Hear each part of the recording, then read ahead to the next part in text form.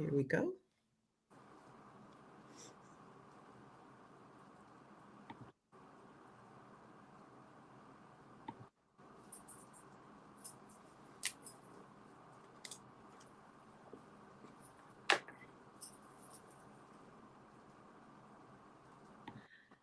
Okay, so we are live, everybody. So welcome, everybody, to the Business Incubator 2. So we are excited today, and I have a great friend, business colleague, and business partner now in collaboration, that is, for 2025. So we have some exciting news coming up, so we'll be making that announcement as well. However, it's in the works, so you won't get any details. However, I have Megan DiMartino opening up this Business Incubator 2 with me today, and I am excited. I am excited that we are in the last quarter of 2024. So guess what, everybody? We are all blessed beyond measure to be here in the last quarter of 2024. There are so many entrepreneurs and so many business leaders and owners that didn't get to this point. And why is that? Because entrepreneurship and business ownership is not for the faint of heart. There is a large number of business owners and entrepreneurs that don't necessarily make it. They don't thrive or survive. And that is exactly why. That's the premise behind the Royal Influencers Organization. And that is exactly why I think that these types of virtual experiences are vital. It is vital to teach all of the other business owners and leaders and entrepreneurs the importance of networking, connecting, relationships, as well as all three levels of business, which is launch, build, and scale. And every single one of these entrepreneurs, regardless of their business niche, regardless of how long that they've been in business, regardless of their success, they have value. They have tools. They have resources that they will bring, some through their stories, some through their own personal experiences, and some from the very lessons that they learned the harder way years ago, some of them, and some of them not so long ago. And they are coming to share through trainings and workshops and things of that nature, how you can avoid some of the pitfalls, shorten that learning curve, and get some momentum and move that needle a little bit closer to your goals, wherever your goals are. And if you don't have goals, then guess what? That's probably your first problem. So with that said, I will also be doing a little goal setting training, some a little bit today and another on tomorrow, because I happen to know through a lot of the clients that I work with and coach that that is one of their trouble spots. And sometimes it's a blind spot even, where they don't really know what they don't know. So what I want to do is give the microphone over to Megan DiMartino, and I want to let her tell us, introduce herself first and foremost, and then tell us a little bit about what she thinks the Business Incubator is and the importance of it. And if she would have had something like this. Wow. Yes. Where would she today? What could the big word is if, no, you know? What did you just say? What was that? Go right ahead. What are some of the pitfalls that you could have avoided had you had something like a virtual experience with all of these phenomenal entrepreneurs coming to share this type of value with you? Good morning, everyone, and thank you so much, Ramona, for having me. As I said to you yesterday, I love this. I love, and that's concurring with what you just shared, is that I love this because I'm talking about the Royal Influencer programs, because we cannot do this alone. You know, there's an African proverb that many, I'm sure, have heard, but if you can go fast, go alone, go far, go together. And it really is so true, because we all entrepreneurs, let's just say that, people who have that fire in their belly, explode out with an idea. But if it's not founded on so many things, and that's what you're speaking about with goal setting and the like, Absolutely. that it's going to, that fire is going to just extinguish.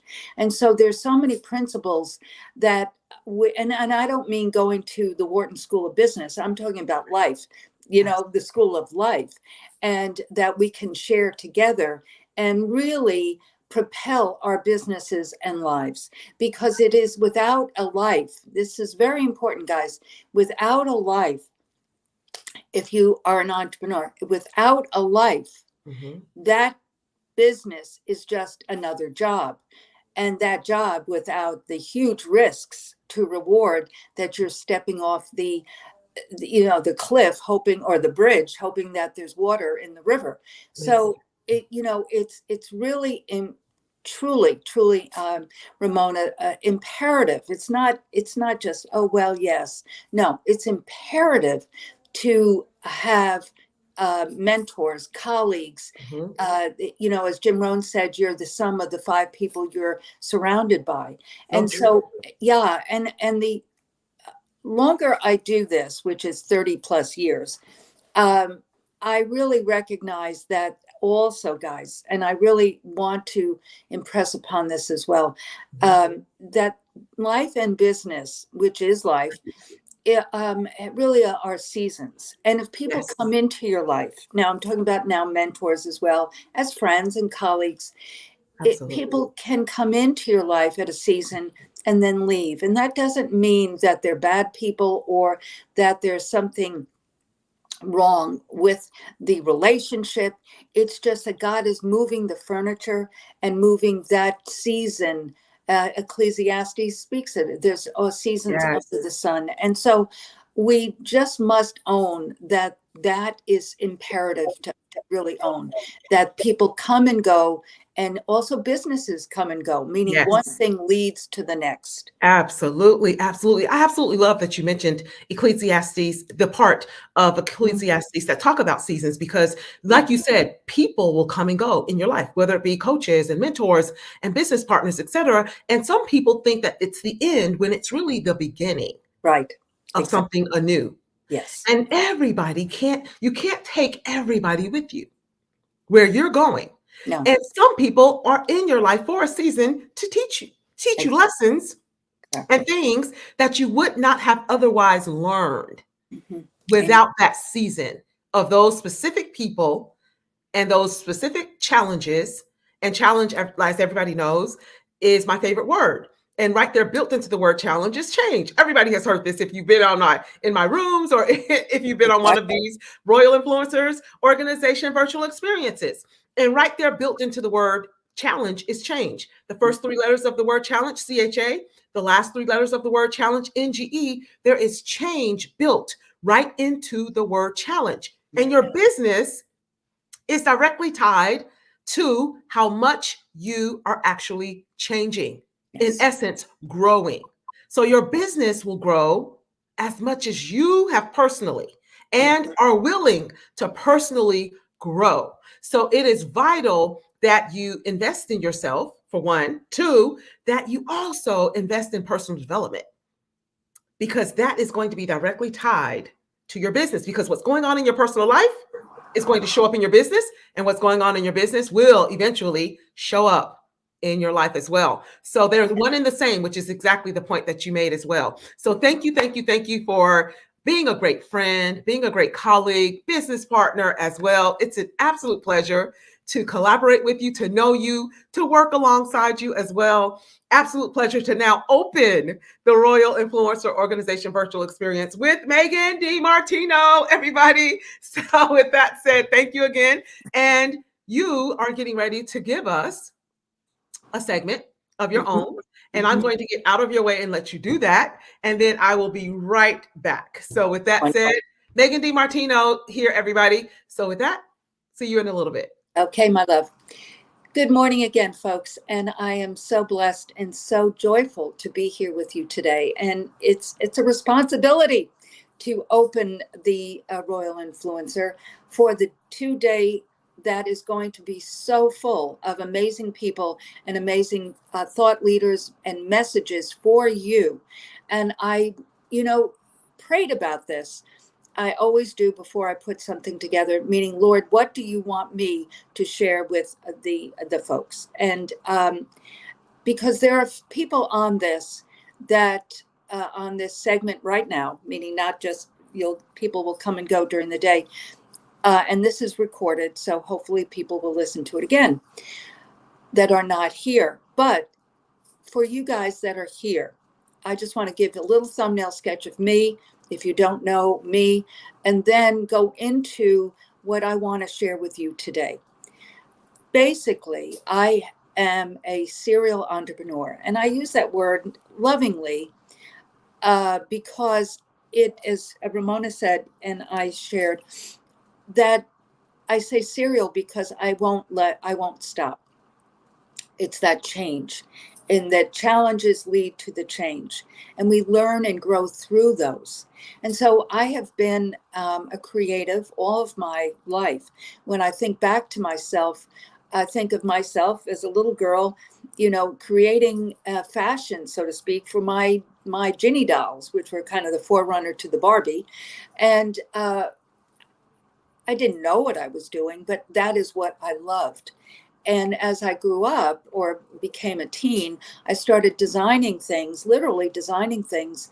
And I actually have found 3 things that I designed in high school, and I'm having them, there's some detail work that needs to be repaired as well as dry cleaned. And I'm going to do a photo shoot with these because I speak about this. And so I've been going back, releasing and being ready and culling through things and so forth. And I knew they were there. I just had to find them. And so as I became a teen, I, poured over Vogue magazine. I lived outside of New York City. New York City was my playroom. I just loved the vibe, the energy, the people, you could just walk the streets. And this was many, many years ago. But I knew that I was going to do something in the creative genre. I thought at first it was going to be fashion design, but my father and God, I suppose God on some level, but my father certainly, and just life took a different course. But I never lost that vision, that mission, that dream to create something. So that's a very, very important piece, guys. You must have passion, because passion without wears out. And if you rely solely on self-motivation, Philippians 2:13, God says, God will continually revitalize you, implanting within you the passion to do what pleases him. So meaning that, like Jeremiah 29:11, that he has put these things in you.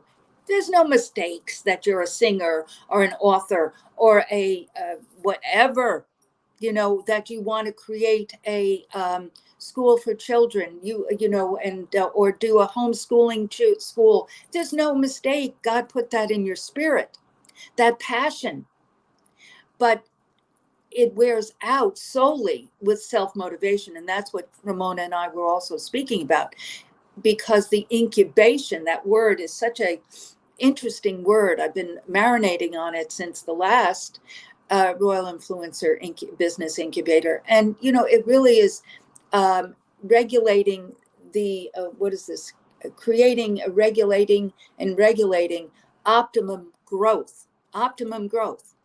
So meaning this incubation, and again, you can go alone, but you must, to go far and sustain it. I call it start, scale, and sustain. To sustain that dream and evolve, which is that scaling, so to speak, but that's a whole different word and a whole different exercise, so to speak. But starting and sustaining is what I want to focus on today, because that dream that God put in you as a young person, when you start thinking about yourself, it's like, I think Megan's right. I've been thinking about this since I was XYZ. And so with that said, I'm not going to go into that the world squelches those dreams. Things of that nature are fact. But on the other side of the coin, if that passion is strong enough, If it's strong enough, nothing, N-O-T, nothing will extinguish it. Nothing. No, clarity leads to power. That's the first C of my 5 C's of the Propel program. Clarity, courage, confidence, commitment, and compassion. And compassion is for yourself, because and Ramona touched on this. Like behind me is the poster for my first skincare brand, Glycolique. Now, OMG, the challenges that I had when I launched that. Now, I knew, as I knew 20 some odd years before that, that I was going to create, by this point, I'd been working in the beauty industry. And I knew, as I knew, initially in the buying office of Bloomingdale's of cosmetics. And I was in my mid 20s. And I had an epiphany one day. And I said, this is what I'm going to create. I didn't say a skincare brand. I didn't say for salons. Who knew? But I knew, as I knew at that point, I was going to go to create in that direction. So from there, I had to learn how things of that nature were put together. I needed experience. I didn't just jump off. There was no jumping off in those days, meaning there was no internet.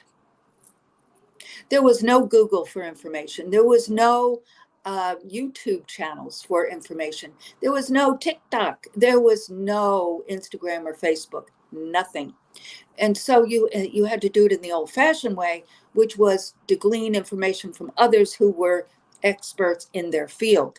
So that's what brought me to Texas from New York in 1987 for a job with Alcon Laboratories, because I knew I needed to work with or glean information from very sophisticated chemists.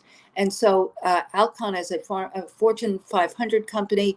It is an international company, but this branch or division manufactured products for the ophthalmologist and the dermatologist. And they had bought a small lab of hair care products, kind of like a Rogaine or Nioxin, but they wanted to package, reposition, and glam it up. So hence, that was me.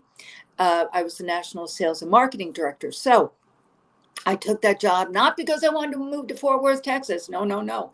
But because I wanted to work with those very sophisticated chemists. And I was able to extract information from them. I worked with them for 5 years. And actually, I said to my boss, and this is fact, guys, this is fact.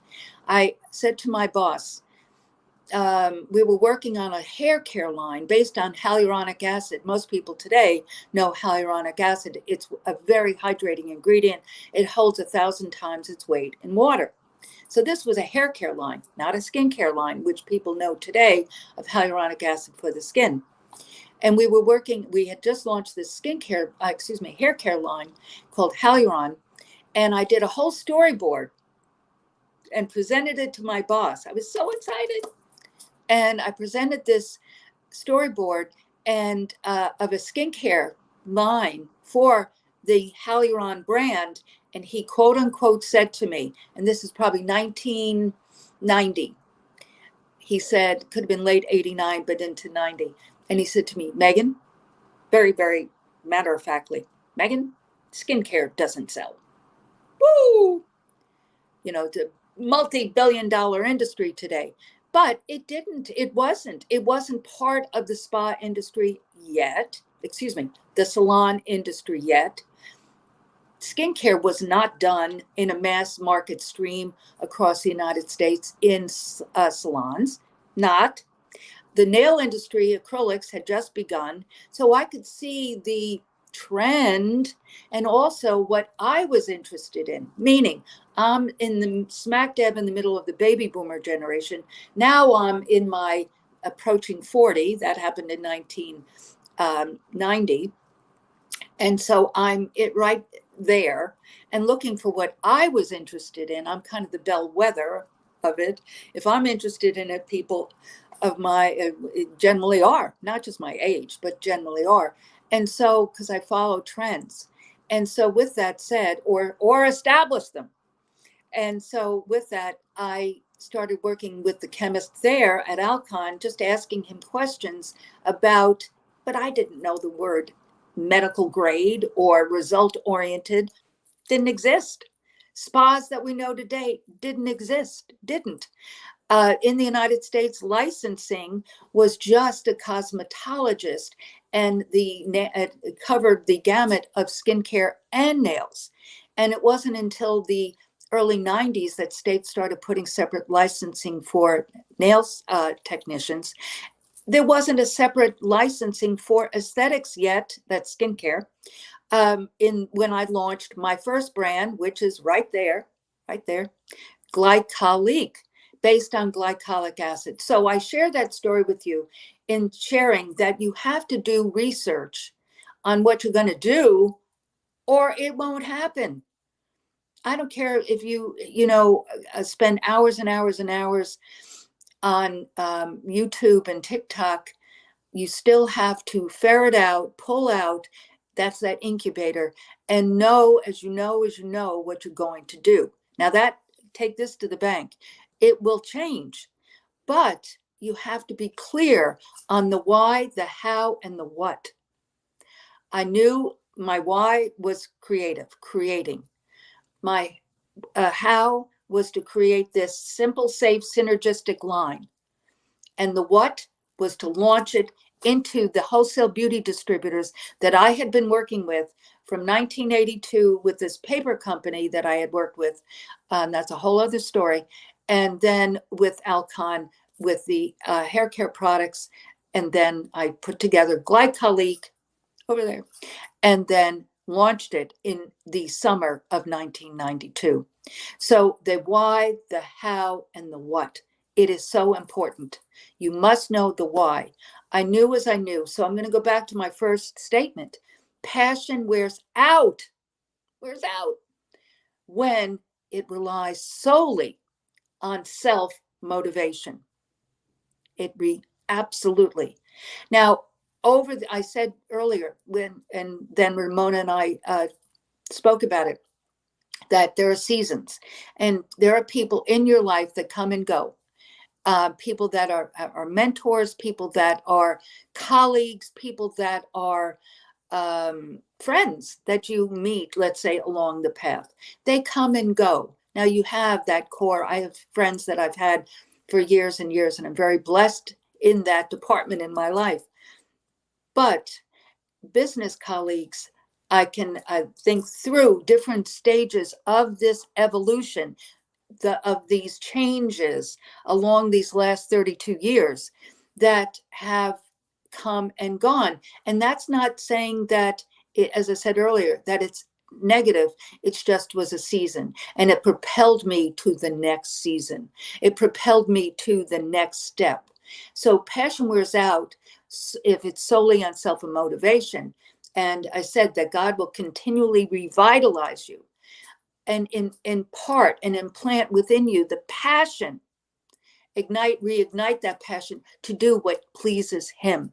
Now I'm in a season, this is now 2024, and I came to Georgetown, Texas, which is a bedroom of Austin, Texas, from Fort Worth in 2004. And as an esthetician, which I am, a licensed esthetician, skincare specialist, I got my license in I don't know when it was, 91. I still was at Alcon, 90 to 91. And so I am licensed to do aesthetics, skincare. And so I came to Georgetown and primed the pump of the Novitas Spa, and didn't even live here, guys. Did not even live here. I drove back and forth from Fort Worth. I had a warehouse, manufacturing, shipping to these wholesale beauty distributors that I had launched and built. But I knew it was time to take all of the information, very important point, all of the information that I had gleaned from starting, scaling, and sustaining these two skincare brands. So I started Glycolic in 92, built it, sold it in 96, ran it contractually for this company for 1 year, and then started again, Novita, which means new birth, new life, always something new. That's my promise, in 97. So in 2003, I knew in my spirit, I couldn't keep traveling every week in and out of DFW Airport, doing shows and workshops and classes and trainings and consulting. And so it was time to build a brick and mortar spa / medical spa and training center. I thought it was going to be in Fort Worth initially, but God had a different plan and brought me from Fort Worth to Georgetown. So I came here in 2004, not knowing a soul, and primed the pump in a one room in a lovely hair salon here in Georgetown, Texas. Georgetown in those days was not what it is today. And so I could see the potential of the growth. I could see that it was going to happen. There were many reasons why, and I'm not going to go into that, but you could see it from market research. And so I wanted to test the market, and came here and took a 1-year lease in this lovely hair salon and built a base of business. During that year, I saw that it was what I wanted to do. I wanted to live here. There were family points to this, but that's an underlying reason. But I would not have done it because Fort Worth was only 2.5 hours north. So I could have come and gone. I could have supported the family need without changing my entire life. But I knew in my spirit that God was moving the furniture and something new was happening. And so I primed the pump and tested the market, saw that it was what I needed to do, wanted to do, and put my house on the market in Fort Worth and moved to Georgetown, Texas, and opened the Novitas Spa on the square in 2005, and then evolved that over the next 17 years to Novitas Spa Medical Rejuvenation Clinic, and then sold an asset purchase in 20, not the trade name, not the product line of the same name, Novitas Spa Clinicals, and not the URL, novitasspa.com, which you can go to right now. And I did not sell any of that because we had started doing regenerative stem cell in 2019 based on me, guys. I needed, according to Western medicine, a knee replacement and did not want surgery downtime or any of the danger of surgery. But more importantly, or as important as that, is that it wasn't a forever thing. 5 to 10 years later, I would need another. And I'm 5 to 10 years older. And it was a 60-40 ratio of success. So I said to myself, I'm going to risk being 40% in it not working and having plastic and metal in replacing my God-given patella. I didn't think so. So I opted to do regenerative stem cell, had 1 cc of stem cell in my left knee, which was the problematic knee. And to this time, 6 years later, I have a new knee. I could climb a mountain if I needed to. So when the guy bought the asset purchase, I then found a new location, which is where I'm sitting right now. This is my office. And we opened in 2022. 21, I used a friend's clinic. And then I found this, cleaned it up, opened in 22, the Novitas Beauty and Regenerative Wellness Clinic. And so I'm always evolving, but it's predicated on the foundation of that passion, but it's not self-motivated. And this is what I want to close with. That prayer is the answer, not when you pray, rather. This is real important. I heard this from Clarice Fluitt, Dr. Clarice Fluitt this weekend. And there's so many scriptures to this and to prayer and about prayer. But it's about communication. It's about seeking. It's about asking. Mark 7:7. Ask, seek, knock. But pray to the answer, not the problem. So meaning, Father, please, please, please. It's begging. No. You're speaking. We hear it also as verbalization, actualization, visualization. All of that is fact. It's scriptural. Ask, seek, knock. What does seeking say?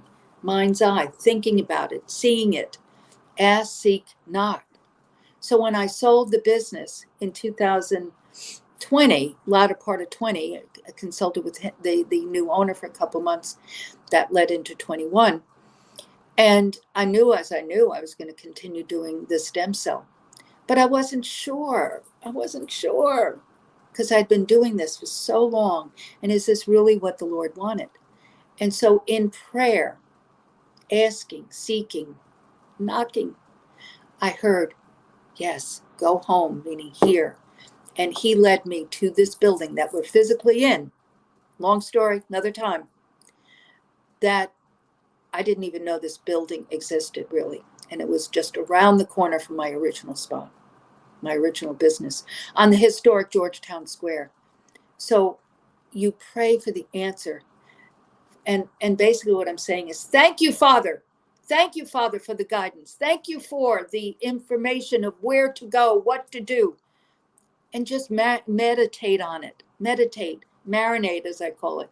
Just see it. And I just knew when I heard, go home and be ready. Just be ready. That's hard to do, guys. It really is. Especially with someone who is a type A personality, who wants to, my instincts is to fit it as that into a square peg, that round hole, not knowing. And that's where you make mistakes. That's where it goes back to having mentors and colleagues and people in your life that can help you crystallize it so clearly, as Ramona was saying. It's my clarity, the first C, because it helps crystallize. But pray for the answer, not the problem. Like, oh Lord, I don't know. Where is home? Is home, Long Island, Connecticut, Fort Worth? No. Thank you, Father, for the guidance. Thank you for the answers. Thank you for the confirmation that I will continue on doing this. So how long? I don't know. But pray, seek, knock. Always listen for those leads. Oh my goodness. What a phenomenal segment. That was the TED Talk, by the way. Just to let you know, it was loaded with major value. I hope that you guys were taking notes. Don't show up, by the way. Let me give everybody a tip that's out there listening. Do not ever show up at a Royal Influencers organization virtual experience without pen and paper. I never do. And I'm hosting and I never do. And I have my notes right here. And I absolutely love all of the tests. You mentioned the word test. And if you are out there, you're an aspiring business owner or entrepreneur or leader, speaker, it does not matter. Doesn't matter what your business genre is. It doesn't matter what your niche is. If you heard the regenerative stem cell in-depth research that Megan did for years and years ago with products that weren't even popular at the time. Mm-hmm. Weren't popular at the time. It didn't exist. Didn't even. Exactly. Forget popular. Didn't exist. Absolutely. I don't know if they missed it. So I want to make sure that we backtrack and we extract. I love that word that you used, extract. I love that you even went to the definition of incubator, because some people, they see all of these snazzy titles, right, and themes, but they have no idea that there was a lot of thought and care and intention that went into creating the theme. Because woven in through every single story, every single experience, all of this knowledge and skill that is being shared encompasses the very theme. So you took that idea and you incubated it. You protected it. That's why I go back to even being a small child, because I want people to see that this passion, I was blessed to know that it was creative. Exactly. But it has been incubated over all of these years, Ramona. So true. Yes. So true. Yes. A good friend of mine, Carolyn Bell, is on the call. She was in the chat a little bit earlier as well. And she was my regional director when I was a regional manager years and years and years ago with Supercuts. And we actually created, Megan, with Supercuts, Yeah. And it's hair care. You and I've been on your platform as well in your Yes. community, and I'm so grateful and thankful that you also brought me into your community as well. Propel expansion, as well as I have your sample package of Novita Spa. Guys, you definitely want to get into that Propel community. Absolutely amazing value. Every single week, she brings you phenomenal entrepreneurs doing something very similar to exactly what we do here, Yes. also in Yes. the Royal Influencers Organization. So we're aligned. In other words, Oh, yes. we have clarity. In other words, we Mhm. have intention, and we move with intention each and every day. So Yes. there are no coincidences, by the way. Everything that you are going to experience in your business, and you shared that with us, and you can now look back and connect those dots of everything, Absolutely. every Absolutely. decision. May I share something? You just said that's a TED Talk. May I just share a little bit about Sure, that? Okay. sure, absolutely. And I don't know if you can put up the also the link of propel.meghandimartino.com forward Yes, slash Chris, info, because that has all of the information absolutely. about Christina Baca everything. is here, and Yeah, she'll definitely get that yeah, link up. Yes, that we're speaking. absolutely. But one of the things I just want to tie it back to this incubation Okay. and building is that, guys, I'm about to do a TED Talk October 27th.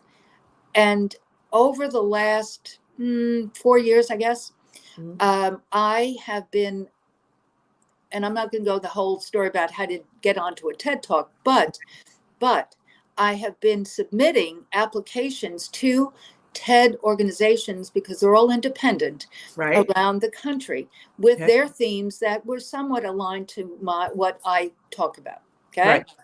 And I got very nice letters. Thank you so much. Goodbye and good luck. Okay. Absolutely. Reapply, type. Right. Right. Right. Okay. So now this is the point of the point. Okay, guys, that prayer and listen. See, Yeah. there it is. Thank you, hon. There you Uh, go. that's my link tree. So that'll give you everything.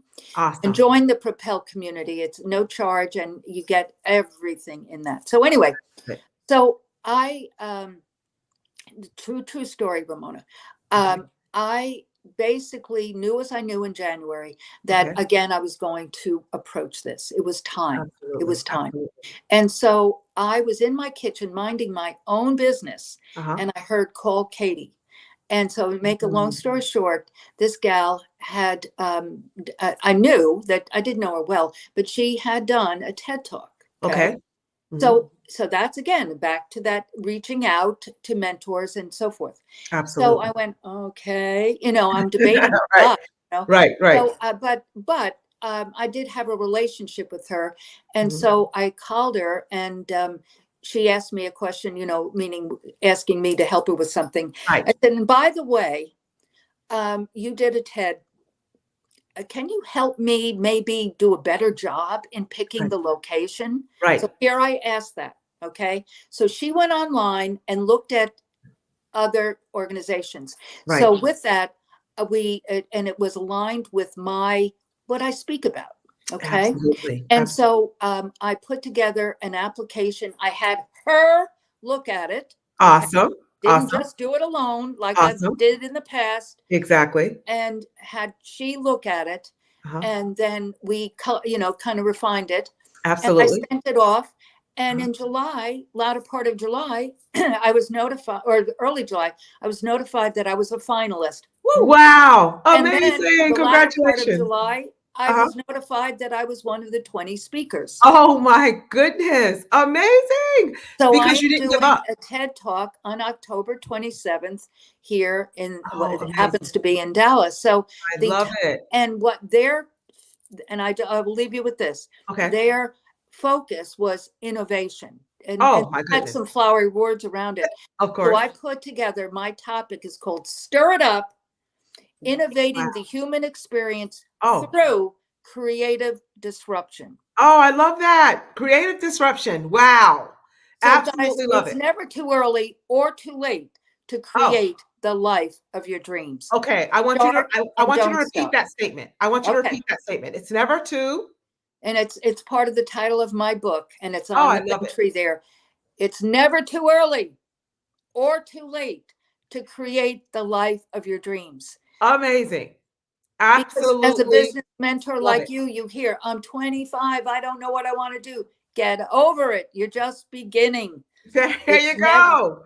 it's never too early or And too late to absolutely. create. Thank you. Thank you. Thank you, Megan Thank DiMartino. you. Absolutely love you. That was absolutely phenomenal. That was a masterclass on clarity, masterclass on intention, masterclass on never giving up. Like Megan DiMartino just said, if you're 25, you're just getting started. Guess what? I'm here to tell you, if you're 35, 45, 55, 65, even 75, you are just getting started from wherever you are. So never, ever, ever give up on that dream, on that goal. If God gave you the idea, which is the seed, he gave you everything that you need to accomplish it. Amen. So thank you so much, Megan DiMartino. Absolutely, absolute pleasure. Absolutely enjoyed every minute, every word of that. And others did as well. We had Joel Hill, who will be coming to speak with us in a little bit. He said, great, Megan gives us clarity for a purpose-driven life. So there you go. There's the comment that was made right there on the screen. So there's other comments as well that were made, like David Evans is here as well, said super amazing, and some of the greatest speakers as well right here in the Royal Influencers world.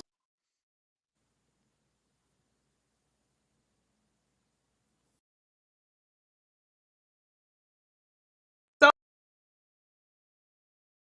and oh, there we are. So with that said, thank you, everyone, for being here. Those that are watching over on YouTube, those that are watching on LinkedIn, as well as those that are watching on Facebook. Absolute pleasure to have you. Thank you so much for taking time out of your busy day and schedule to join us in the Royal Influencers Organization Business Incubator. So let me just break this down really quickly before we bring our next speaker, who is patiently waiting, by the way, in the background. And you guys are in for another treat, another phenomenal segment. Bobby Vincent is coming to join us. And what I wanted to do was break down the Business Incubator. An incubator is simply just a chamber. It's something that you put around anything that you want to protect and nurture and curate and grow. So that, or that's something that's premature or immature, and you want to protect it until it grows to a certain level of maturity. That is exactly what we all do in our businesses. That is exactly what we all do when we're creating all of these platforms, as well as all of the products and the services. Your business is an incubator. It's an idea that starts with an idea anyway, and you put it around, you put it inside of something called an ecosystem, and you protect it and you nurture it. And your environment that you personally are in, as well as the environment that you put around your business and that you put your business in, matters, makes a difference. It's going to determine how well and how easy you are going to be able to grow in your business. And you are going to be the average of the top 5 people. And I think maybe hinted at this or mentioned it. You are going to be an average of the top 5 people that you spend the most time with. So that is definitely something that I wanted to share with you guys today. And with no further ado, I'm going to definitely bring up, so that we can definitely stay on schedule, the next speaker, who is Bobby Vincent, who I am just thrilled to bring to you guys today, because Bobby has actually been a part of a lot of rooms and things of that nature that I would moderate throughout the pandemic and things of that nature. And he shared that story right here on Royal Influencers. And he said at some point, I was always feeling like I had to be one of the people talking. He said, but when I came into this particular environment is the point, setting, and I heard all of the value being shared, I said, you know what, let me just listen. This time, I'm going to just listen and take notes. And that's what he did. And he took all of that value and he took those notes and he actually put it into action. He put it into an incubator and he started developing it and protecting it. And what you guys are getting ready to hear is some of that value that is now getting ready to be shared with each and every one of you, of what he was able to create. And all of the ideas, the knowledge, the skill, the experience that he was able to bring together, along with all of these new resources and tools that he was gathering. And he's getting ready to share with you guys exactly how you too can do the exact same thing. So with that said, welcome, Bobby Vincent. An absolute pleasure to have you. Can you hear me okay? I sure can, loud and clear. Beautiful. How you doing? So, This is amazing so absolutely. far. Amazing so far. I love the segment that was just shared. I listened to the whole thing, and it got me ready Awesome. to go. So let's do it. Absolutely, absolutely. So let's go. So with no further ado, you are a confidence coach as Yes. well, and you are coming today to share. Give us a little bit about your title today, of what you're Yeah, going to so come sleep share. smarter to work harder. Something that happens is as people are starting out their entrepreneurial journey or they're getting into business and they're focused on profits, profits, profits, clients, clients, clients, leads, leads, leads, money, money, money. We take for granted the fact that we are overworking ourselves sometimes. We're not taking care of ourselves. And then at some point, we start to become more inefficient and we are just not as clear about the things that we're doing. And we can't perform the same if we don't have our energy levels right and we're not getting the right sleep to have the right Amazing. focus. So, I want to talk about building confidence in your sleep again so that you can confidently pursue your entrepreneurial and business goals. Absolutely. Thank you so much for coming. Thank you so much for being here. And every time that you show up and you speak, you over deliver, as all of the speakers do as well. And I definitely just wanted to thank you for that. So I'm going to get out of your way and let you do what you do. And I'll be No back problem. shortly. I'll catch us back up. All right, let's set this timer. Make sure we're on time today. Okay. So, ladies and gentlemen, as Ramona said, my name is Bobby Vincent. I'm a confidence coach at Free Minds Thrive. We have confidence coach classes for adults, we have things for teens and even kids. But today I want to talk to you about something that primarily affects teenagers through adults, especially you business owners out there who are building your beautiful, massive empire and providing tremendous value to people. But you may be slipping up on a component of your business that oftentimes gets overlooked because you're pushed and you are encouraged to produce, produce, produce. Grind, grind, grind. And what happens? You start to suffer. So today I want to talk to you about something that happened to me when I started my business. And this was a couple of years after I had started popping into rooms on social audio, as Ramona was talking about. And I was listening to people offering tremendous value. And I worked for a company for almost 17 years at that point. So at that point, the knowledge wasn't really completely relevant to my life, but I was just accruing that knowledge. I was just building it, adding it, taking notes. And little did I know a couple of years later, listening to all that stuff, that it would come into play because I would face a crossroads with my career where I could either continue to move forward in the same line of work, update my resume, go out there and get a similar job, probably a better job, make more money, stick with all the traditional things you get in a typical job, or I can chart my own course. And like many of you out there who are business owners, that's exactly what I did. I found my moment to chart my own course. And I started a business. And at the beginning, going from being told what was expected, what the goals are, being part of the conversations on how we're going to get there, but essentially, I was a worker and I had a boss. I mean, I was getting a paycheck from a massive company who had the money and they were just giving it to me to do my job and over deliver. I didn't have to come up with too many plans, I had to execute. When I became an entrepreneur, that completely changed, as all of you out there are well aware. It got flipped on its head, and all of a sudden, I was the guy who had to come up with every single idea, which I am happy to do, by the way. I'm happy to do. We love the freedom as entrepreneurs, right? Whether you're a solopreneur, an entrepreneur with a big operation, either way, we love our freedom, even though we're working, working, working. But it's that working, working, working part that eventually took me down because shortly into my business building, I found myself laying down one night, trying to go to sleep, closing my eyes, trying to fall asleep, trying to fall asleep, trying to fall asleep. And then the sun came up. And I was scared.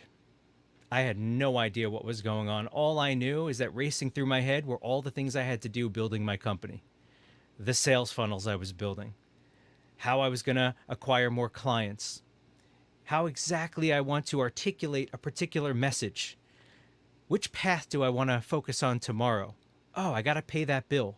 All these things just adding up, piling up, bouncing around my head. Does that sound familiar to anyone out there? Just bouncing around your head, a million and one different thoughts. But when I couldn't fall asleep at all, I knew something was terribly, terribly, terribly wrong. And what I didn't know right away that I discovered through my journey of recovery, and I say recovery because let me tell you, that was one of the scariest low points of my life.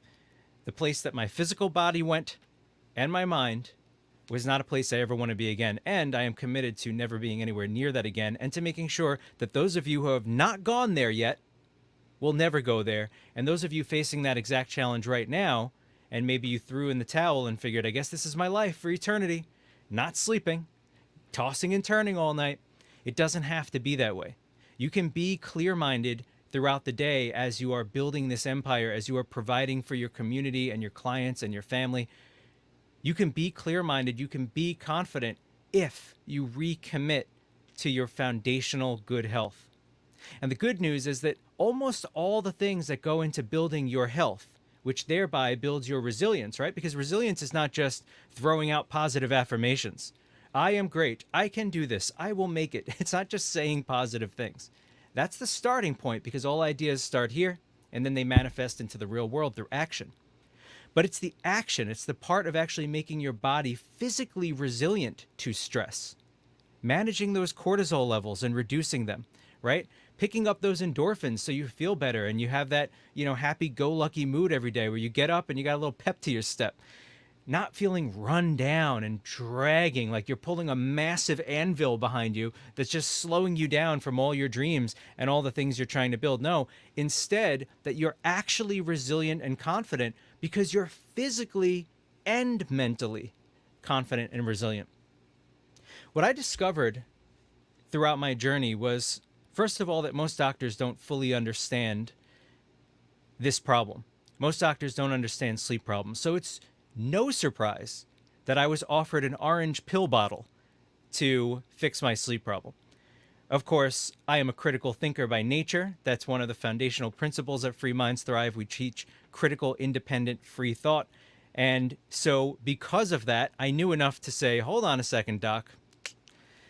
Is being knocked out by essentially a horse tranquilizer pill or a human tranquilizer pill, is being knocked out the same thing as good sleep? No, because sleep doesn't have to be forced. It's the body just doing what it does. It just happens. You cannot force sleep. You cannot get sleep in a pill. The problem with that for a lot of people is we live in a world where we're looking for quick fixes and quick answers. So I want the pill, right? Doc told me if I pop the pill, I'll fall asleep. It just doesn't work that way. And what people find is the frustrating reality of popping pills. It leads to popping more pills and leads to popping more pills. So I decided to forego that altogether. And I said, what is going on? Why can't I fall asleep? And I reverse engineered and analyzed everything that led up to that point. I said, something's got to be wrong. The human body knows how to go to sleep. I want to be confident again like I was when I started this company. I want to be confident again like I was in my career. And to be confident, I need to be clear. And if I'm not clear because I'm tired and scared that I can't fall asleep anymore, because guys, I went to the worst of it, full-blown insomnia, 0 hours of sleep for not days, but weeks. Now, humans can't survive past 3 days without water. Humans need food. I thought humans needed at least a couple of days of sleep before you're out. I found that no, you can survive it, but it's a miserable, miserable existence. Luckily, you can get out of it. And I discovered all the ways to do that. And that's what I'm here to share with you over the next couple of minutes, over the next maybe 6 to 8 minutes. I want to share with you some of the foundational principles and actions that I started engaging in and I started implementing in order to get my sleep back. And when I tell you that when my sleep returned, not only was I no longer anxious about the sleep problem, of course, because now I could just fall asleep again, but I realized I was doing so many things wrong and that was a massive, massive divine intervention. Because had I continued down the road of doing some of the things I was doing, it could have led to something much, much worse and much more chronic. Now, some people end up in chronic insomnia because they don't learn the things I'm about to share with you. But also people end up in other chronic conditions where they don't even realize where it stemmed from. And once your body gets pushed to that point, it takes an incredible amount of persistence, an incredible amount of commitment to switching all your lifestyle and daily habit choices to getting things back on track. So what I'm encouraging you to do, business owners, entrepreneurs, if you truly want to build your beautiful, massive empire, keep incubating those amazing ideas that you have in your entrepreneurial life, which actually end up crossing over into your personal life and vice versa, right? Once you're an entrepreneur and a business owner, there is no personal life and business life. Sorry, they're completely intertwined. You're at your kid's baseball game, you're still thinking about your company no matter what you try to do. So here's what I'm going to share with you. I'm going to run through them. I can't give you all the in-depth details, but you can either look it up yourself or you can join me and check out the website that's somewhere around here, and you'll get some more information on my journey and what I did. Guys, we're going to start with returning to nature. Returning to nature.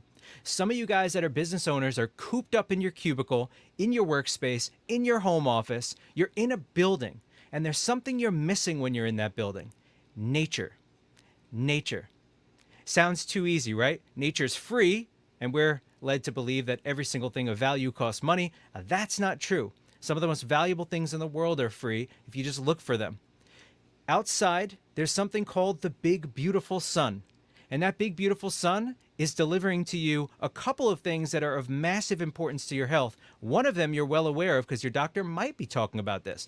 And that's vitamin D, which is actually known as hormone D. It's a hormone, not a vitamin, but we call it vitamin D. So hormone / vitamin D, you can take that in supplement form, but you know what's even better and free and more effective and gives you another benefit for your sleep?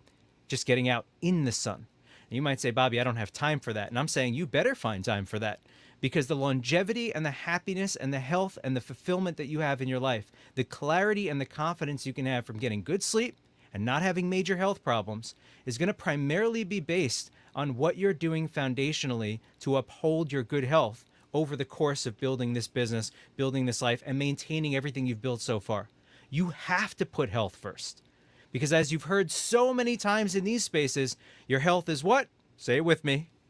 Come on, you said it on your end. At least half of you did. Your health is your wealth. Your health is your wealth. So here's the thing. If you're not getting good sleep and your health is suffering, we got a problem. And as I mentioned earlier, many of the things you do to improve your sleep will improve your health across the board. The sun is numero uno. It's number one. It is the first thing you need to do. So what I'm going to tell you right now is if every morning when you get up, you don't get outside and look toward the sun. I'm not saying look at the sun, because if you look toward the sun and you look directly at it, that's probably not going to be too good for you. But if you look toward the tree line or at the clouds and you allow the sun to hit your face should be lit up with the sun to the point where you're squinting. That sun is going to trigger your body to know that it is daytime. The stronger the light during day, the more your body knows that this is daytime. And that will help it to reset and establish a strong 24-hour clock. Your circadian rhythm, your sleep and wake cycle. Your body has no clue when day and night are. If during the day you have bright lights on all the time, and then into the night you also have bright lights on, and your body's like, whoa, buddy, I'm looking around, all I see is light. Is it daytime all day? Of course not. But here's the thing. Your body's not going to produce melatonin. Remember that thing they sell in pill form? The pill form is not effective. Not effective to the point that your body's own production of melatonin is. And this is what I discovered. I want my body to produce melatonin so that I have it innately built into me.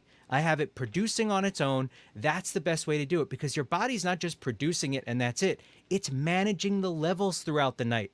You have more at a certain part of the night than you do at another time of the night. So you can wake up in the morning and feel refreshed and not groggy. You ever pop one of those melatonin pills and you're exhausted when you wake up and groggy for half the day like you took a NyQuil?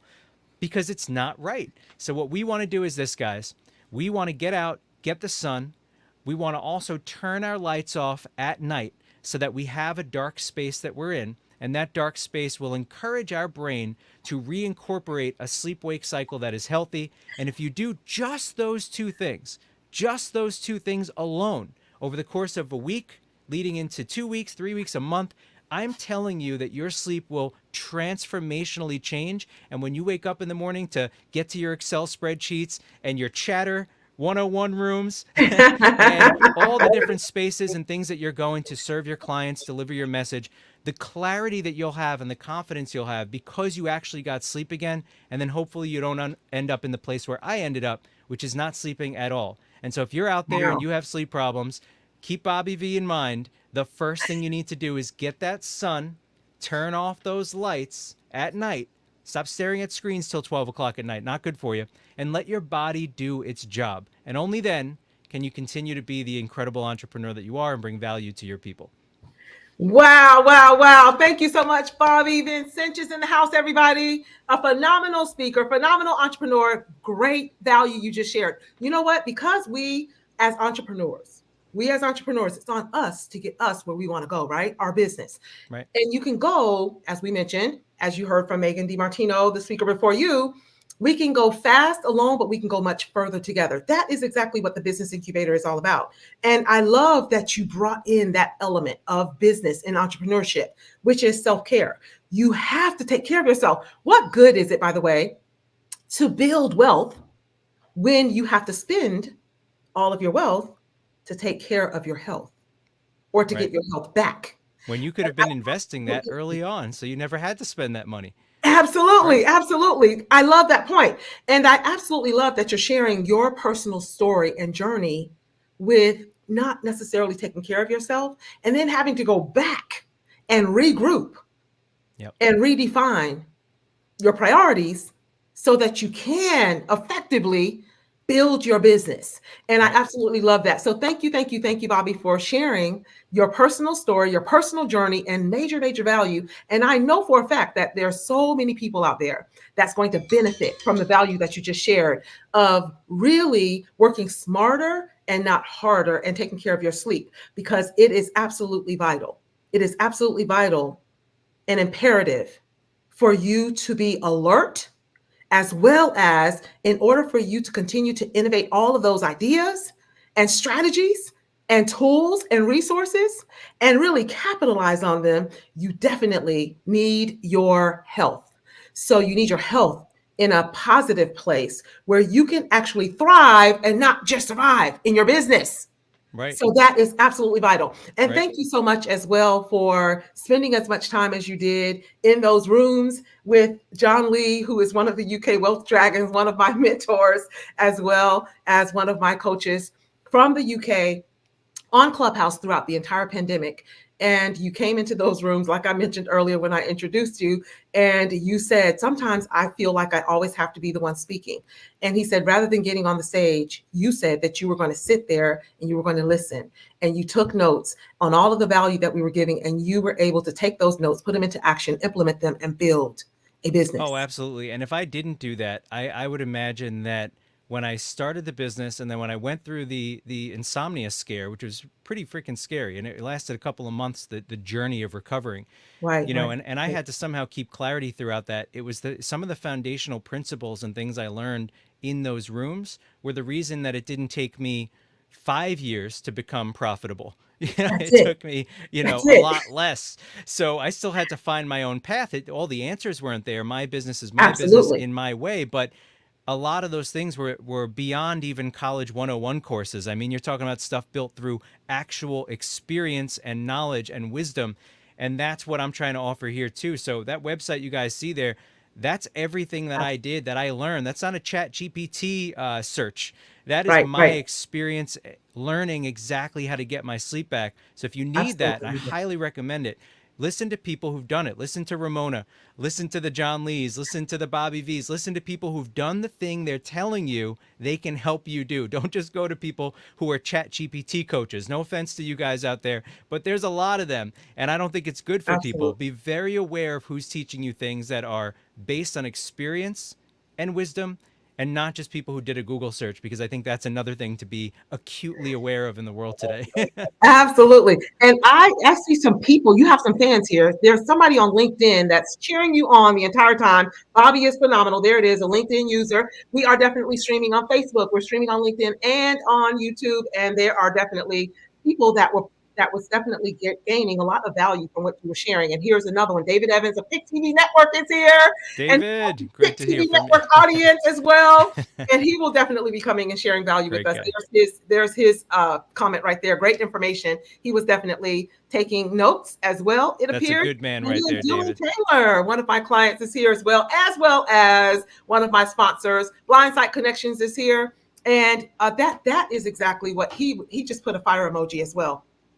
And that is definitely something that he has definitely been working on. So I know for a fact that he gained a lot of value from what you were actually Well, sharing. I'll say one last thing, Ramona, because I know you want to keep this thing on track. And I just want to say Awesome. that this is something a lot of people don't want to talk about. And it's something that happens literally at night where people aren't talking to each other and communicating. And then we hide it Great. during the day. Don't hide from this because this problem can accumulate like most health problems.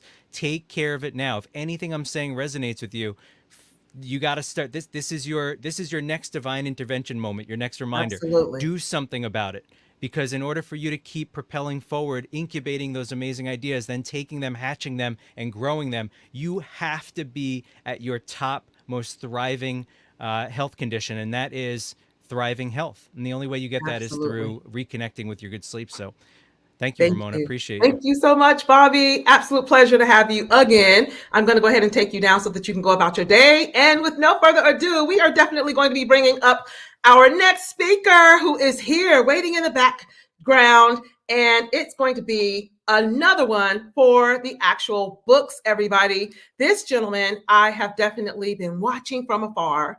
And he is doing phenomenal things and has done phenomenal things, has a long history of doing phenomenal things in business, building businesses as well. So it was just appropriate. It was aligned. It was perfect to have him come and be a speaker. And I am so grateful. I am absolutely grateful that he took time out of his busy schedule, busy day, because we all know, right? We're in the fourth quarter. This is where games are won, right? So we know how busy everyone is. And yet each and every one of you, each and every one of the speakers took time out of their day to come and be a part of this movement of the Royal Influencers Organization virtual experience, Business Incubator 2. So, with that said, with no further ado, we have Sir James Dentley, who is an international speaker, business sculptor, and founder of the #1 speaker training camp, Inspired to Speak, and the founder of JD3 TV, an edutainment streaming platform here. And I am not going to waste any more of his time, and I'm going to bring him up with me. Hello. Hello, Sir James Dentley. How are you, sir? Well, hello, Ramona. I am so honored to be here. Your energy is infectious, and Bobby was just phenomenal. I'm going to be promoting everything you do from this point on. I'm a fan already. I Oh, promise you. thank you, thank you, thank you. And I've definitely been a fan. That's why I've been watching from afar. In fact, I Mhm. will be attending, by the way, one of your upcoming events. I believe it's Limitless that's coming Yeah, up. So I yeah. would love for you to share it with the listeners. We have a chat that's blowing up here as Mhm. well. I'm seeing all of the comments, and I'll be popping just a couple of them up because I have a very active group, by the way, of participants and watchers, Okay. and they will definitely be very engaged. So thank you, and thank you for being here. Tell us a little bit about your speaking platform because I definitely love. Well, I'm a speaker as Uh-huh. well, Toastmaster certified speaker for years. Yeah, yeah. I was a regional manager with the Fortune 500 company years ago. Mhm. Managed, in fact, my manager is here. She's in the chat. She was my regional director when I was a regional manager with Supercuts. We actually built that store, that franchise, from 45 stores to 200 stores within a 2-year period. We opened markets like Puerto Rico and Mhm. Key West and things of that nature, upstate New York. So we traveled like crazy as well. But the company required us to take Toastmasters because we were required to now train the Mhm. franchisees that were coming in, as Yes. well as their staff, as well as Mhm. the educators, as well as Mhm. the stylists. So we had to know how to speak as well. Mhm. So speak, and then I started when I was very young in church, where most people start, right? So that's where I started at a very young age. But tell us a little bit about your speaking platform. Then I'm going to get out of the way and let you do what you do and show us and tell us the importance of the psychology behind communication. Absolutely love your topic and can't wait. Oh, wow. I was going to talk about starting, growing, and scaling a business, but that's okay. Oh, I can pivot. no, No. I'm going to weave them together. I'm going to weave absolutely them love together it. because they really go hand in hand. Absolutely First love of it. all, I'm very honored, very humbled to get a chance to speak to each and every one of you all. I'm honored that you would have me here. And Okay. I'm really thankful that you saw something in our work because we did not know each other, but I'm such a fan that energy is so in alignment. So, and I love to serve and I love to think bigger and look at things and see how can I help it even become bigger? How can I make it become grander? To me, that's the fun stuff. So I want to say I'm Absolutely. grateful, first of all. Thank you.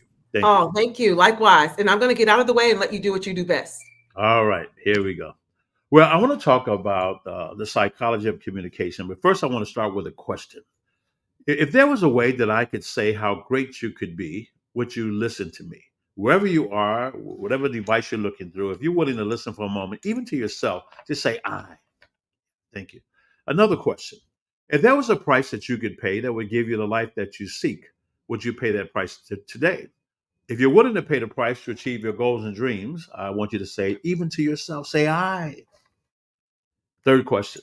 And if there was some work that you could do, would you be willing to roll up your sleeves? Now you know the work is on you. If you're willing to go to work to achieve your goals and dreams, just say I. And if there was a promise of silver and gold, of pleasures and treasures and fortunes untold, would you do what it takes no matter how tough? And would you dare never quit when the going gets rough? Would you build something great? Would you let it build you? We all have a dream, but there's something else you must do. Because when you're building that dream has to build you. So if there was a way that I could say how great you could be, would you listen to me? My name is James Dentley III. My official title is HE. It stands for His Excellency. Don't get carried away. I am a Baron of the Royal House of Cappadocia. I'm the Baron of St. James of Cappadocia, the first African American Baron ever in this royal order that started at 312 AD, and one of the only three in the United States, and I believe I may have been the first one. I'm very, very honored. And this comes from just a work of service to investing my life in helping other people learn from the lessons, like Bobby said before, experiences, the lessons that I've learned along the way, the mentorship along the way, and the formula that I've used to create the success in my life. I am a published author. I've had 4 books out. My last book was The 5 Frequencies of High Performance. I've got 9 workbooks out, everything from overcoming self-defeating behaviors to Inspired to Speak Action Camp, Inspired to Speak Succeed Camp. I got so many of those as well. And books on productivity and time management, really to understand time and how do you really get your time under your control by reframing it, by understanding really what it means, first of all. But I started speaking back in 1994. Now, I've been an entrepreneur many years before that. And every time I owned a business, sometimes it seemed like the business had owned me. And I was looking for a different way. And someone coerced me to look at an industry that I had no interest in whatsoever. And that was network marketing. Had no interest in it whatsoever. Matter of fact, someone tricked me to go to a meeting. I moved to Atlanta, didn't know many people. I thought I was going to TGI Fridays. I'm in a meeting. And I got involved in something just in case. And that just in case turned in almost $30 million and helped me retire January 13th of 1995.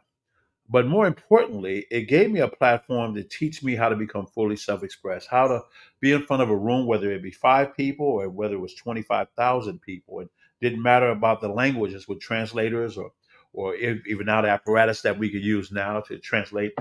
And I fell in love with really speaking to become expressive. But 57% of communication, first of all, is nonverbal. And I never forget when I got on that stage for the very first time, when I was told I was going to be on the stage, I was fear waiting to happen. I was low grade upset. Man, I couldn't sleep for 2 weeks. I was driving in my car, speaking to the steering wheel, and you're talking to yourself in your car, and somebody in another car looks at you, and you start acting like you're singing. You sell out, right? That was me, and I was so nervous. But the night I was supposed to speak, it was a Thursday. And that afternoon, I went to my first business building luncheon. Never been to one before. And there was a gentleman named Dr. Dennis Kimbrough, who was a speaker. He's the author of Think and Grow Rich, The Black Choice, and the author of What Makes the Great Great. He had so much power. It was so much passion. He had so much information. I said, I want to be able to do that. Now, before that, I'd seen Les Brown on PBS, but Les and I have been great friends for about 29 years now. He calls me his coach most of the time. We coach each other back and forth because we always understand that we must always learn. We always yearn to learn. We thrive off of that. We have a lot of fun. We're family. And, when I got out of that room, I was so excited. I saw Dr. Kimbrough in the hallway. I pulled him to the side and I said, I have to speak for the very first time tonight and I have a lot of anxiety. Can you give me some pointers?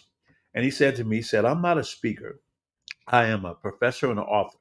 I simply talk about what other people tell me.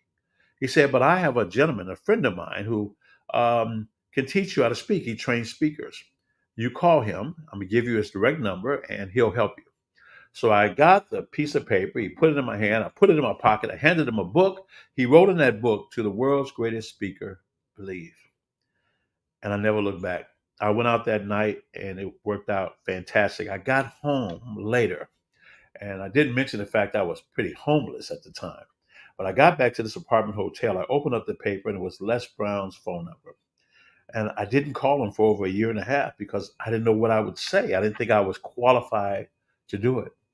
And within, I say 18 months later, we both were speaking at an event in Atlantic City in front of 15,000 people. I was the opening person on Friday. He was the closing person on Sunday. And on Saturday, he sought me out. And we've been together from that day to this day. I'm telling you that's just a little piece of my story. You know, I grew up with a single mom, three sisters. My mother worked at a grocery store in the daytime, but dentist office at night. She taught us to love each other, to support each other. But I had a work ethic because I found out very early that I could create money by solving a problem and filling a need. So I want to combine this talk with speaking and communication because communication is so important. And again, 57% of it is nonverbal, but the way we speak, I mean, there's trillions of cells in our body that are communicating right now to keep us alive. Everything in the universe speaks. And I want to teach you some things to tap in because some of the things I teach in my organizations, I nobody else teaches it. The psychology of what it is you're doing. I start off with the premise that when you're on the stage, you're never the star of the show. You are the director. The audience is the star.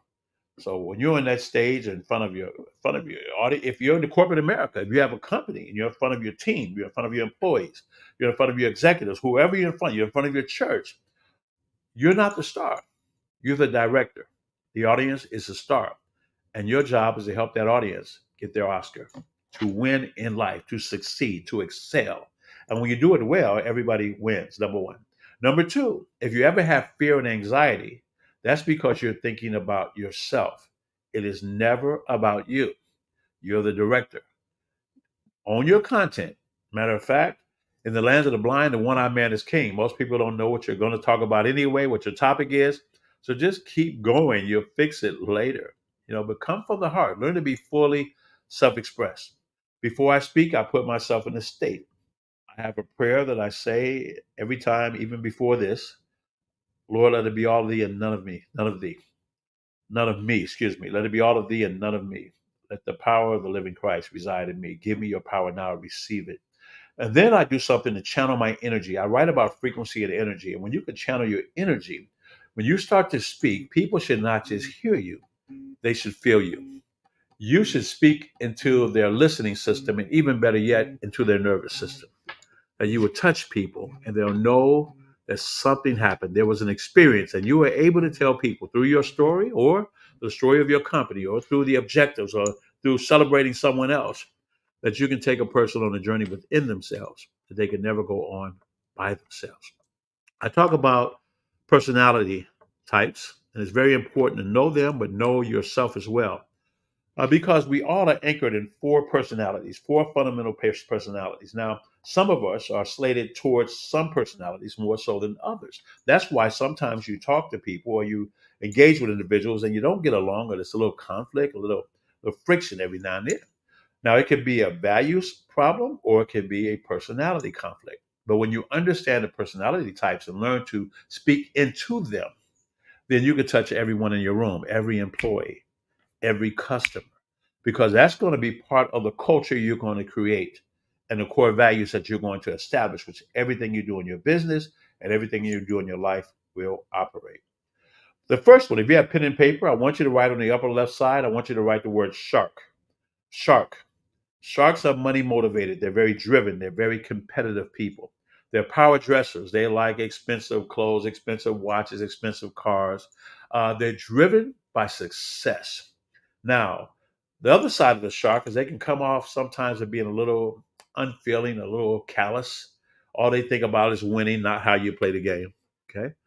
On the upper right side, I want you to write the word dolphin. Dolphins love to have a lot of fun. They're very colorful. A shark would be a power dresser. They'd be on a sharp tie, sharp black and red, blue and red. But your dolphins like colors. If you see someone with colors in their hair, that's a dolphin. If it's a lady with big earrings in their ear or big jewelry around their wrist, that's their dolphin. They love to play, love to have fun. They hate a lecture. They want to be entertained. They love to laugh. They are the life of the party. However, dolphins are not organized. They're going to come late.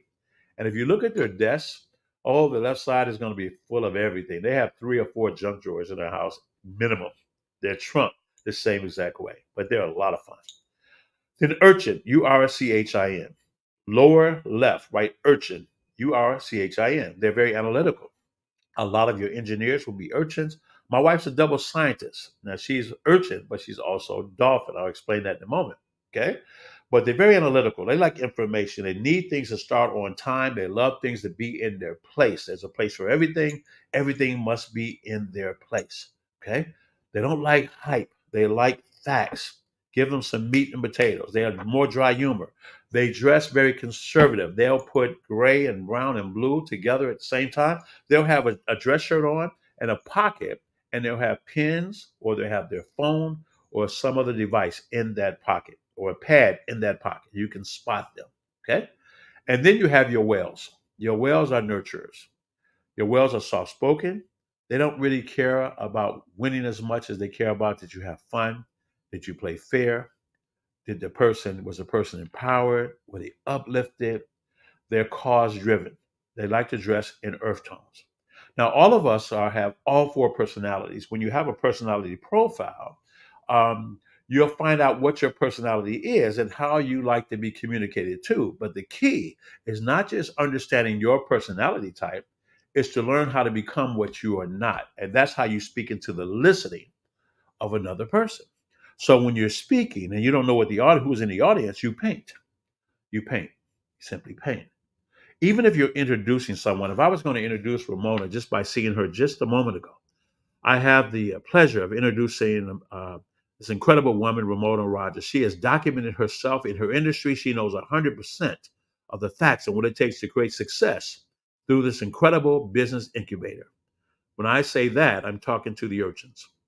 Now, she's going to teach you how to get on the other side of money. As a matter of fact, if Ramona writes a check, the bank will bounce. She knows how to help you get the funding you need, get the resources you need to live your life above the line. Now I'm talking to the sharks, how to win, how to get there. Now, she loves to have a lot of fun. You'll know it by her infectious laugh. I'm talking to the dolphins. And then you lower your voice and you say, but more importantly, she's willing to help anyone who's willing to learn. And that's the whales. And when you're talking to and speaking to the listener, you see, we like people who are like ourselves. We jail with people who are like us. You don't spend time with people that you don't have anything in common with, unless it's a relative and you can't get away from it. Okay. But you spend your time with people that either empower you, enlighten you, is fun to be around, it's something you get from it. It ebb and flow, something you admire, you look at it. It's just really, really cool to have them around. See, but when you understand how to speak with the personality types, then you can speak into the listening. And now you can grow into the person that can seamlessly be able to gel, have harmony, and be in agreement with anyone you meet. And remember the word agreement, because agreement, write it down, is enrollment. When things are in agreement, they are working. You want things to be in agreement, and there's ways to get there.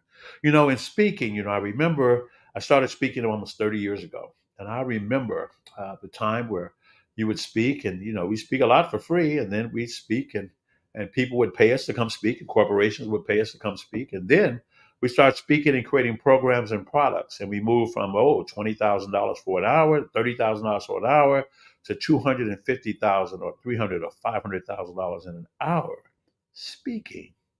And everyone has a gold medal talent. Write that down, gold medal talent. Something that you do so well that you can monetize because it brings value to other people. You see, you don't have to make money. That's what the U.S. meant to do. You can create it. So now you understand a little bit about the personality types. And I love to teach this stuff. And people spend 3 days, 5 days with me, sometimes a year with me, learning how to have this seamless, like it's second nature. It's like breathing. But then you want to move into how to use your voice like the soundtrack of a movie. When you watch a movie or you watch a television show, there's always a soundtrack that's beyond below the scene.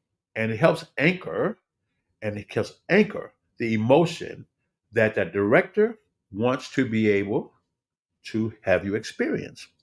So I want to help you with the soundtrack and how to use your voice. Okay. Now I want you to think of it like this. Have you ever seen one of those horror movies like Scream, for example? The movie Scream, of course, he's got on a black robe, right? He's got the long white mask and he's got a knife. He's slashing people, right? And when the star's walking up the steps and he's in that bathroom, he just went in there and the star's walking up that steps and there's some music that brings your body to tension. There's music that makes you laugh and music that makes you a little weepy and fall in love and release. The music is everything because music is part of communication. It is frequency. Matter of fact, there's music playing in the room that you're in right now. If you're in your car, there's music playing right now as you listen to me. Now, let me prove that. You may not hear the music, but if you put a radio in that room right now, plugged it up, turned it on, and turn it to it and turn it down, would you get music? Yes. Is there music in the radio? No. The radio simply picks up what's already there. So now, how do you use that voice?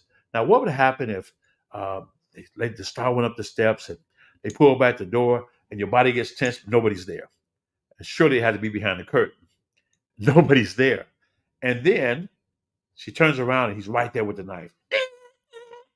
What would happen if you changed the soundtrack to this? You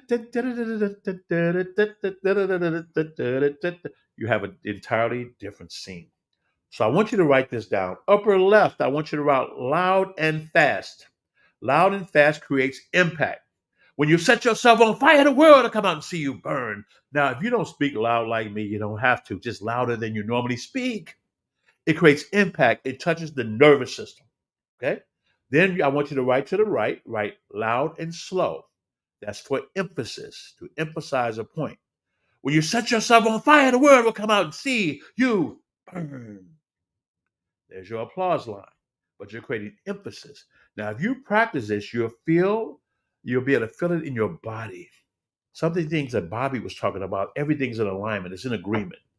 Even if you can't sing, you can learn to sing by being in touch with your body and the rhythm in your body, the frequency, the energy that's reveling in that body. Now, lower right, lower left, I want you to write low and fast. Low and fast is for engagement. Low and fast creates engagement. You can't write fast enough to be able to understand and remember everything a person said, but you know that they know their stuff. So when you set yourself on fire, the world will come out and see you burn. Low and fast. And then low and slow creates emotion. When you set yourself on fire, the world will come out and see you burn. And it's calming. And when you combine that, that's why I love to work with people when they're speaking, especially business owners, because your success is directly linked to your ability to effectively communicate. How are you communicating to yourself, to the universe? How are you communicating to your employees, to your customers, to your family? How are you communicating? How are you listening? When you're listening, are you repeating back what you just heard? You know, when I used to manage restaurants throughout the state of Texas, I've been in Texas, oh my goodness, Dallas, Houston, Midland, Odessa, Abilene, and in Georgia, all throughout Atlanta, Georgia, and in Chicago, where I live today and born and raised. You know, it's really about understanding how to use your voice and understanding the psychology and learning how to listen and learning how to repeat things in your own word, in a person's own words, because a person really appreciates when you listen to them. It says that you made them important and you heard what they said. And sometimes we say things and we don't even realize what we said. You see, you can speak without thinking. We've all said something that was boneheaded, right? But you can't think without speaking. You cannot think without speaking.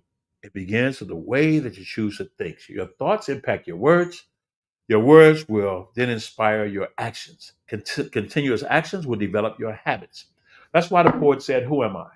I am your constant companion. I am your greatest helper and your heaviest burden. I can lift you upward or I can drag you down to failure. Teach me to do a thing repeatedly and I'll do it automatically. I am easily managed, but you must be firm with me.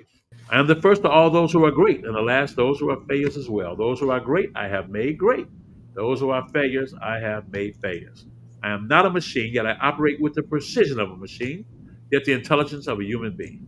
But if you teach me and train me, I'll lay the work at your feet. But if you are easy with me, I will destroy you. You can run me for profit or you can run me for ruin. Makes no difference to me. Who am I? I am called habit. Habit is my name. Oh my God. This was absolutely phenomenal, Sir James Dentley. Oh, What bless you. absolute treat. That Oh, was a masterful masterclass oh, on a variety, a myriad of topics, all encompassing business hmm combined with the skill yeah, of communication and yeah. speaking. Absolutely. I have a whole 2 pages of notes. Okay. Agreement is enrollment. Agree. I hope you guys did not miss that. And we have Joe Hill that said, here's his comment right here on the screen. Sir Dentley has broken down the attributes of personality types as well. And I absolutely love that. I absolutely love that you shared the 4 personality profile and personality types, because in communication, that is vital to know who you are speaking with. Who is your audience? Yeah. What moves them? You hmm have to speak. I love that you said you have to speak to their actual soul. Gold medal talent. Gold medal talent. Every single one of us hmm have a gold medal talent that you can Yeah. monetize, that people will pay for. Yeah. Absolutely love that. So you guys have so many nuggets just from this segment. I'm going to go back and watch and rewatch this Uh, segment as well. I learned a great deal, and I'm a speaker, trained speaker, and I learned a great deal. And mhm. it never gets old, by the way, right? Yeah. There's music happening all around us. How are you listening? How are hmm you listening when people feel heard? When people feel heard, you can just about get them, influence them, encourage them to do anything. Absolutely love that. Absolutely love everything that you actually shared. Bring value to people.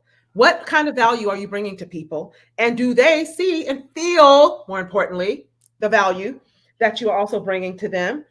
And how to use your voice as well to move it helps anchor emotion. I Yeah. absolutely love every aspect of everything that you shared. So tell us a little bit about your start, because I know a lot of people have gone to take a look at your Facebook feed and they have sat here and just absorbed all Mhm. of the major value. And it was almost as if your voice was music. Ah, You were thank speaking. you. And I let you go past. And there's a gentleman, a great gentleman, David Evans of Pick TV Network is sitting in the backstage, and I will bring him up so he could say hello to you as well. Another great Awesome. friend, business partner as well. Hey, David. He's in Washington, D.C. In All fact, right. both his sons are in music. In fact, Yeah. his son, Stevie O, the producer, has done some things on American Idol, and he also works with Keisha Cole, and he Nice. also has just he also just did something with Coco. I think it might have been. hmm Well, he can tell us a little bit more, and he will. But he also has both of his sons are in music, by the way. Stevie O, the Yeah. producer, as well as his younger son Amos has his own record out and all sorts of things. And he actually made an appearance. He was traveling with Stevie O, the producer, his older Mhm. son, and he actually made an appearance here on the Royal Influencers Organization last Yeah. event as well. So David Evans of Pick TV Network right here. We're also going to be doing a global. I'm working with him, and he said, hmm Ramona, I love what you're doing here. I want you to bring your speakers to us. And we're creating a global media conference for Good. 2025, 2026, and 2027. And he said, I want you to help create it and organize it. And I want you to bring some of your speakers. So you are definitely welcome to come as a speaker as well, Dr. James Dentley. And he is a pastor right there in Washington, D.C., connected hmm with about 800 other pastors also Yes, sir. as well in his network. So he hmm is definitely, and I definitely just wanted to introduce the both of you. David Well, Evans. hello, David. Hello, Pastor David. How are you, sir? Oh man, you can call me David Evans. I don't use my title a lot of times after Mhm. Sunday, man. I just do the work. But I enjoyed you. I think we talked on social media, man, but we got to get together. I would love Yeah, to come to the absolutely. city. You know, we have a streaming platform as well that's edutainment, but my honorary doctorate is in divinity as well. Wow. So everything I do is anchored there. I was just talking to Les Brown yesterday to Wow. bring some top people together to do something really, really special. So let's chat about it, man. I love collaboration. Yeah, Delano Johnson, Delano is a good friend of mine. And he's been on my show, Mhm. and he's tied in with Les Brown. And Mhm. anybody know Les Brown, you got to be up there, man. So I really, really respect you. 28, 29 years. So you can Google Oh, both of us. amazing. We've been in there. Yeah. Amazing. Let me show you the commonality here. I was born and raised in Miami, now in Atlanta, Georgia. And years and years and years ago, Les Brown was always on the radio station, and my parents were always playing him Mhm. on the radio station. And I heard his name throughout my home. So I definitely, on a regular basis. And then, of course, on Clubhouse, he came and did Mhm. several rooms. And then just recently, a gentleman, Vipin is his name, reached out to me. And I have the opportunity to write a chapter in a book, I believe, called Change Maker or Changes, one of the Okay. other. And Les Brown has written the forward for that book. So Beautiful. yes, Beautiful. so that's an anthology Mhm. opportunity that was just presented to me. So, however, I definitely just wanted to thank both of you gentlemen immensely for being here for one. First, for your support, your time, and your value, because that is Mhm. definitely something that is imminent. I mean, you can just, it's seeping and flowing through everything that you guys do and everything that you shared. And I see all of the comments in the chat that everyone has really, it really taken to everything that you have shared as well. So, Sir Dr. James Mhm. Dentley, thank you, Okay. and thank you. Well, you know what? I want to, if you don't mind, I want to do two things real quick. Sure, I'd absolutely. like to offer everyone a gift. I have a series called 31 Days of Inspiration. I believe in Oh, inspiring people because inspiration will pull you towards your dreams and not just push you. Like motivation, you have to drive it. Inspiration gets you up and want to just like falling in love every day. So absolutely. if they can get this, and then also I'll give this to you, and you decide what you want to do with it. Awesome. I will give you because we have the network and we have a lot of assets. Absolutely. We will give you. I will give you, well, and I really appreciate you doing. So I'm just giving this to you to do whatever you see fit. Oh, well, I thank will you. give you a minimum of five vouchers for two people to take a 5 day, 4 night cruise. The only thing Awesome. they will pay for will be their port fees and the taxes. So they will Awesome. not pay for the cruise. They have 2 years to use it. They have four different cruise lines they can go on, and it's a Wow. Caribbean cruise. And that would be my gift for you all. But if they want to get the inspiration, they can text 26786. Text the word 31 now 31 NOW to 26786. You get the 31 days of inspiration. We love to give away a lot of free gifts, and I look forward to having you on Awesome. our platform as well, and you as well, David Evans. Yes, sir. And let's talk further. Thank you for having me. Absolutely, absolutely. Absolute pleasure. Thank you so much for offering. I would love to be on your platform, and I'm sure David Evans will definitely not miss that opportunity as well. He was just in Paramount Studios all over LA with his son, and then he has now been in Nashville at the Grand Mhm. Ole Opry, I think it was, or it was it the what was the hotel? Yeah, it was Gaylord Hotel in The Nashville. Gaylord Hotel in Nashville. My apologies, but all over the place. And Yeah. and then it definitely will be. We want you to be a part of the global media conference as well. So I'm going to I'll be definitely honored. extend that offer right here, live in front of everybody. And I absolutely love that prayer that you said that you share before you speak. I Yeah. wrote that down as well. That was absolutely phenomenal. Absolutely loved it. Thank you so much for having me. Absolutely. And I'm going to let you move about your day. And thank you again for being here. Sir James Bentley, everybody came and over delivered as I knew he would. Bye bye.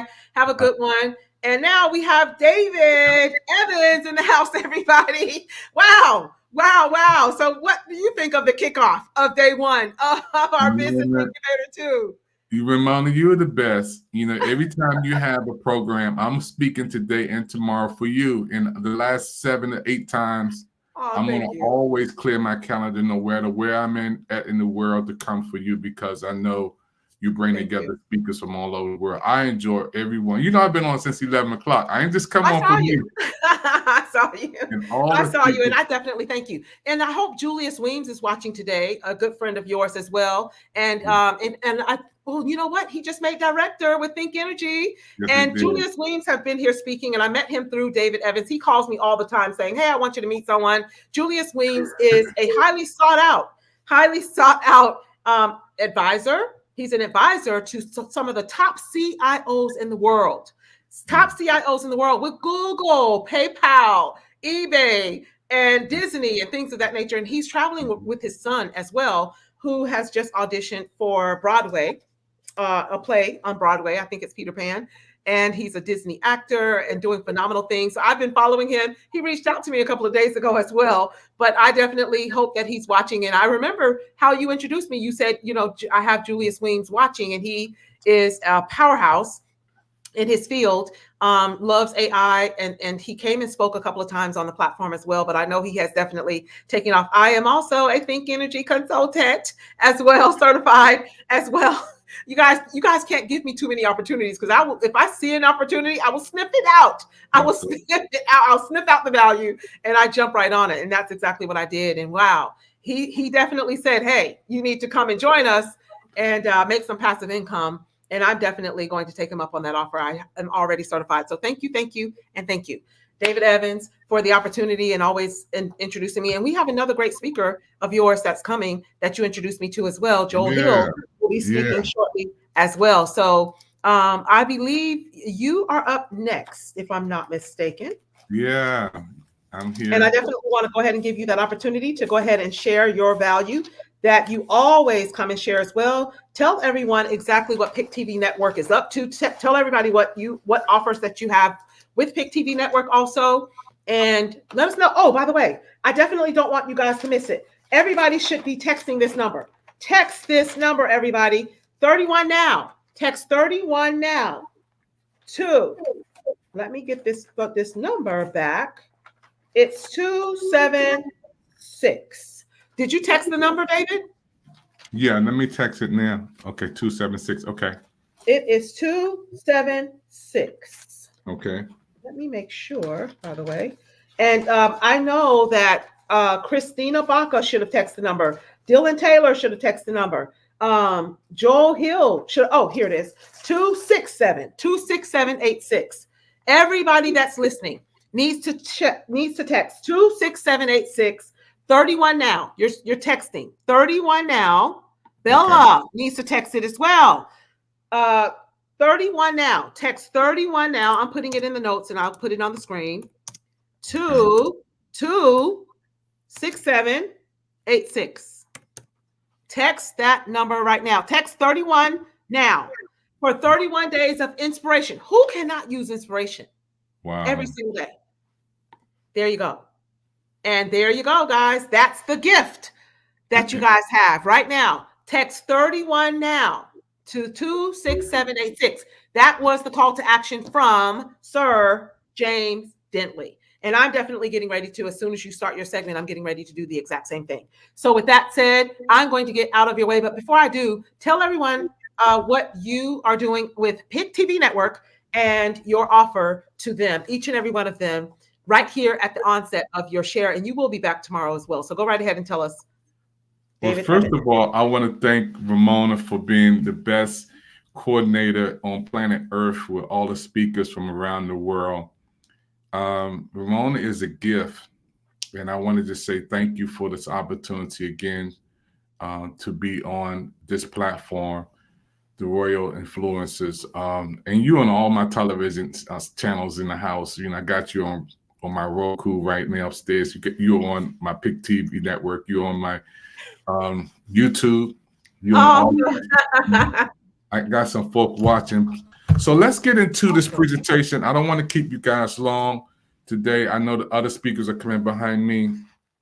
My name is David Evans, President of Pick TV Network in Washington, D.C. I want to talk about today overcoming your no's to get to your yes and overcoming your can'ts to get to your cans. You know, starting a television network in 2020 was one of the hardest things I ever did because my sister had just passed away and I miss her so much. And I'll never forget the day. It was on August, the last Saturday in August, I talked to Brenda. Sunday, she was gone in the midst of COVID. And I always send my love and prayers and condolences to everyone who lost loved ones in the midst of COVID. But I started a television network. I had no experience. I had no money. I had no knowledge. I never, ever, ever in a million zillion years been the president of a television network or been in a room with president of television networks. Had no idea how it worked. But I did this because of my passion for my sister, Brenda. I started with one channel idea to turn into 25 channels to 60 channels. And yeah, we are on Roku, one of the #1 streaming networks in the world with over 81 million people. And you can Google the facts on that, Roku subscribers. So when I started this television network, there were so many people told me I can't do it. They say you have too many channels, you don't know what you're doing, you don't have the experience. What are you doing, David? Everything is shut down because of COVID. I said, I have to do something to honor my sister. So I did this television vision, and I called some good friends like James Lee, who gave me the idea how to format my shows and programs.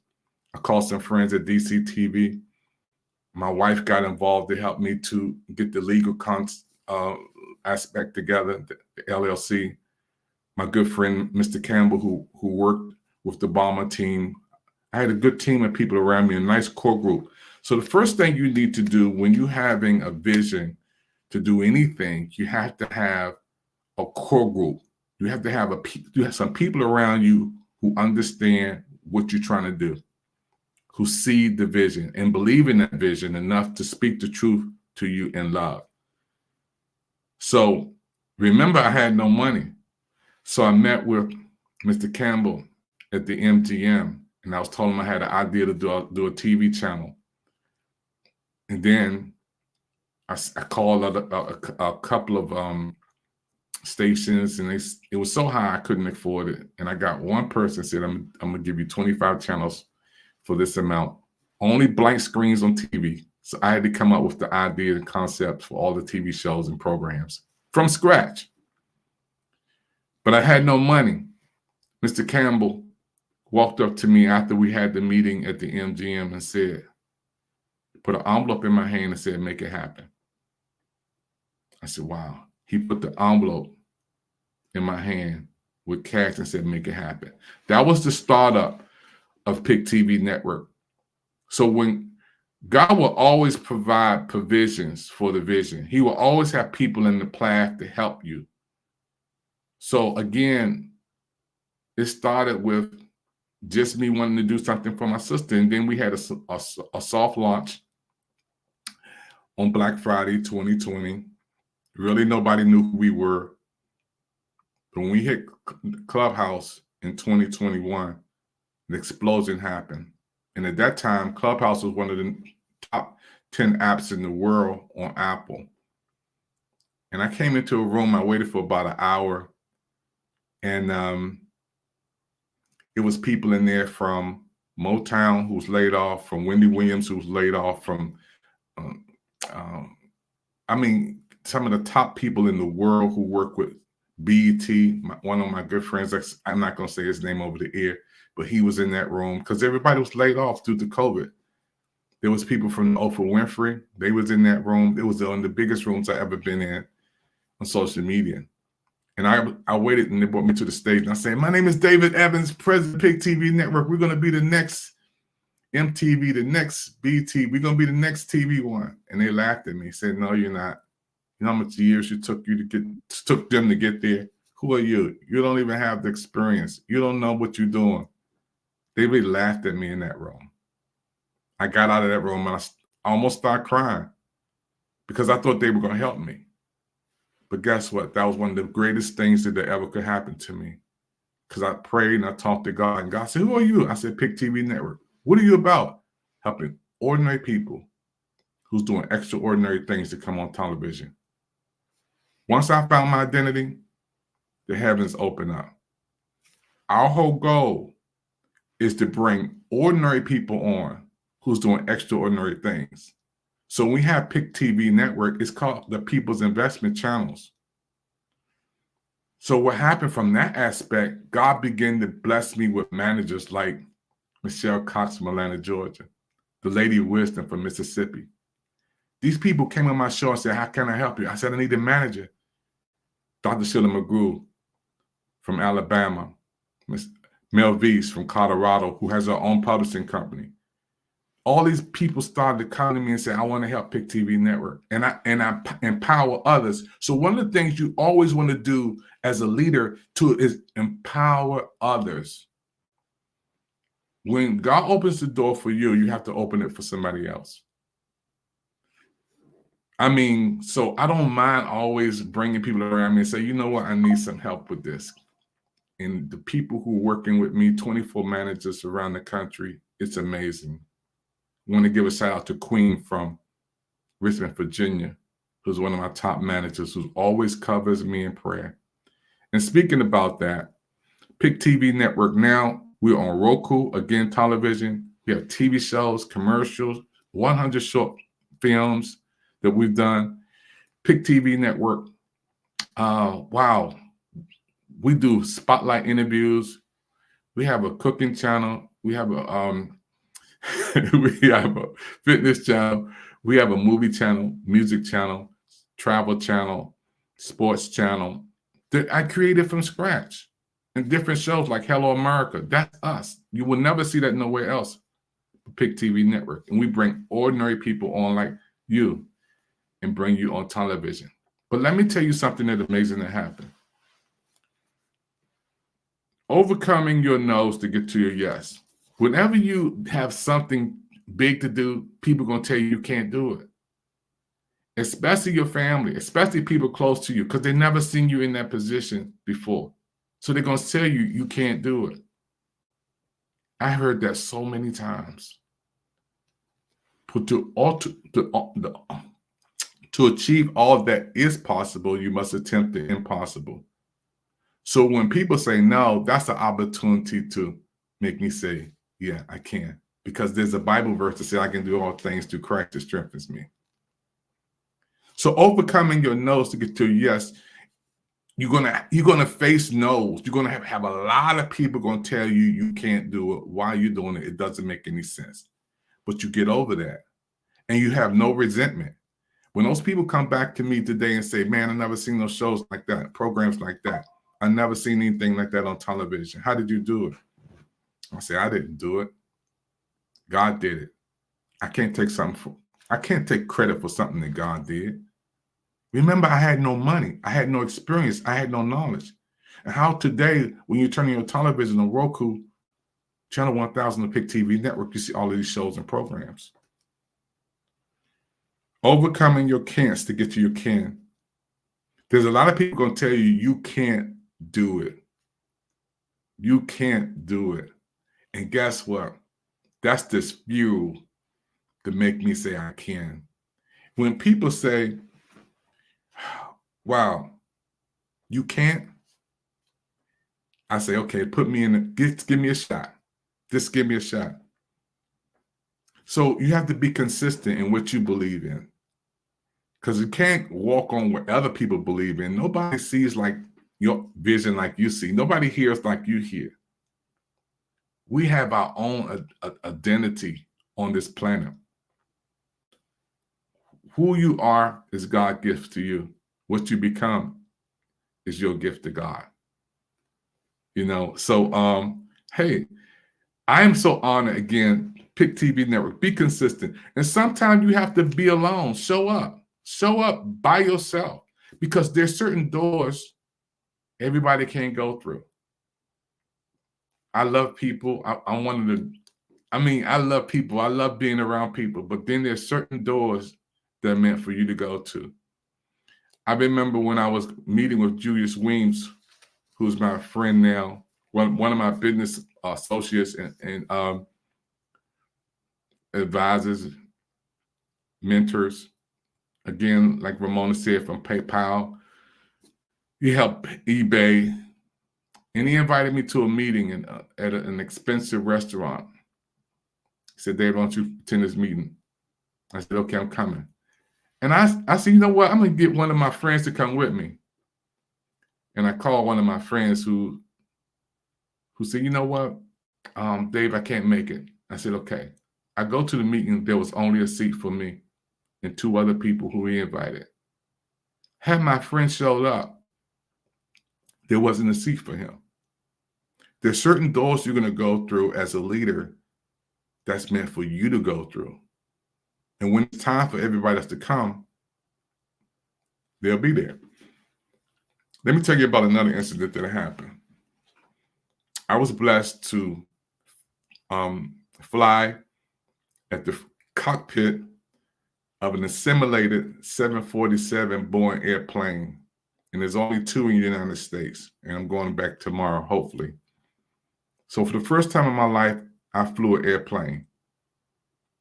When you fly an airplane, there's a captain seat, there's a co-captain seat up front. When I flew in this assimilated airplane, I wanted to take all my friends with me. But it wasn't space for them. So when I flew, my wife was there, my son was there, Amos. They were recording while I was flying the plane. The captain told me everything to do. And I did exactly what he said. Then when we landed, I asked my wife, do you want to fly? She said, no. I asked my son, do you want to fly? He said, no. But I desired to do it.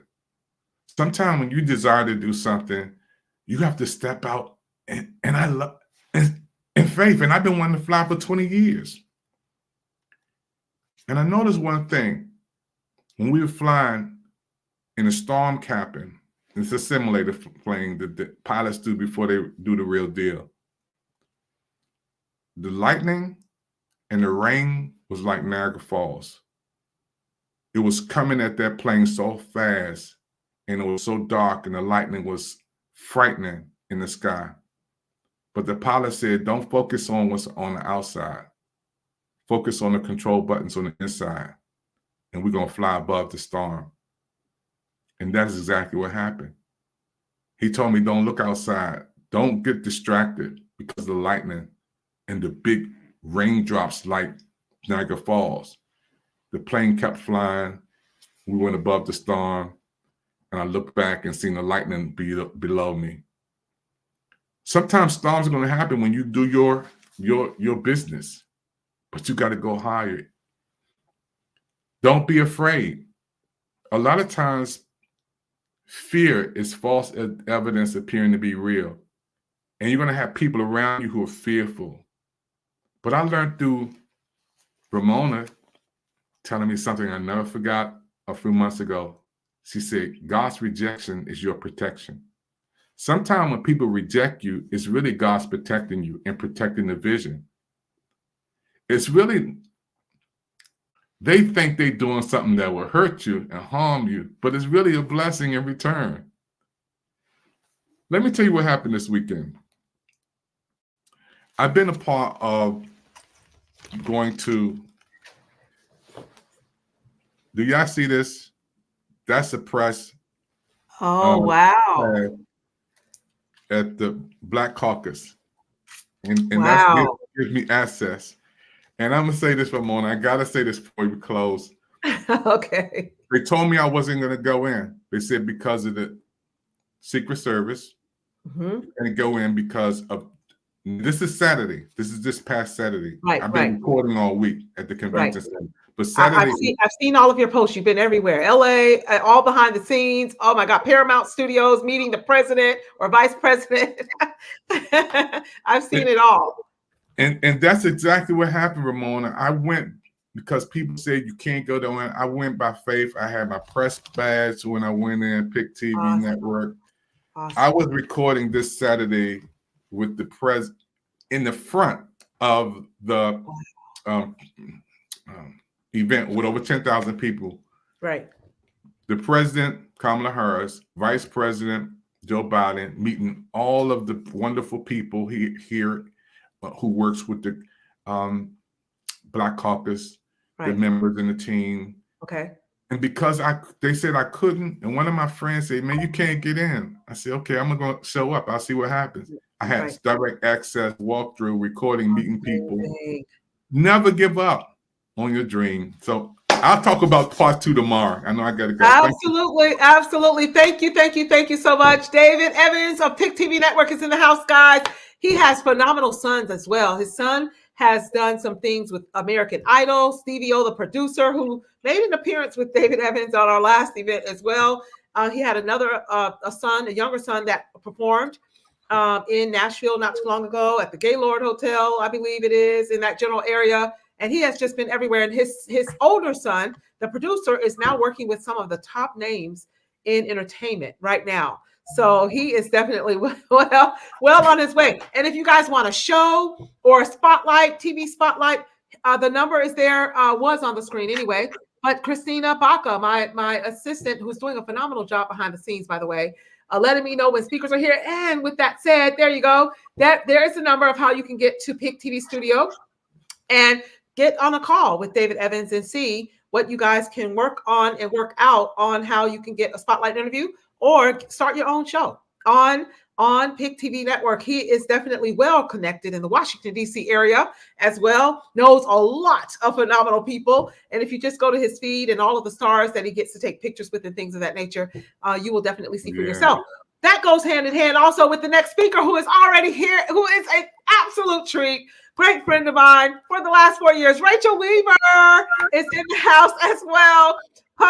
She is in public relations as well. She is also a great television host as well. And I cannot wait for her to come. Powerhouse, absolute powerhouse. Absolutely love her to absolute pieces. Thank you, Rachel Weaver, for taking time out of your busy schedule, because we are in the fourth quarter, right? This is where games are won, and everybody's schedule is just busting at the seams right now. And I definitely want to be respectful of your time. So thank you, and thank you for being here. And how are you doing today, for one? What are some of the biggest projects that you can tell us about anyway, that are in the works that you have coming up? And then what are you going to be sharing with everybody today? Oh my goodness, Ramona, thank you. Whoa, what an introduction. Thank you so much. It's always such an honor and pleasure. Yes, we're in the last quarter, which is really exciting if you think about it. A lot of people are like, oh my goodness. But the reality of it is, if we're living each day to the fullest, then we should look forward to that, right? Absolutely. We should continue to grow with those goals. So I love what David said. Can't is not a word in my vocabulary. It's not allowed in this household. My kids know that. But when you reached out just yesterday and said, can you meet? Oh, sure. I really thought we were getting on a phone call, going to be talking. And then next thing I know, I'm like, oh, I'm speaking. So I'm super humbled and grateful to be here with all of you guys today. This is definitely something that I absolutely love, because I think when we have the opportunity to use our voices to be heard by the public eye, which is going to tie back into what we're talking about today. Absolutely. But when we have the opportunity to pour into others and share our own experiences to maybe spare them some pain, then it's a gift. It's a gift for us. It's a gift for them, of course, but it's a real gift for us, because that's what God wants us to do. Absolutely. So excited to be here. And likewise, we are excited to have you. And I'm going to get out of your way and let you do what you do best, and I'll come right back up at the end, okay? Okay, thank you. Welcome, everyone. Wow, wasn't that a great talk that David just gave us? It really is an inspiration to hear someone talk about, like, you really have to believe in yourself, okay? So I'm going to be speaking to you guys today a little bit from a space of my heart, off the cuff. Like I said earlier, when Ramona was on, I really didn't prepare as much for this, because I wasn't fully aware that I was coming to speak on a stage. But speaking on stages is something that each and every one of us who is an entrepreneur should be striving to do. So we're going to talk a little bit today about visibility and being seen. So I'm going to start off with you guys and give you a little backstory of where I started. And then you're going to understand why I'm so passionate about this message. Yes, I have a background in journalism. I have a background in communications and speaking. I started on the news. I've been on television. I have my own TV show. I've had my own podcast. I was on NBC and ABC for a period of time. I've been on other news stations. However, it wasn't until being an entrepreneur and leaving that industry that I really stepped into understanding the depth and gravity of importance of showing up, right? We talk all the time about showing up for yourself, showing up for your business, showing up for the people that you love and care about you, showing up to be seen so that you can bring awareness to who you are. But unless you understand your mission in the world, what are you showing up for? Outside of those personal things, like what are you truly showing up for? And it wasn't until I owned a business of my own in the salon, spa, and med spa world that I understood the gravity of that. And then in 2018, I exited that company. But I want you all to close your eyes and visualize something for a second.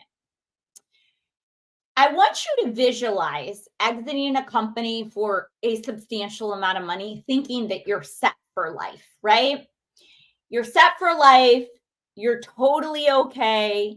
And just as the world was at the height of a lot of things when 9/11 hit, right?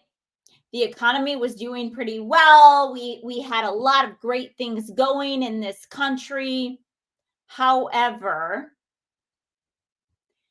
9/11 struck, and those terrorists hit the beautiful Empire State Building. The beautiful Twin Towers, and made our country crumble. The world was offset by what happened on September 11th, right? When those first two planes struck, the world came crumbling down in New York City, right? Those towers came crumbling down, and in an instant, we were all changed.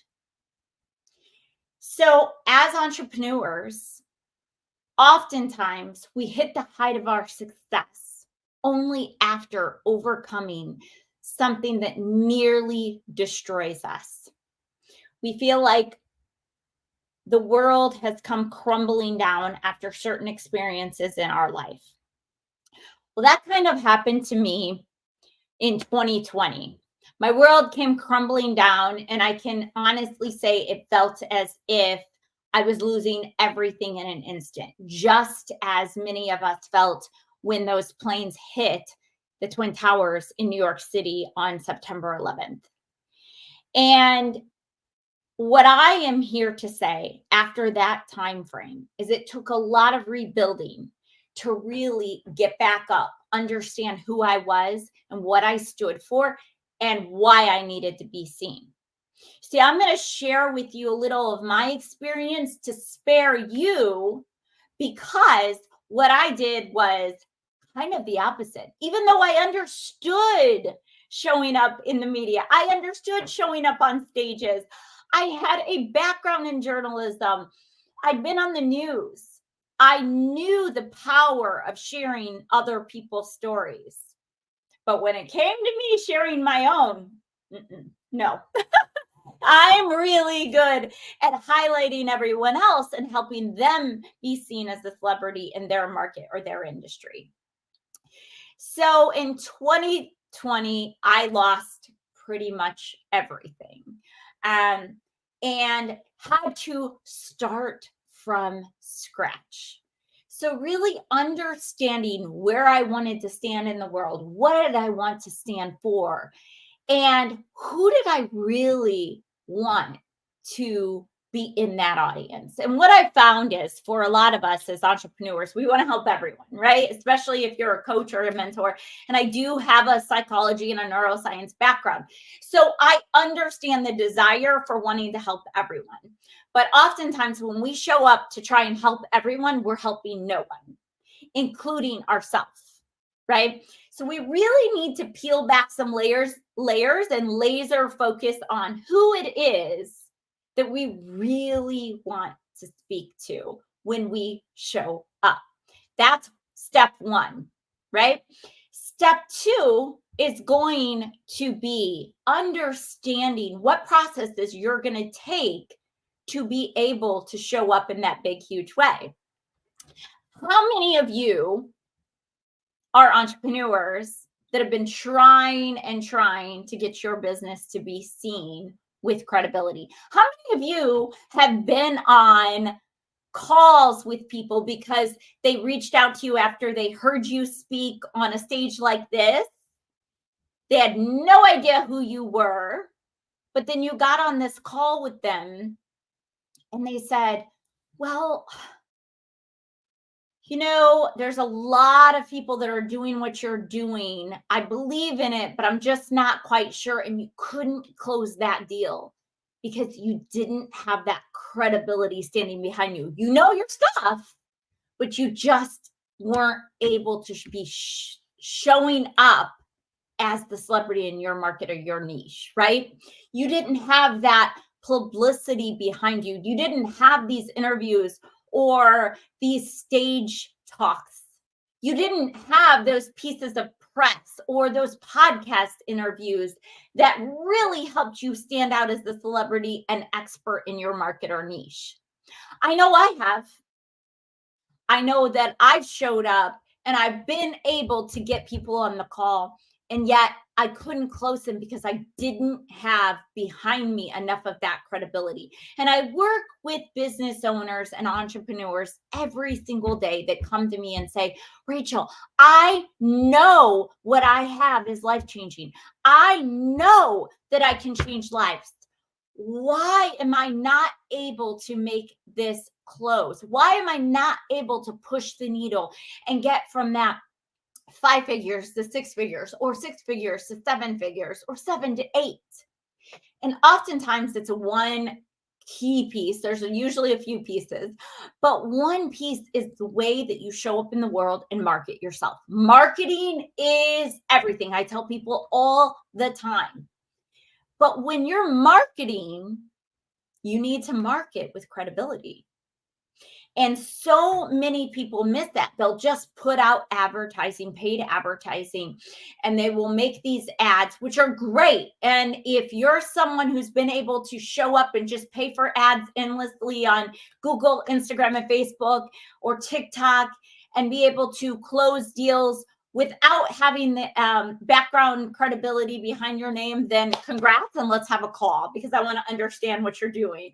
But the reality of it is, when you are marketing yourself with credibility, because you have taken the time to really understand why you want to show up and who you want to show up for, and you've laser focused on making yourself the expert in the celebrity in that market or niche, things will change for you.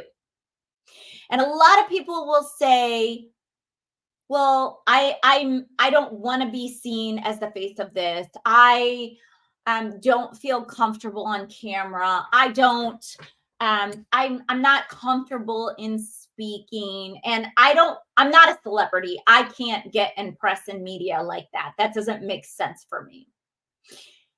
And what I want to share with you is that that's absolutely wrong. And we need to have a mindset talk on that, number one. And number two, what you are doing is being selfish by not showing up and sharing, right? If you have something to offer the world, even if it is a physical product, no matter what it is you're doing. If you're an entrepreneur, I know Pick TV, David with Pick TV, he's giving people an opportunity to be able to be seen with credibility on television. What an incredible opportunity. Now, he could sit back and say, well, I don't really need to talk about this because, I own a television station. Like, I've got enough credibility. But he's not. He's showing up. He's pouring into us. He's giving us mindset tips. He's telling us to believe in ourselves and to eliminate the word can't in our vocabulary, right? And he is allowing others to see what is possible. So no matter what market or industry you are in, if you're not showing up and sharing ways that you can help and serve, you're doing a disservice to others and yourself. Okay? So I just want each and every one of you to know that you all deserve to show up. You are worthy of being the celebrity in that market or that industry so that you can help others and you can be paid for your experiences and create a positive impact in the world around you. I know so many of you are looking at me or listening to me right now saying, but where do I begin? I don't have a budget. Or where do I begin? I've never understood how to get on stages, or I don't even like going live on Facebook or Instagram. I'm not even sure where all we're streaming to today, but I am here to tell you there are so many tips and tricks that you can do and use to get started to show up for the people that need to hear your message. And when I talk to you about showing up, I want everyone to understand you're showing up not to sell, to serve. And I know there's some experts that will argue with me on that. However, when you show up to serve consistently, people are, number one, going to know when to expect you, where to find you, what social media platforms to find you. And they are eventually going to want to work with you. Now, of course, there's expedited ways to get there through press and through media and through high-level podcast interviews, and for starting your own TV show on David's network, or starting your own podcast, different things that you can do to really expedite that, be seen in Forbes, be seen in different publications. However, you have access to free platforms right here. Social media is free, you guys. We have the opportunity to pour into people every day on Facebook, Instagram, LinkedIn, YouTube, Chatter, Clubhouse, all these opportunities that you have to show up and pour in and serve and showcase what you have to offer in your area of expertise is endless, right? So if you are an entrepreneur or a business owner who is here today and you know you have something to offer to the world and you are just not getting to that next level, or you're not making your mark, or you're struggling to really get yourself out there, I want to ask you if you've really sat down and dug deep to make sure you're pinpointing who your ideal audience is. And if you're like me, I have many audiences, right? So I want to tackle that for a second because I do have several businesses. I'm a serial entrepreneur. I own a PR company. I'm a publicist. I'm also a TV host. I also raise capital, like lots of capital for different businesses. I'm an international speaker. I speak on behalf of businesses all the time, right? So if I just go out there and I start showcasing myself on social media, on my Instagram platform, as, well, I can help you raise money for your business. I can get you featured in Forbes. I can also get you on television. I can. No, I'm going to confuse people. They're not going to know where to start. So if you are a serial entrepreneur, then I want to encourage you to dive deep and let's break things down one at a time. Okay. And I don't know where I am on timing, because I started a little late. So don't worry at all. I got you. There's some time built in. Keep going, because okay. we took a few minutes of your time, so we built some time in on the back end. So you're good. I'm just going to give 3 simple tips to people to make sure they're separating things. Okay. So for one, I want you to make sure that you are laser focused on one thing at a time. Okay. So if you're somebody with multiple businesses, I'm not going to sit and tell you, oh, you need to have 3 different Instagram accounts. No, you don't. You don't. But I will encourage you, if they are in completely separate niches, like I also have a business in the solar energy space. So I'm not going to talk about solar energy and my PR company on my personal profile. Instead, I'm going to share lifestyle content. And then I've got my separate business accounts, okay? And I don't even touch the solar world on Instagram. I have a separate account just on LinkedIn for that piece, right? So it's okay to separate some of those things. But the first thing you have to understand is,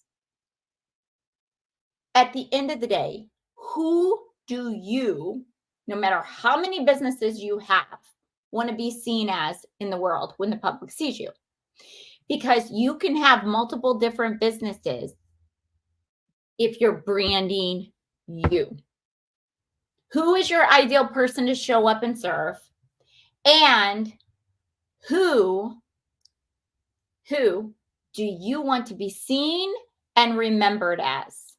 Those are some of the questions I want you to sit down and ask yourself. And then when you understand that, it's time to get very serious about branding you.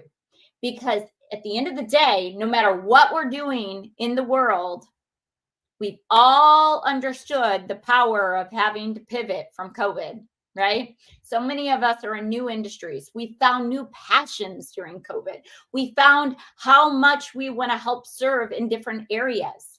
So if you're building out your credibility as your brand, and you become seen and heard as an expert, it's okay if you're seen and heard as an expert in multiple different facets. Because even if you pivot later on, you've built authority with your personal name and your personal brand. Say David ends up one day selling Pick TV and he goes into another industry, right? He's already built himself the credibility of an expert in helping people be seen on media, right? On television. He's built credibility for himself. Or I know that Ramona, she does multiple different things. She is a powerhouse woman, right? But if we only knew her for one thing, and we didn't know Ramona as the powerful, beautiful, intelligent Ramona Roberts that she is, then we would be missing out on some of these incredible areas that she can help us with. Like went on and on about how to find grants. Well, that really has nothing to do with the Royal Influencer Organization program that she has. That really has nothing to do with her other women's organizations that she has. However, it's pertinent information that so many of us can be served and helped by her in, right? So it's important for Ramona to build her credibility as Ramona, and then she can start multiple different businesses in different areas. So I hope some of these tips help.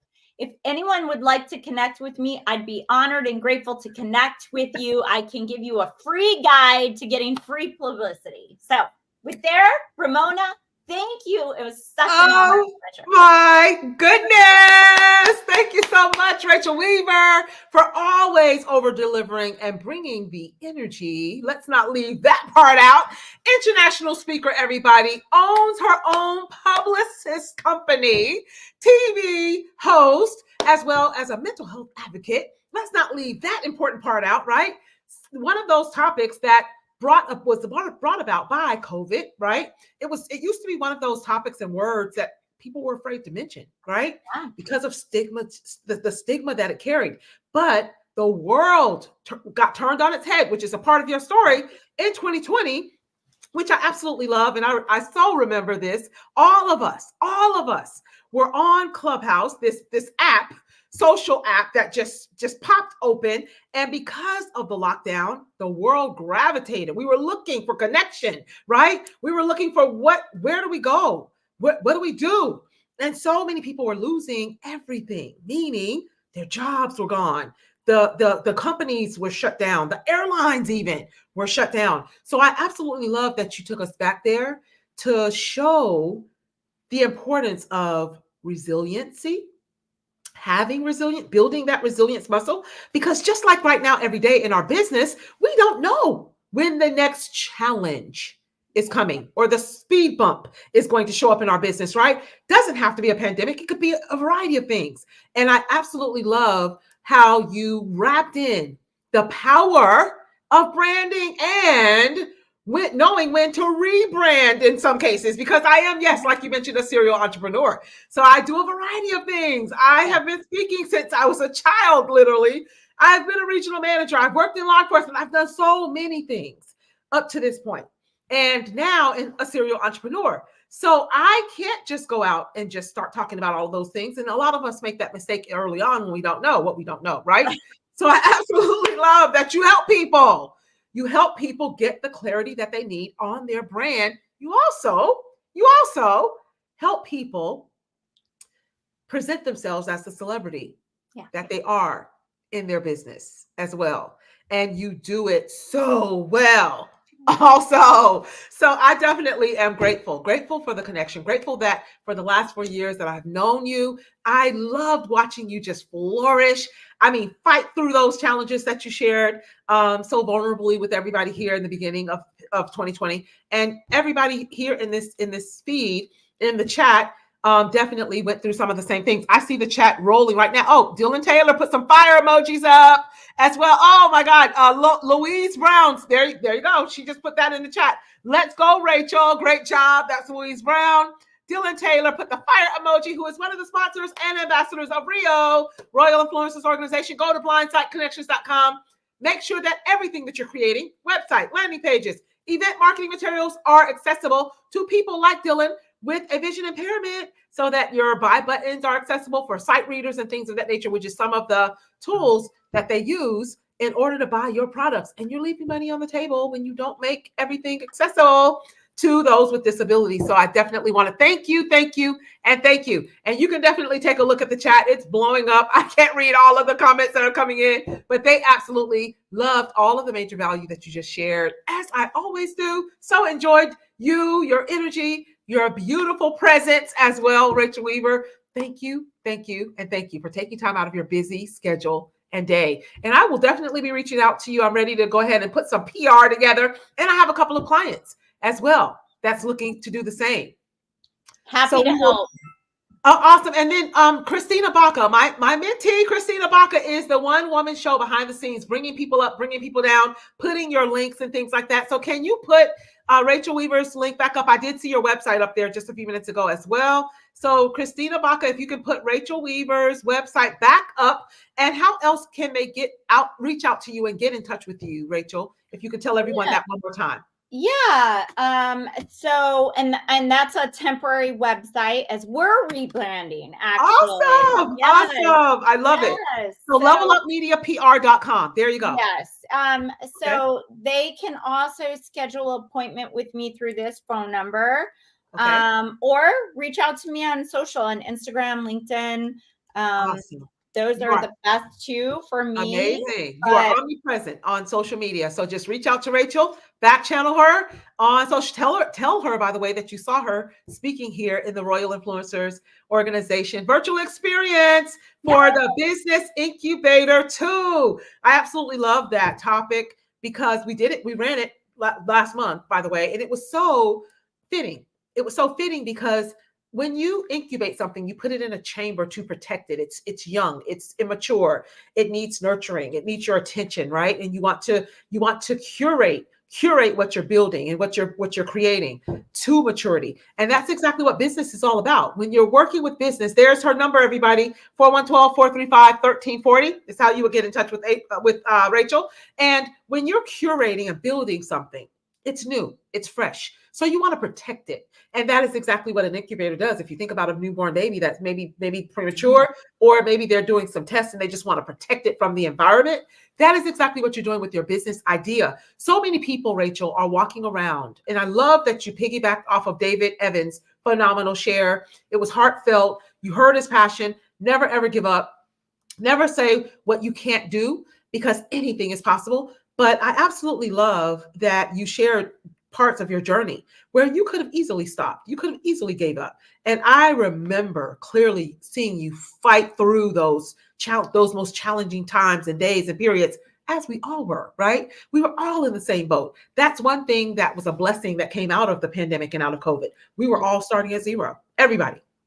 Because what we thought was just going to be a couple of days, and then we thought, okay, here's a week passed. And then after that week, they announced a couple more weeks. And then after a couple more weeks, we're like, oh, wait a second. This is not just going to leave right away and allow us to walk away and walk right back into where we left off. We are now having to regroup all together, reignite, restart. And that is the power of rebranding. Yes, love it. Love it so much. Thank you so much. Yes. Welcome. Absolute pleasure. Absolute pleasure. And you have to come back. You're always welcome to come back. I would be honored to come back with preparedness. Well, guess what? I absolutely love shooting from the hip and just being authentically genuine and authentic. Everybody else loves it as well. So thank you. Oh, Bella Rigby is right there with all the fire emojis. She absolutely loved it as well. And there isn't anybody here. Oh, Happy Life Movement. This was my regional director.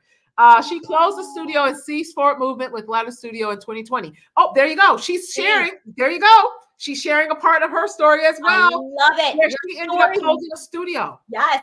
Your stories need to be heard, you guys. Yes. It will inspire others and change lives. So each and every one of you deserve it. So absolutely. So I definitely just wanted you to feel the love and see that people were out there listening and taking in everything that you were sharing. And you definitely have inspired several people, including myself, as usual. So thank you, and thank you, Rachel Weaver, for being here and giving us a part of your day. We appreciate you. Bye-bye. Love you. Love you. Okay, bye-bye. Oh my goodness, guys. That was absolutely phenomenal. Rachel Weaver was in the house, everybody. So you need some PR. You need to rebrand. That is your person that you need to reach out to and connect with her. And I want to remind everybody, don't miss what James Dentley gave us as a gift. I have been texting that gift to several of my friends, several of my groups and communities as well. Text 31 now.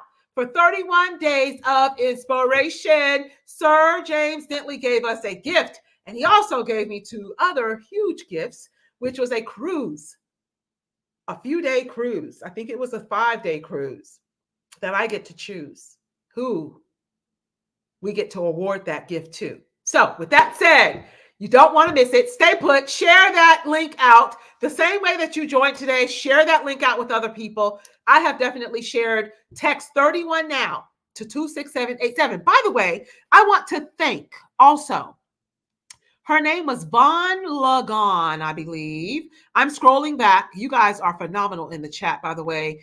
I want to thank Joel Hill, who's our next speaker coming up really quickly. I have some time built in, guys. I have a segment that I know we took a little bit more time off of some of the speakers, I should say, when we actually brought David on to meet James Dentley, Sir James Dentley. And I did that strategically and intentionally because I always love, that's what networking is all about, right? I never miss opportunities to network out myself personally, and I don't think either of you should either. So I took that opportunity because some things you can't create twice. Some things are, it's that once in a lifetime moment. And that was one of them that I took advantage of. And I will be speaking after Joel Hill, who's coming up right now. But I definitely want to thank you for your patience. For one, those that are waiting patiently to speak. And thank you for every single one of you who have been here from the beginning. We definitely appreciate your time and energy and effort. And you know, the devil has been a little busy too. Last week I had the flu, believe it or not. And so if you haven't seen me posting or in rooms and things like that on Chatter or Clubhouse and things of that nature, that's why. And you might hear a little congestion trying to creep back in right now, but I'm not going to let that win. We are still going to forge ahead, which is exactly what you have to do every single day in your business. When you're faced with challenges that try to slow you down or stop you, those little road bumps and things of that nature, you have to make a decision to keep forging ahead, go around it, go through it, go under it, do whatever you have to do to get whatever you need to get done. And start your day with a plan, start your day with gratitude. I've heard all of this throughout every single one of the shares. Make sure that you take care of your body, make sure that you get your rest, your sleep. That is, Bobby Vincent definitely came and dropped the mic on that as well. And regroup and restart whenever you have to by rebranding. Did you hear her? The PR specialist who has her own company just said that she too is rebranding right now as we speak. So when she gets that rebranding done, I would love to have her back, and I will make sure that I do that as well. And with no further ado, though, I'm going to bring up this AI specialist, this service member that we want to first and foremost thank for his service in the military, who's a retired from the Air Force service member as well. And he's an AI expert, and he is coming to share major value with us on why you need to partner with AI.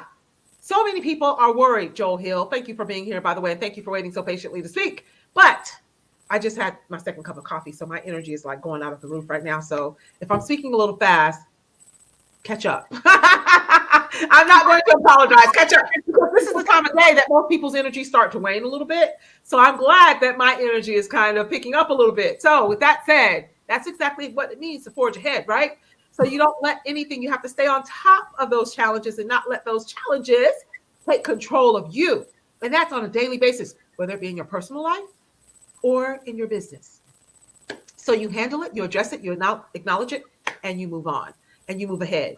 So as long as you're falling forward, that's what we want to do, right? So with that said, a lot of people are afraid, Joel, of AI, because typically when people don't know a lot about something, they typically either are afraid of it. So you have that one portion of people who go to the fear side, and then there's the other people who flip the coin from the fear side to the faith side. And they believe in that thing that they can't see, because both of them require us to believe in something we can't see. If you're afraid of something, guess what? That thing that you're afraid of is just in your imagination, right? Absolutely. You don't know what you don't know. So you become afraid of whatever it is that you don't know, instead of embracing it, testing it, trying it, and seeing how it will work for you. That's why we don't have Blockbuster around anymore. That's why Toys R Us is gone, because they refuse to embrace change, and they became obsolete, and they couldn't keep up with the pace of what was going on in the world, the market, and business.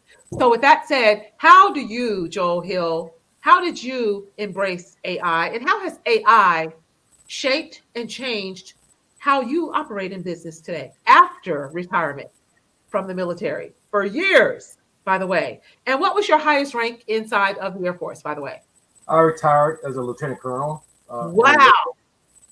Yes. So retired as a lieutenant colonel. And how many years did you do? How many years did you serve? 22 years. Wow, a lifetime. 22 years and retired as a lieutenant colonel. So I say all of that to say that every single speaker that you have heard today bring you knowledge, skill, experience, expertise that you can use. So I want you to get your pen and paper out, because Joel Hill is definitely getting ready to come and share major value. And I am definitely with my pen and paper. And then as soon as you're done, you get your full 20 minutes. I was going to be coming and speaking, so I have built in some extra time, and I will shorten my segment so to allow each and every one of you to make sure that we're fair and that you get all of your time. So you have 20 minutes and the clock starts now. So I'm going to get out of your way and let you do what you do best. Awesome. First of all, I want to say thank you, Ramona, and thank you to the Royal Influencers Group for having me back again today. Last time I was with you guys, Ramona and I talked to you a little about a concept that we had called the Toast model, and I will expand on that a little bit more. But first, I want to say what a treat and a joy and a privilege to have witnessed the speakers from the beginning up until the end, with Rachel, from Megan to Rachel, from Bobby, from David Evans. And I took a note, there's one other person, and Sir Dentley. He just really brought it home. But the common theme that I saw, and the common thread, the golden thread, throughout all of their presentations, it was centered around primarily three things.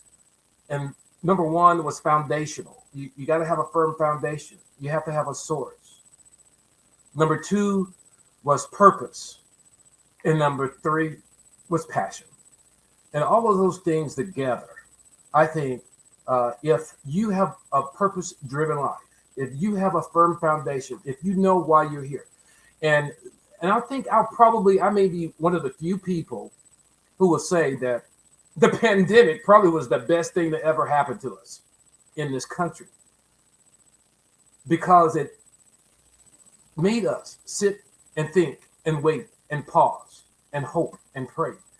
I know it did for me, but I know that I also went through some changes. As a lot of people have indicated, lost business. I am the founder of Berean Investigations, Bereain. It was a background screening, drug testing, fingerprinting company. I started in 2014, and we would go out. I had a brick and mortar, several employees, and we would go out and do fingerprinting, drug testing, collecting urine samples and all that things in physical job spaces locations. Guess what? The pandemic changed all that. I had to completely rebrand and go digital. So I started looking into digital services. And so now I partnered up with a company called Kemet Group, Kemitgroup. And what we are is a software as a service solution company. We do low code, no code development, and we focus on knowledge management, but we also do artificial intelligence training. And so I call myself the chief knowledge officer. So knowledge is the currency of the future. And so what I want to talk to you today is about learning how to get the most out of what the speakers have talked to you about. And especially if some of you are familiar, I sent out a survey link to evaluate your knowledge of your AIQ, artificial intelligence quotient. And I sent that out, and I hope that you will take it, because I want to analyze and look at the results just to see where we are.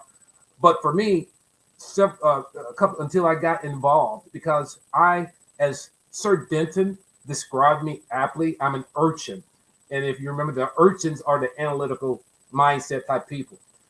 And so if you would think, and so I wrote a book called, based on my company, Berean Investigations, is based on Acts 17:11 in the Bible.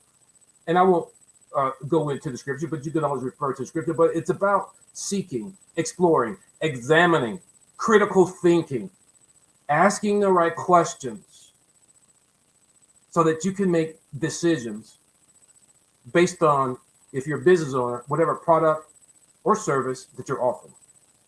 So without much further ado, I'm going to go into, I'm going to talk to you today.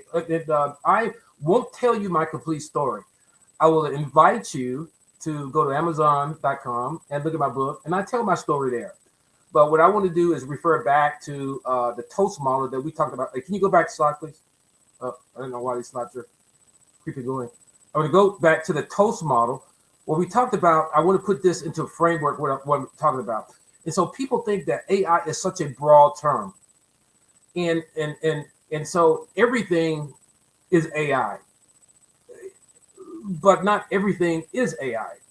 So, but the way we're going to use it, we talk specifically about the generative aspect, the generation. That is what we are being hit with now.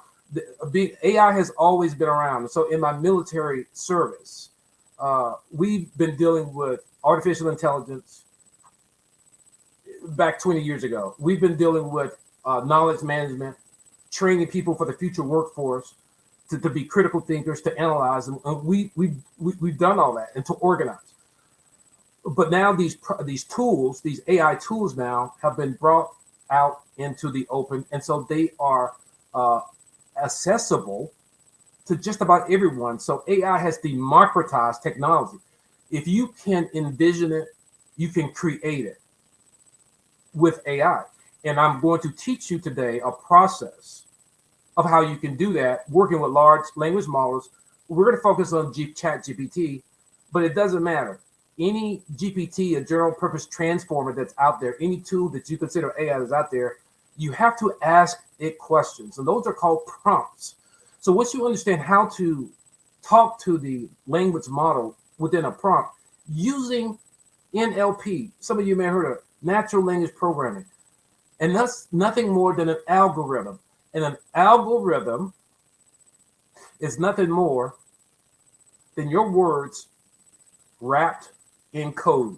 And so because you don't have to know about coding now, you just speak the language in terms of telling the system what to do.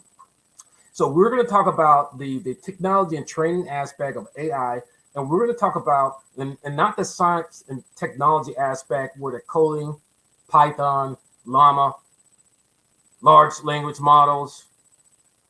We're not going to focus on that. We're going to focus on how to manipulate and use those based on your purpose, passion, product, or service. So the first thing we need to do is understand to get what? That foundation. Again, common thread throughout the presentations today are foundational. So I put everything in context and give you use cases. So we're going to talk about use cases of different prompts and different sectors and different industries. And I have shortened this presentation because this is usually about a 90-minute webinar.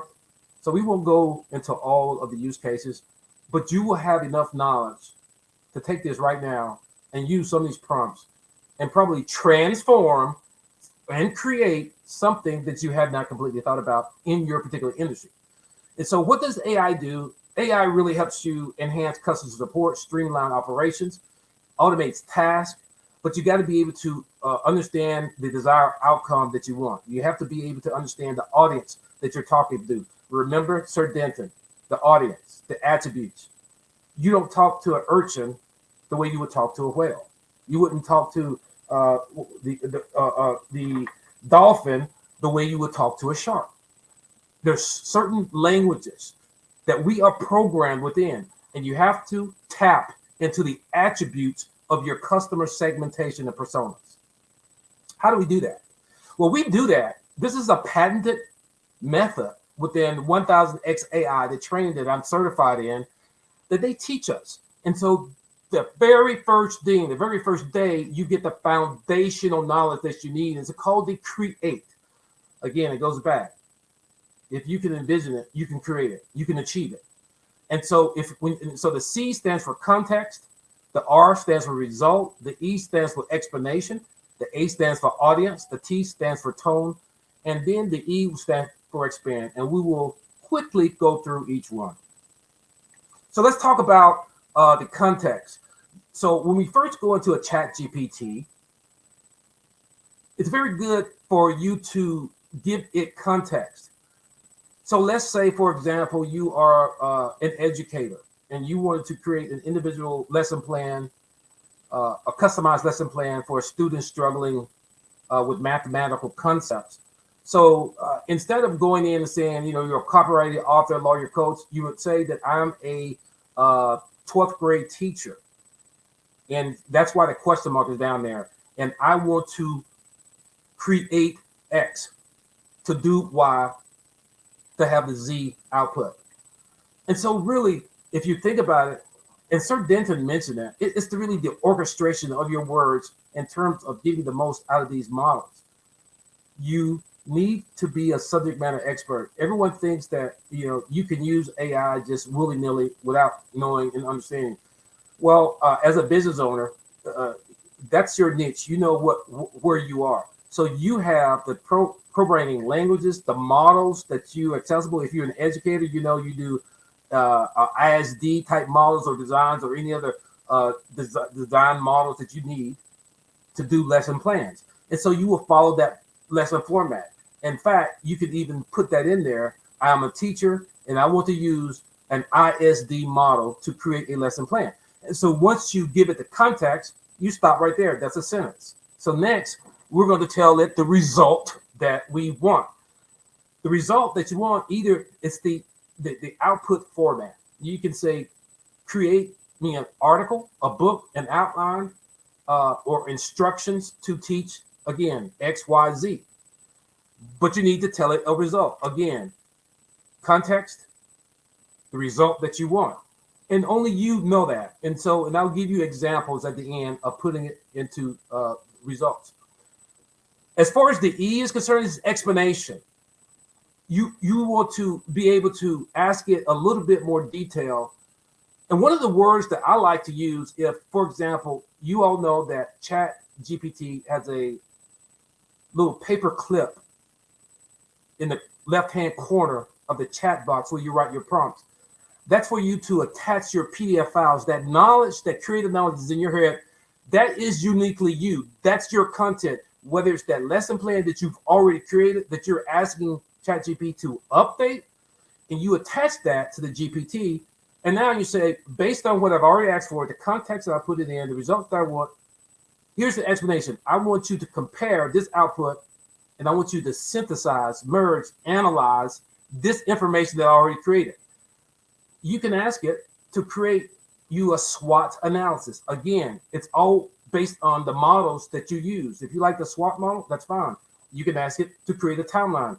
Again, I need to emphasize, to be successful in the usage of this, especially if you're an entrepreneur and you want to get into space, you need to understand critical thinking methodologies and tools and processes.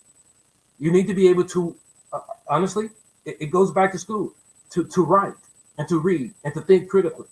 Because again, ChatGPT is not going to make you smart. It can make you dumb, actually. And it can make you look foolish if you don't understand what it is that you're asking for and you're trying to monetize that. So you need to be ensured and very sure that you have completely exhausted the resources and the relevant frameworks, especially when you're dealing with personal identifier information, especially when you're dealing with healthcare information, educational records, and things of that nature. And I want to pause right here because the E also stands for something else personal to me.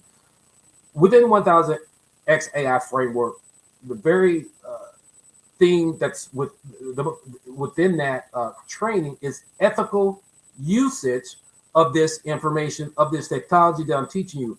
We teach you to create something with a purpose. We don't really focus on teaching you how to create nice cat memes. Of course, once you learn this process, you can do that. But do you realize the computing power it requires in these large language models to build you that cat meme? What a waste of energy and resources to do that.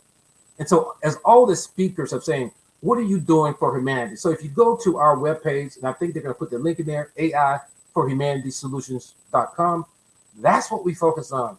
We focus on using AI for good, to increase your efficiency 1,000 times so you can be freed up to spend more time with your family.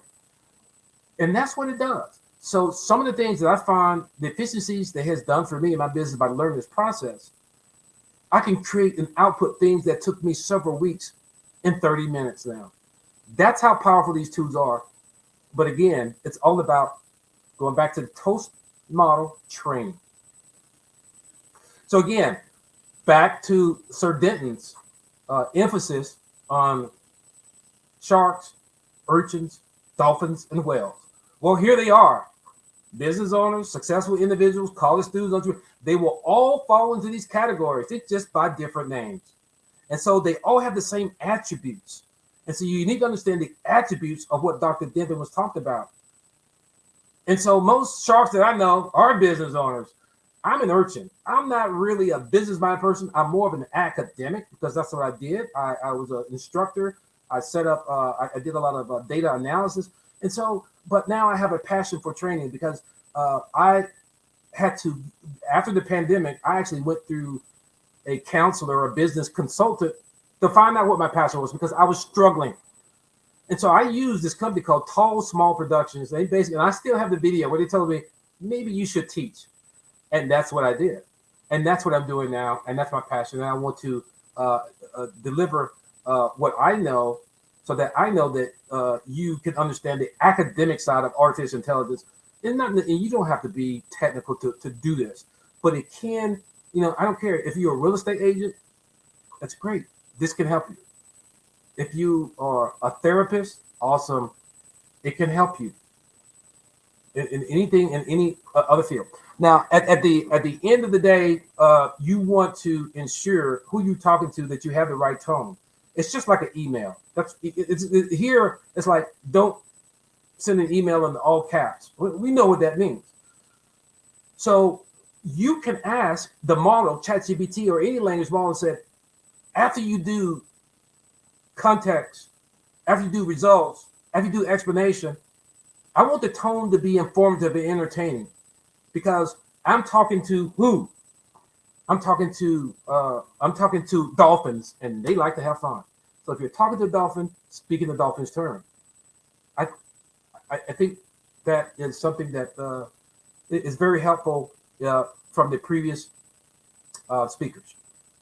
And after you get all the information, you can always expand on the information that you get, because the ChatGPT, remember, you've already told it you wanted to output it in an outline. So now you have an outline. And so it's going to put it into paragraphical forms or whatever you ask for. And so now you can go and just start, it's called iterations. And you can just start iterating and improving and improving and improving those functions based on the output that is already given. So you can ask it to summarize the information, and ask it to update or expand or iterate. Or one of the tricks that I use, and we teach this model in our upper level classes, and I did similar, you take it to another model such as Claude or Anthropic or Perplexity, if some of you are familiar with those tools, and ask it to do a little bit more analysis. And that's when you are getting to the upper level advanced functions of artificial intelligence. So what does this AI do? It helps streamline operations. It helps you craft engaging marketing campaigns, again, tailored to your audience. Now, these are some of the use cases, and this is where we'll pause a little bit. So if you see, we have them broken down by industry. So for example, the use case, we want to create a personalized learning plan. You can take this prompt today, if you're an educator, and use it, attach your educational plan that you have, and say, now I want you to create. No, what did we say first? You are a teacher. I want you to create a personalized learning. You're telling ChatGPT to act as a teacher, or act as a healthcare person, or act as an agency. So you are making it perform for you, and not the other way around. And we emphasize that in our last training. You are the owner. You are the creator. ChatGPT is your servant. It is subservient to you, and that's what we want you to know in humanizing AI. And that's why, as Ramona asked me, there's no need to be afraid of this technology if you understand and how to use it. Because honestly, all you got to do is look around you. You've already been AI'd out. If you use Amazon, you're AI'd out. If you're on Facebook, you're AI'd out. If you on your phone, you're AI'd out. You're being AI'd every day. You got AI in your homes in the terms of little carpet sweeping robots. You may have a refrigerator there. So AI is around us. Your Spotify playlist. How do you think they can target you? AI is here. It's not going away. It's being used. Now, I want you to understand how to use it in your business. We're only taking those tools that have been previously hidden behind doors because they cost a lot of money. But now there's no reason not to participate and produce your passion, especially if you want to produce a book. And speaking of which, I was able to do, I took an old manuscript called Berean that I had written in 2014, and I asked ChatGPT to update it. And it's on Amazon right now. Eternal Secrets, Being Berean in the Age of Artificial Intelligence. It talks about the intersection of Christianity and artificial intelligence and how to be discerning in this age in the use of it and why we want to be ethical in the use. So let's get back to one of the, let's look at one other use case in terms of what I like is, okay, there may be a lot of realtors out there. Okay, so you may want to ask the model to analyze the current housing market trends in your city. I want to analyze the current market trends in Port Tobacco, Maryland, and predict the best investment areas in 2024. Well, oh my God, there's so much rich data out there. You need to know where it is. You can go to your economic development department, and I'm sure you can pull down PDF files of where they say the economy is going, and you can run that, bump that up against the model. It will spit you out something, and you just keep refining and iterating it. These prompts are real. These are live. This is value major. People pay thousands of dollars just to learn some of these prompts, and these are some of the ones, and these are canned prompts. But as you get better and better, you will develop your own prompts, and there are actually tools out there to help you improve your own prompts. One that I like, and the last one I'll talk about is nonprofit. That's my passion. I work with a nonprofit called Lifestyles here in Maryland, one of the biggest in the county. And if I want to help them improve their fundraising campaigns, I will focus on lifestyle. I will get all the data that I can find out about lifestyle. I will scrape their website, find out information, understand the bios, get bios of their leadership and the management, put them all, load them on ChatGPT, and then I'll say create a fundraising email for a nonprofit focused on mental health awareness with a call to action for donations and focus on our, leadership, passion, and purpose. It's up to you. It's based on how you talk to the language model.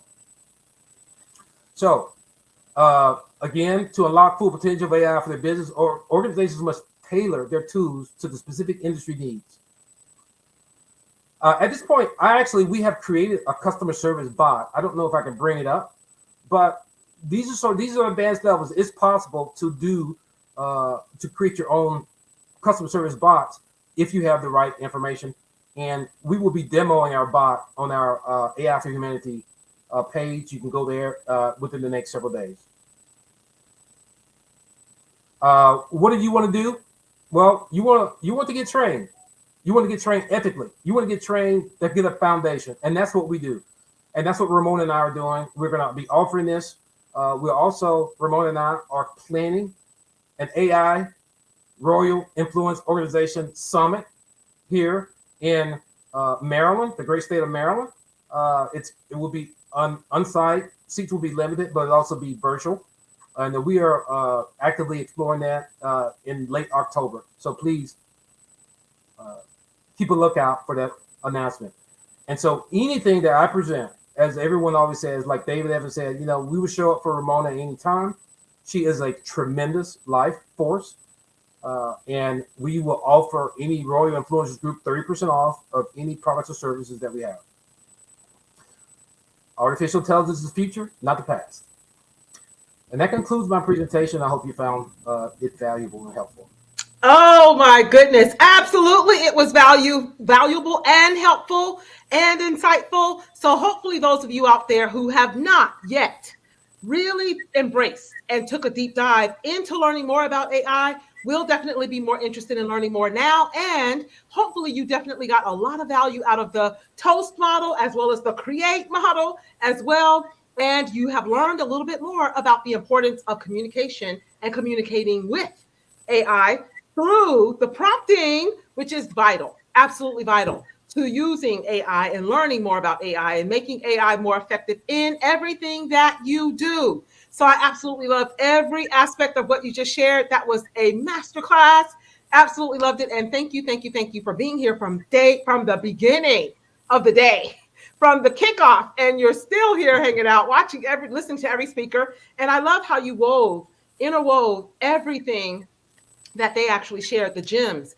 And as you said, there was a thread of passion and purpose as well that was woven throughout each speaker. And I absolutely love that. We attract what we are, right?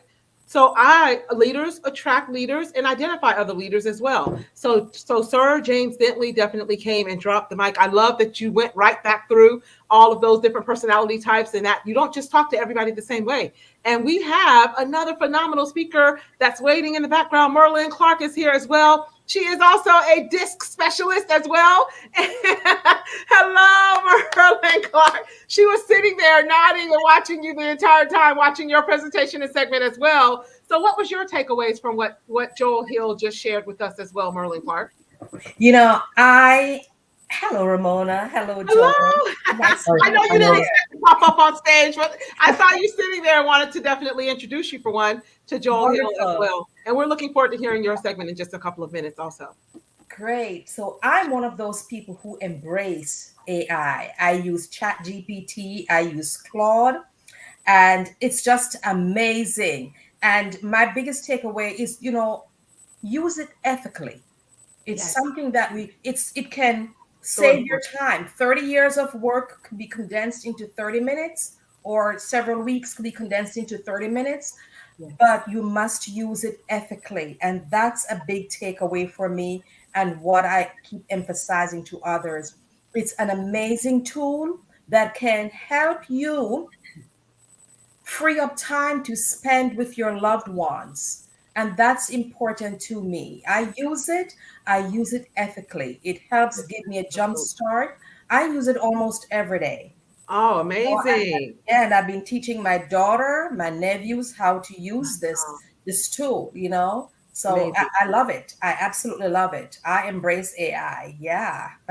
Awesome. Oh, Veronica Atkins said, woohoo, go Maryland. Great job, everyone. So we have, they are definitely watching. I saw all sorts of notes in the chat as well that people were really resonating with everything. And there was one just now from a Lindsay as well that just dropped a message as well. However, you also, Joel, that was Lindsay Huffins. Just amazing. It feels like a real life production. Christina, wow, little lady. And then we also had a survey. There was a survey, and I have it right here. I was going, there it is. There is the actual survey. So leave that message up there for me, Christina. So there is the survey right there for Zoho.com report /NDBTRC. Take a screenshot of that and go and take that survey for Joel Hill to gain a little bit more insight into exactly how you are using it and how effective it is for you as well. So thank you, and thank you so much, Joel Hill, for being here and for all of the value that you're bringing. And yes, we have collaborated and partnered on bringing more value, just like this, what you got today from Joel Hill on AI as well, and making sure that each and every one of you too can get certified. Imagine some of you are not business owners, but you're working a 9-to-5. And that means that the more skills that you acquire, whether you're still in your 9-to-5 or not, but when it goes on your resume that you have acquired these skills and you know how to use it, it actually brings more value to your employer. Yes. And when it's time for that performance review, and you can sit down and say, yes, I'm certified in AI. Yes, I have been using it, and give them even tools and tips of how it can be integrated into your workforce and workplace and help them to embrace it. You can definitely be well compensated. Absolutely. I definitely just wanted to share that with everybody. And compensate yourself for all of the time, energy, and effort that you're putting into growing personally and professionally in your business as well, and invest in yourself every step of the way on that journey to launching, building, and scaling your business. And that is exactly what Business Incubator 2 is all about. So thank you, Joel Hill. I'm going to take you down so that you can go about your day. And then we're going to also give Merlin Clark a warm welcome. And thank you so much for waiting patiently to speak and being here early. And this, everyone, is Merlin Clark. She is the CEO of MaxSolutions.com, that is, and that's a leadership.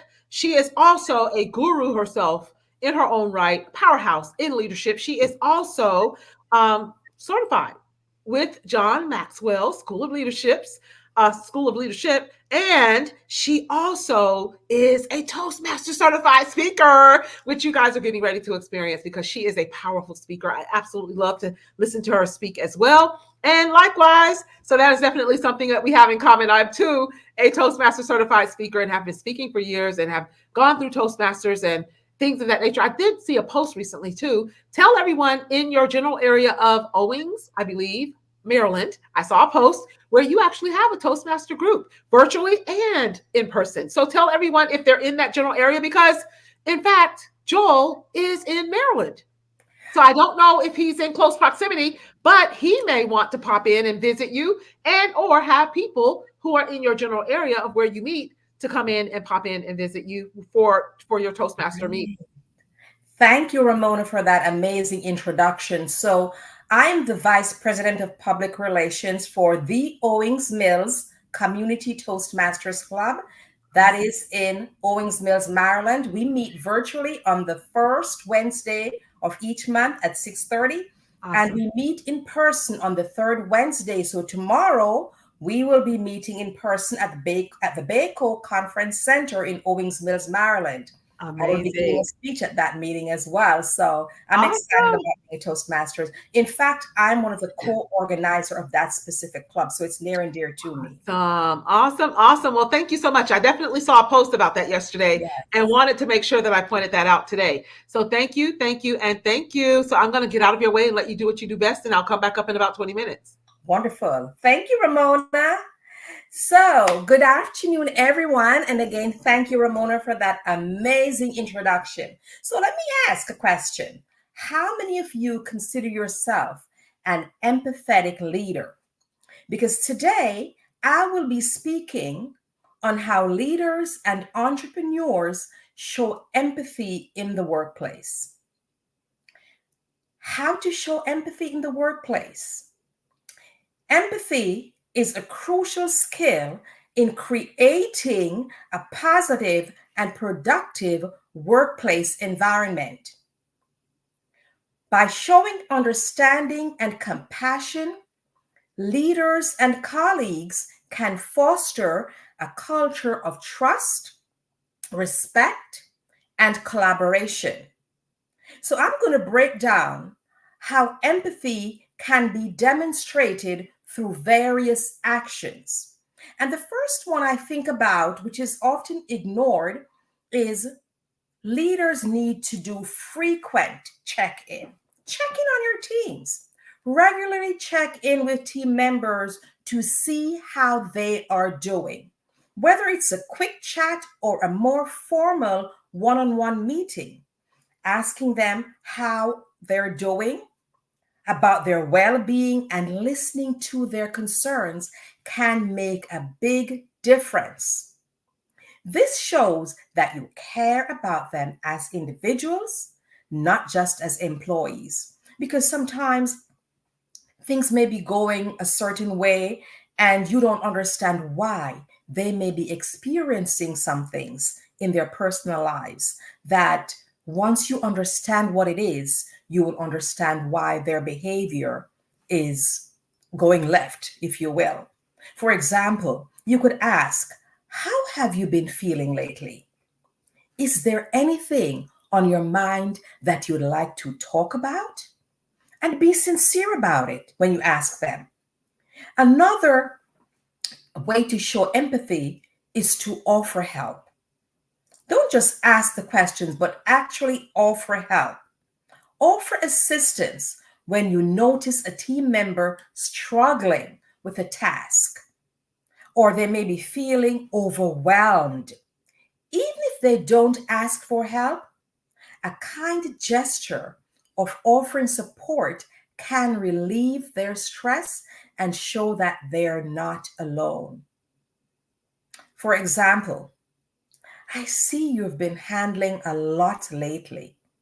Is there anything I can do to help you out? This is great for when you have a shortage in your staff and then you see certain individuals picking up the slack and doing more than is expected. You want to reach out to them to show them that you value them. The third thing that is near and dear to me Be inclusive. Employees want to feel inclusive. You want to create an environment where everyone feels valued and included. Encourage diverse perspectives and ensure that all voices are heard in meetings and decision-making processes. Being inclusive fosters a sense of belonging and respect. You could say something like, let's make sure everyone gets a chance to share their thoughts. I'd love to hear your perspective on this, Janice. Janice feels valued because you're showing her that you value what she has to say.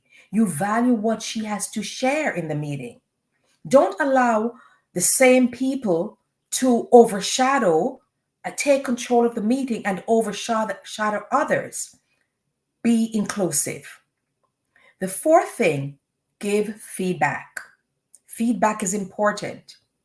And don't just focus on negative feedback. Provide constructive feedback in a way that is respectful and supportive. Focus on the positives as well as areas for improvement, and make sure the feedback is actionable. Empathetic feedback helps employees grow without feeling discouraged. All right? For example, you could say, you've been doing a great job, and you will mention whatever task they're working on. I noticed that you could use some improvement, and I'd be happy to help you work on that. Is that okay with you? Would you like that? Give your feedback. All right? Say what they're doing well. Then you show where they need to make some improvement, because that's the purpose of feedback. Don't wait until performance appraisal time, then you tell them everything that they have not been doing well. You need to do that throughout the performance cycle and give them an opportunity to improve. The importance of giving feedback is it's a critical aspect of workplace communication and leadership. Effective feedback helps individuals grow, improves team performance, and fosters a culture of continuous improvement. When it is done with empathy, feedback not only guides employees toward better performance, but also reinforces their strengths and boosts their confidence.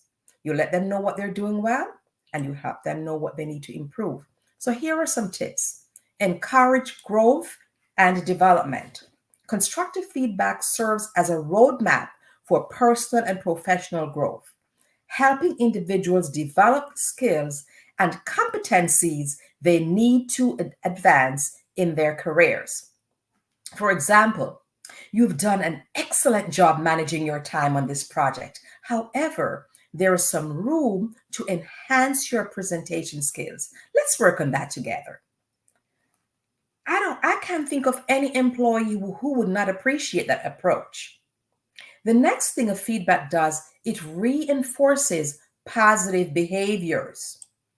Recognizing and affirming positive behaviors through feedback reinforces those actions and encourages employees to continue performing well. This not only motivates the individual, but it also sets a standard for the rest of the team. It fosters a positive and productive work environment. You could say something like this: your attention to detail in that report was outstanding. It's clear that you're committed to delivering high quality work. How does that make that employee feel? Valued, heard. Another benefit of giving feedback, it clarifies expectations. Feedback helps clarify expectations, help clarify what is expected of employees regarding performance and behavior. When expectations are clear, employees are better equipped to meet or exceed them. This reduces confusion and ensures that everyone is aligned with the organization's goals and standards. For example, moving forward, I'd like to see more collaboration on projects. So let's discuss how we can integrate more teamwork into your process. That's a very good approach. Feedback also builds trust and transparency. When feedback is given consistently and constructively, it builds a culture of trust and transparency.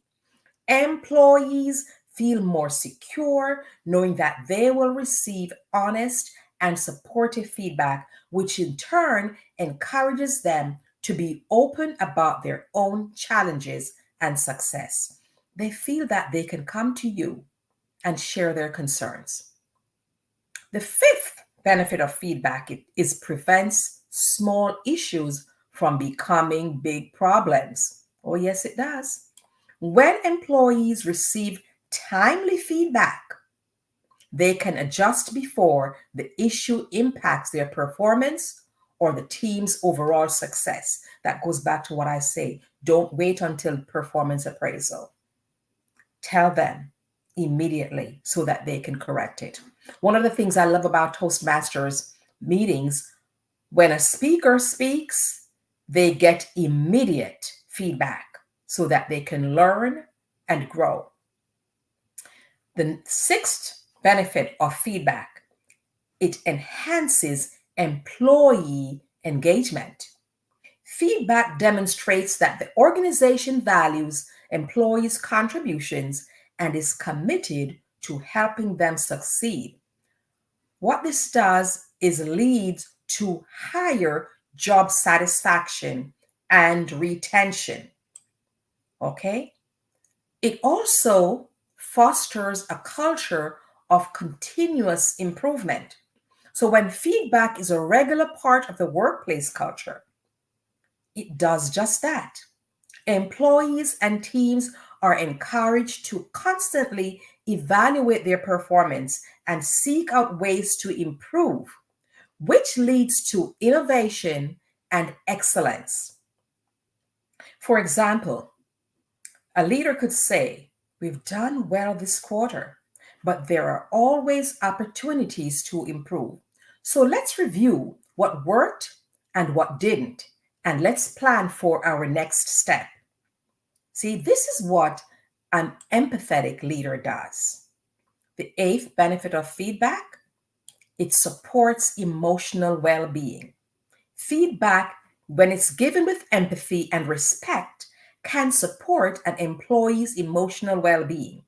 It's important to deliver feedback in a way that is constructive, focusing on the behavior or performance rather than the individual. Always focus on the performance and the behavior, not on the individual. This approach helps maintain the employee's self-esteem and encourages them to view feedback as a positive experience. For example, "I value your contributions to the team. There are a few areas we can work on to make your work even more impactful. And I'm here to support you in that process." How does that employee feel knowing that they have support from their leadership? So when it comes to feedback, it is an essential component of effective leadership and team dynamics. So when done with empathy and clarity, it not only improves individual performance, but also contributes to a culture of trust, transparency, and continuous improvement. By encouraging growth, reinforcing positive behaviors, clarifying expectations, and adding value. The fifth way a leader can show empathy in the workplace is to be an active listener. Actively listen. When you practice active listening, it gives your employees full attention, Give them your full attention, acknowledge their points, and respond thoughtfully. You want to avoid interrupting or rushing to conclusions. What this does is show that you value their input and you understand their perspective. It doesn't mean that you always agree, but you understand. For example, you may say, I'm hearing that you're concerned about whatever the issue is. So let's discuss how we can address this together. The second thing, give your full attention. So when someone is speaking to you, when a team member is speaking to you, make a conscious effort to focus entirely on them. And what this means is eliminate distractions, such as checking your phone, tapping on your computer, or letting your mind wander all over the place. The third thing, acknowledge and affirm. As a person speaks, you want to use verbal and nonverbal cues to show that you are engaged and understanding their message.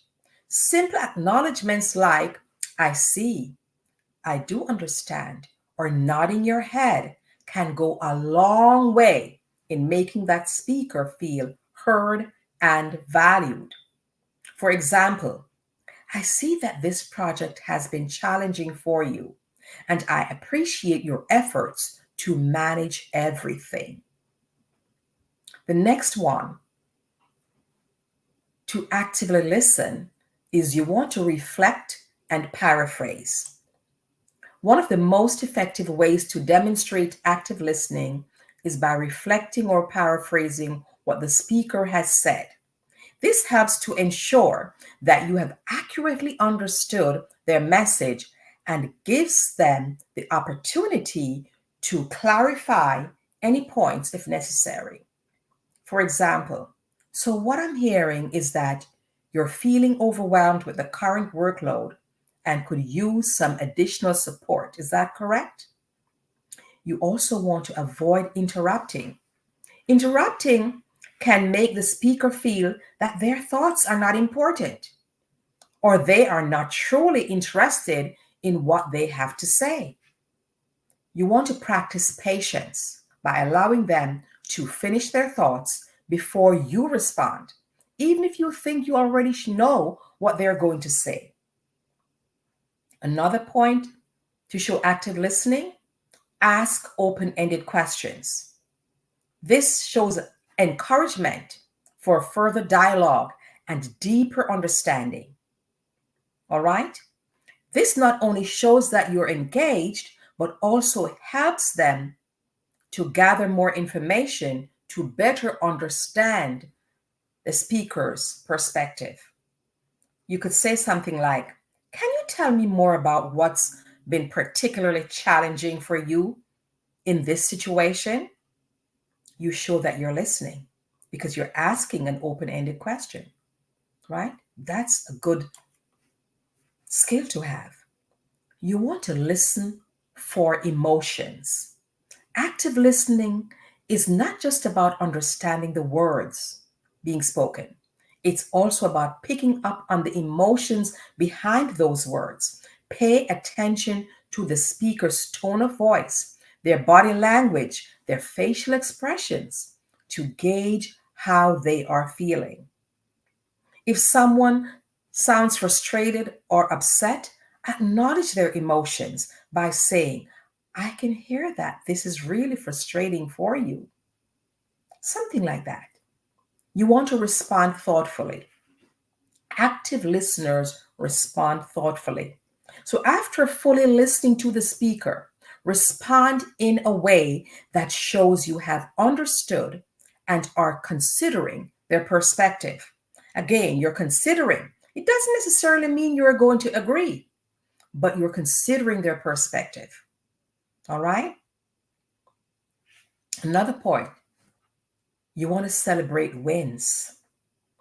It doesn't have to be a big win, but empathetic leaders celebrate big wins and small wins because here's the thing, those small wins add up to be very impactful. Recognize and celebrate the achievements of your team members, no matter how small. Acknowledge their hard work. It helps to boost morale and motivates them to continue performing well. Congratulations on completing that project ahead of schedule. Your dedication really paid off. Who would like to hear that from their leader? Another way to be empathetic: appreciate and recognize your employees. Regularly express appreciation for your team members' efforts. Recognition doesn't have to be formal. Even a simple thank you can go a long way to make someone feel valued. Another point: be patient with team members. Understand that everyone has different learning curves and work styles. So you want to be patient and provide the necessary support and time for your team members to succeed. Patience fosters a safe space for growth and development. You may want to say, take your time to get comfortable with this process. I'm here if you need any help along the way. The ninth point, my final point: validate your employees.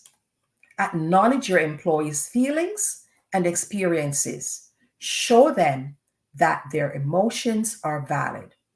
Validation helps build trust and a stronger connection between team members. For example, I understand that this situation is frustrating. It's okay to feel that way, and we'll work through them together. So, as I wrap this up, I want to leave you with these points. Empathy is more than just a nice to have trait in the workplace. It's essential for building strong, collaborative teams. You can create more support and effective work environment by checking in, offering help, being inclusive, giving feedback, listening actively, celebrating wins, appreciating your and recognizing your employees, being patient, and validating their feelings.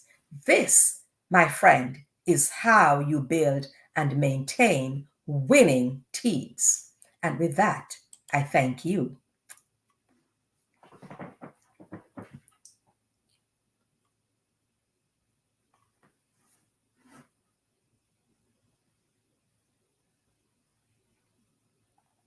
So if you would like, Oh, there you are. Oh my goodness, let me open my camera. Hello again. Merlin Clark, I have a page of notes here oh from my, everything that you were sharing. Major value as usual. I absolutely love your take on feedback and providing an environment and an environment and a system of providing feedback, always checking in with your employees, asking them how they're doing, asking them how they're feeling, especially offering assistance if you see them struggling. I yes, absolutely love that. yes, Absolutely love it. So that's exactly what I was just doing. As a matter of fact, I was checking in as well. So thank you, and thank you for always over delivering, always adding major value. And every single aspect of everything you share, every single one of these business owners and entrepreneurs can use to implement in their business and in their absolutely, personal lives as well. yes, yes. So it's multifaceted information that they're getting, and I hope that they definitely see that. You can check in with your children on a regular basis. With your spouses, your significant Yes, others. yes, Absolutely. absolutely. Yeah. So I want to also thank you. Thank you for being here. Thank you for always saying yes when you can. And we know how busy it is. It's the fourth quarter, by the way. So Yeah. tell everyone, what do you typically do in your fourth quarter to In move my that needle closer to your goals by the end of 2024? wow, to push me closer to my goals, what I'm doing now, I am working on a planner for next year because I Awesome. encourage, yes, I'm encouraging my clients to plan for next year. Don't just wait until here's January. You want to plan ahead. You want to get organized. Thank you, Brian. You want to get organized. So I had a planner out a few years ago. I did not do one last year, but people have been asking for it. So I'm working on that.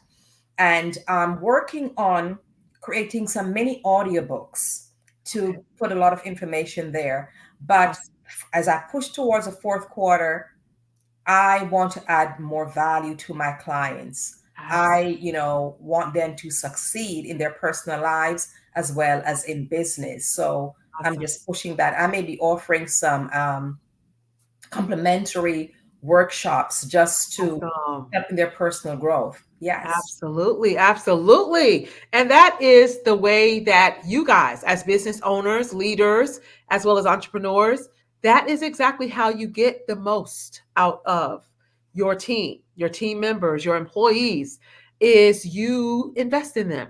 You invest more time, more training, more information and knowledge in them as well. So I definitely wanted to thank you. Thank you so much for all of the gems and all of the nuggets. I have 2 pages of notes, by the way, that I took. And it is so difficult to go through all of it, but it is a lot of major value in every single time that you speak. I absolutely love, for one, listening. 2, I love the content is definitely coming from a heart-centered entrepreneur, and it's crystal clear. Crystal clear that you have a heart for people. I have a heart for people. Then people matter. That's one of my core values. People matter. You can't do this alone. Yes. You cannot run your business alone. People matter. And you get more from people when you show them that you value them. Absolutely. Yeah. So true. Yeah. Thank you again for being here. Absolute pleasure as usual. Merlin Clark, everyone. So definitely reach out to Merlin Clark. She is definitely omnipresent. She's on LinkedIn. She's on IG. And I cannot wait. You got, this is Happy Life Movement. This is Carolyn Bell. I wouldn't be a business owner if I worked for an organization like that. Great job, Marilyn. There you go. Thank you. Absolutely. So I absolutely love that. Thank you so much. Carolyn is popping in from her studio in between clients, by the way. And Joel Hill said, how do you best deal with ethnic and intergenerational conflict in your organization? Great question, Joel. So there you go. So for me, every person matters. Okay. Everybody matters. And you want to make sure you foster a culture where each person, it doesn't matter what the ethnicity, they matter. Now, when it comes to intergenerational conflicts, the issue is that leaders need to understand that you don't lead all generations the same way. You don't lead your millennials and your Gen Zers the same way. So know who you're leading. I'm sorry? I said, so know the takeaway for me anyway is know who you're leading and customize your leadership to fit this to the employees. You have to customize because they have different needs, they have different values. Gen Zers are digital natives. You want to lean into that and you want to lead them you must know your team members. You must know their desires, their needs, and you lead them, and you can avoid conflict that way when you're dealing with the different generations differently based on their values, because their values are different. Absolutely. And there's Veronica Atkins coming in saying, amen, Marilyn, people matter. Employees work better when they know that they matter. Absolutely. You are absolutely right, Veronica. Thank you. Absolutely. So thank you so much, Merlin Clark, as usual, knocking it out of the park, as I know that we can depend on you to do every time. I also want to introduce you to David Evans. He is here right now. I just brought him up on stage. He didn't even know. He wasn't even ready or prepared, but he had his camera open. I know David. I know David at Pick TV. Yes. Yes. Hi, David. How are you today? I'm doing great. We just came from a big event over the weekend with President Joe Biden and Kamala Harris live in person at the front stage. And I'm still in a high from that. Want to give a shout out to everybody watching. Ramona, you worked at me, Ramona. Ramona, you got me. I'm in the studio recording. She got me right back in here. So Absolutely. When I saw you show up and you were on camera, I'm like, we might as well bring her up and introduce him officially to Merlin Clark. And you know what, Merlin Clark, I think that Pick TV Network, there's a business network that he already expressed interest that he wants to create. And I think your type of content would do wonderful on something like the Pick TV Network. So I definitely just wanted to formally introduce you to him as well. You probably recognized him in some of my rooms and the name from Clubhouse. Right. Actually, I've been on his show to promote my book. Amazing. Yes. So I've met David. There you go. A year ago. Yes. There you go. Awesome. So and Ramona, we have to get her to come to speak at the Global Media Conference 2025 or 2026. God is just like opening doors. Ramona is spearheading a project with me. We having our first Global Media Conference next year in Washington, D.C. Then we going to Nashville, Tennessee. Then we going to California, which is already confirmed. We have an 800-seat place over there in California that's already done. Thank God for that. Then we also going to take it. We coming to Atlanta. Hey! Absolutely. And now let me say this, David. Maryland is in your neck of the woods. David is in D.C., but Maryland is right there. And I'm in Hightsville, Maryland. Yes, absolutely. Right up the street. Yes, you and Joel Hill that just spoke right before her. So I definitely wanted to just mention that. And you guys can collaborate whenever there's events and things of that nature, David, that you know can use that type of value. And Merlin is a phenomenal speaker, as you can see, Toastmaster certified, and has her own Toastmaster certified speaking group, David. Every first Wednesday they meet in person right there in Owings, Maryland. Owings Mills, Maryland. There you go. You right up there you go. We're gonna get some crab cakes together, Ramona. Me and her gonna get some crab cakes. I can't wait. And my man Joel, I was doing another show. Joel is on my team. That's my dog. You know, I can't say dog. I'm sorry, Ramona. I can't say dog. It's hard to not say that that's your boy, right? That's your You hear young people saying it's so much. Dope. That's dope. All these terms these young people saying, and I'm around. That's my dog, man. I'm learning and all of us are clearly over the hill. I'm learning that. But I want to give a shout out to some people from the NFL. We got connected. Ramona is connecting with some big superstars. And it's amazing, Ramona. You are the best when it comes to this bringing speakers together. I never seen nothing like it. I was in California. Ramona brought me on. I was in Nashville, Tennessee. Everywhere I go, I stop my shows to come on here. I'll be back on tomorrow because I love her. I love Ramona. Oh, thank you. She's in the DC. I know what she's doing. And this is going to be, in the future, one of the top speakers, social media platforms in the world. You know. Oh, thank you. Thank you for speaking life. Y'all don't understand how good it feels. I'm in the presence of the president and vice president in the same room recording. That's with 10,000 people. So, Ramona, something good is about to happen. Absolutely. And I always give God the glory. I've never, ever want to take anything for me. Absolutely. He's bigger than anything. So it's all about God's blessings. Ramona, let's get ready for the Global Media Conference. Look at that. Absolutely. Global Media Conference. There you go. Merlin Clark, you had the offer given to you right here live in front of everybody on the Royal Influences Organization stage. And David, I definitely just wanted to commend you because you also brought your wife and Coach Yvette Evans and your son on last month's event because you were there in LA where he is. He's a producer, by the way, very highly sought out producer, and is now working with some pretty big names as well in the music industry and entertainment industry. So I got to meet him. I was on your birthday Zoom a few months ago, and he was there on the Zoom as well. And I just love everything that you're doing and how you're uplifting and providing an outlet as well as opportunities for other people as well. No matter how big or small, an opportunity is an opportunity, and it's something to be grateful for because not everybody is open to sharing opportunities with others. So I definitely just wanted to thank you also for always showing up. Ramona, we are partnering with Paramount Studios. I've been there. I have a full tour with them. So, There you go. Ramona, you don't know God is up to something. Look at that. He definitely is up to something. That's for sure. So thank you.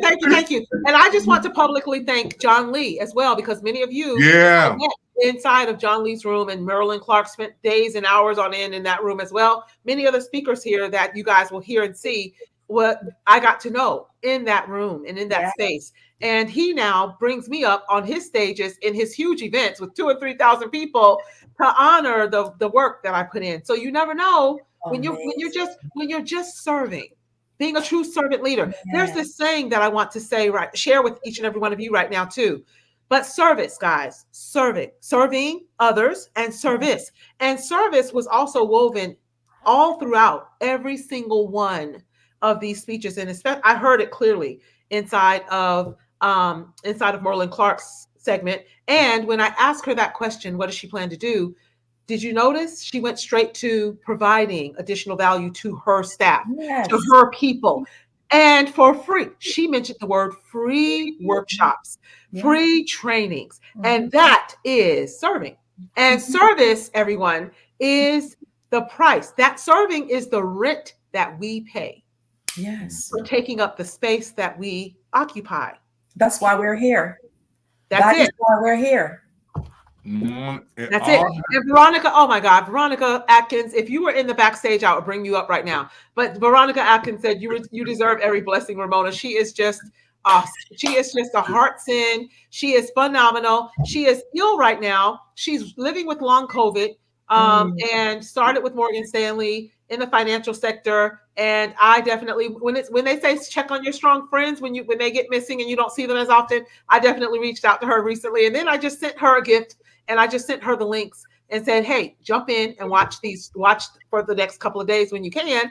And I also want to send a shout out to Dylan Taylor, the sponsor of Royal Influencers Organization, as well as an ambassador. I want to give out a shout out to all of my other ambassadors as well. Marlon Clark is one of my leaders of the Preneur Queen Club and an ambassador of Royal Influencers Organization as well. And I also want to make sure there's blindsideconnections.com. Go over and check him out, follow him, get on a call with him, put him to work, everybody. Get on a call with him and have him break down for you guys how to make your landing pages, your websites, and your event marketing materials accessible for people like him with vision impairments. And when they can't purchase your products and services, you are leaving money on the table. And who wants to leave money on the table? Increase your sales by 13% by making sure that you get him to do an assessment for you. And we also have Araya McGarry, who is also a sponsor, as well as one of the ambassadors. She has not missed, everyone. She has never missed. We launched last year. We have had over 100 speakers come through, and she has not missed not one Royal Influencers Organization virtual experience. And she will be coming to open us up on tomorrow. She normally opens us up on day one, but she has launched a brand new business for women 30 and over. So if you're interested in joining a women's community and wanting a community of women to be surrounding you and helping you get your business up and running off the ground, breaking through the glass ceilings, getting to the next level, you definitely want to be here tomorrow at the start of the day and hear her brand new community called Living Your Legacy Life by Design for women of all ages. And when you join that community, trust me, there is so many benefits and features. I'm an ambassador, by the way, of Legacy Living Your Life by Design also. So with that said, I have been invited to some of the most phenomenal events just from being connected. And we're all just one relationship away, by the way. We are all just one relationship away. And when those people that God leads you to and brings into your life, and you create a connection and a relationship with them, you want to nurture that relationship, because relationships are worth more than money.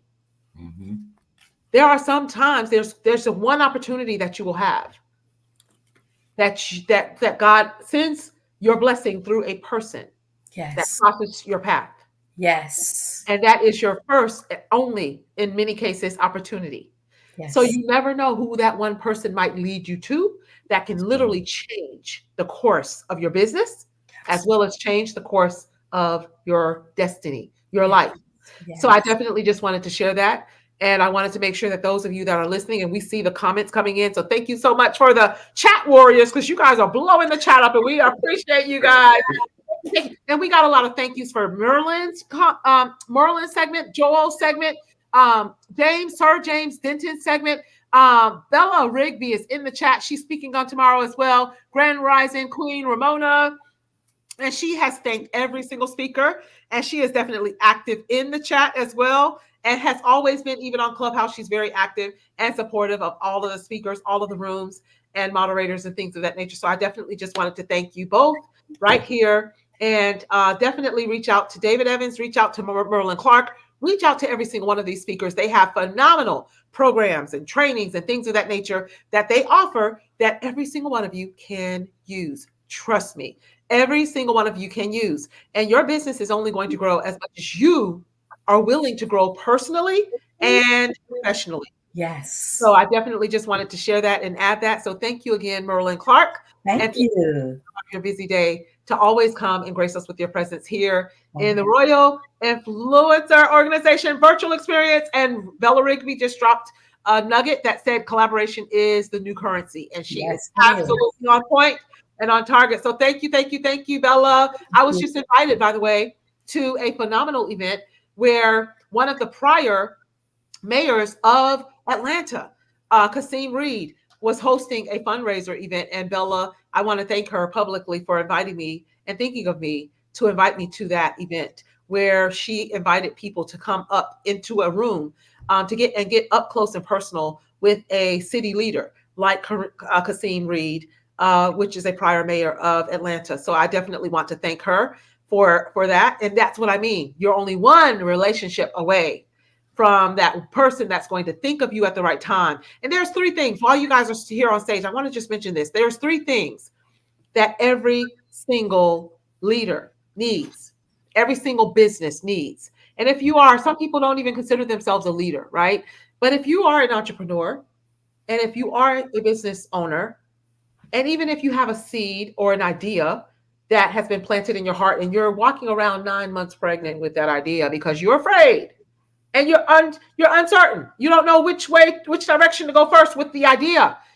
I have curated these events to bring you leaders in every sector, in every niche, to give you major value so that you no longer have to worry and be uncertain or afraid or guess what the next steps are.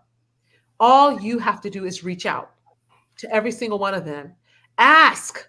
Matthew 7:7, ask. Yeah. And it shall be given. Seek, and you shall find. Knock, and the door shall be opened unto you. And those are three call to actions that are very, very easy and very simple to do. Because the level of the answers that you get will be determined by the level of the questions that you ask. Yeah. So I definitely wanted to share that with each and every one of you out there. While we're sitting here amongst, there's proximity and there's power in proximity, everybody. And when you come onto the Royal Influencers Organization, I have handpicked every single one of these speakers. Every single one of these speakers have been handpicked to come onto this stage and share their knowledge, their skill, their expertise. And they're doing it all for you. And you know, the beautiful thing about that, Ramona, is there's no egos. The chemistry is right. Every speaker supports each other. Every speaker comments beautiful about each other. You know, absolutely. You have a gift, Ramona, and I want the world to know. I want the world to know Ramona Rogers has a gift, you know, to bring people together. It's a beautiful thing. And the right people, every time she comes on here, the speakers want to come back. That means we're not doing it for money. We're not doing it for riches or fame. We're doing it because we love what we do. When you love what you do, the funds will come. Just keep doing what you love to do. Keep doing what you love to do, you know, and that's what you fall in love with what you do, and everything else. God has a day, and I'm gonna bring my big watch tomorrow, but everything happens on His time. That's it. It's right there. I was waiting a whole year, folks. Those listen to me. I invited Ramona on my broadcast for a whole year. You're letting the cat out of the bag now. Cindy Cindy had me knocked up. John Lee, she was rolling with John Lee, and that time Clubhouse was blowing up, and her rooms had over 1,000 people in them. and she was busy. And I said, in God's time, she's going to come on. And look at us now. Every time Ramona comes on, I say, Ramona, I'm not going to speak one time. Every time you come on, you got to get me off there. Get me for both days. Absolutely. Thank you so much, Carolyn. Carolyn Bell, my regional director when I was a regional manager, she managed me while I was a regional manager. And so when you see Happy Life Studios, which the comment just came, she's been popping in and out between customers. And I sent the link to her because she just had back fusion surgery. And just 2 months after weeks after she opened her own business and salon, lost her husband a little over a year ago. And she, even though she nurtured me when I was a young regional manager, she said, Ramona, you were probably the youngest in the company. And I didn't even realize, I'm like, oh my God, how old was I? She said, you have to be 19 or 20. And then when I thought back, I'm like, oh my God, you're right. I never even looked at my age. I still don't stop and say, okay, how old am I? What should I be doing? I just go with what my heart says to do. And I go with what I love. I go with my passion. And that is what I want to help everyone else embrace and do as well. Yes. And Veronica Atkins said, yes, Ramona definitely has such a beautiful gift of bringing people together. And God's love is very strong inside of her heart. Thank you so much, Veronica. Thank you as well. So I definitely just wanted to share with each and every one of you that I appreciate everything that you do. I appreciate who you are. I appreciate your passion and your purpose and how it has aligned, obviously, clearly, with my passion as well. And that is exactly when the magic happens, is when you connect and when you're aligned and your visions, you can clearly hear and see everybody else's vision is definitely aligned and you're all on the same path, moving in the same direction. That is when the magic happens. And it's just a matter of time before another big opportunity is right before you. So never, ever give up. Don't give up on you. Don't give up on those that are depending on you. And definitely don't ever give up on those that you were called to serve. Each and every one of us were called to serve a unique set of people. So when David Evans shows up and says, call this number, and that little thing, something in your ear goes, I wonder, there you go. That's the nudge. Do it. When Merlin Clark and her website was just at the bottom of the screen again, and I would like Christina to put that website up one more time. I want to make sure that everybody knows how to get a hold of you. She is definitely omnipresent. She is all over all platforms. So merlinclark.com. merlinclark.com is the website that I want everybody to go to. So reach out to her, go and join her communities, join anything and everything that she has to offer. And I also want to make sure that you guys got a gift offered to you today, which was 31 Days of Inspiration by Sir James Dentley. 31 Days of Inspiration. So all you have to do is text 31 now. N-O-W. And I love that he said now, 31 now, because now, N-O-W spelled backwards spells one. And 31 Days of Inspiration. Text, the number that you text is 26786. And then you text the message 31 now. So I would like for everybody, 26786 is the number. And the message that you text is 31 now. I did it right away. And right away, I got a message and already the inspiration is coming. Who can't use inspiration on a daily basis? Inspiration comes from within and motivation comes from outside external forces. So I definitely just wanted to share that with you guys. Don't forget that. So if you're here right now, I even texted it to a lot of my friends and things of that nature as well that could use it. So they might not be here today, but they may be popping in tomorrow. But I definitely text that.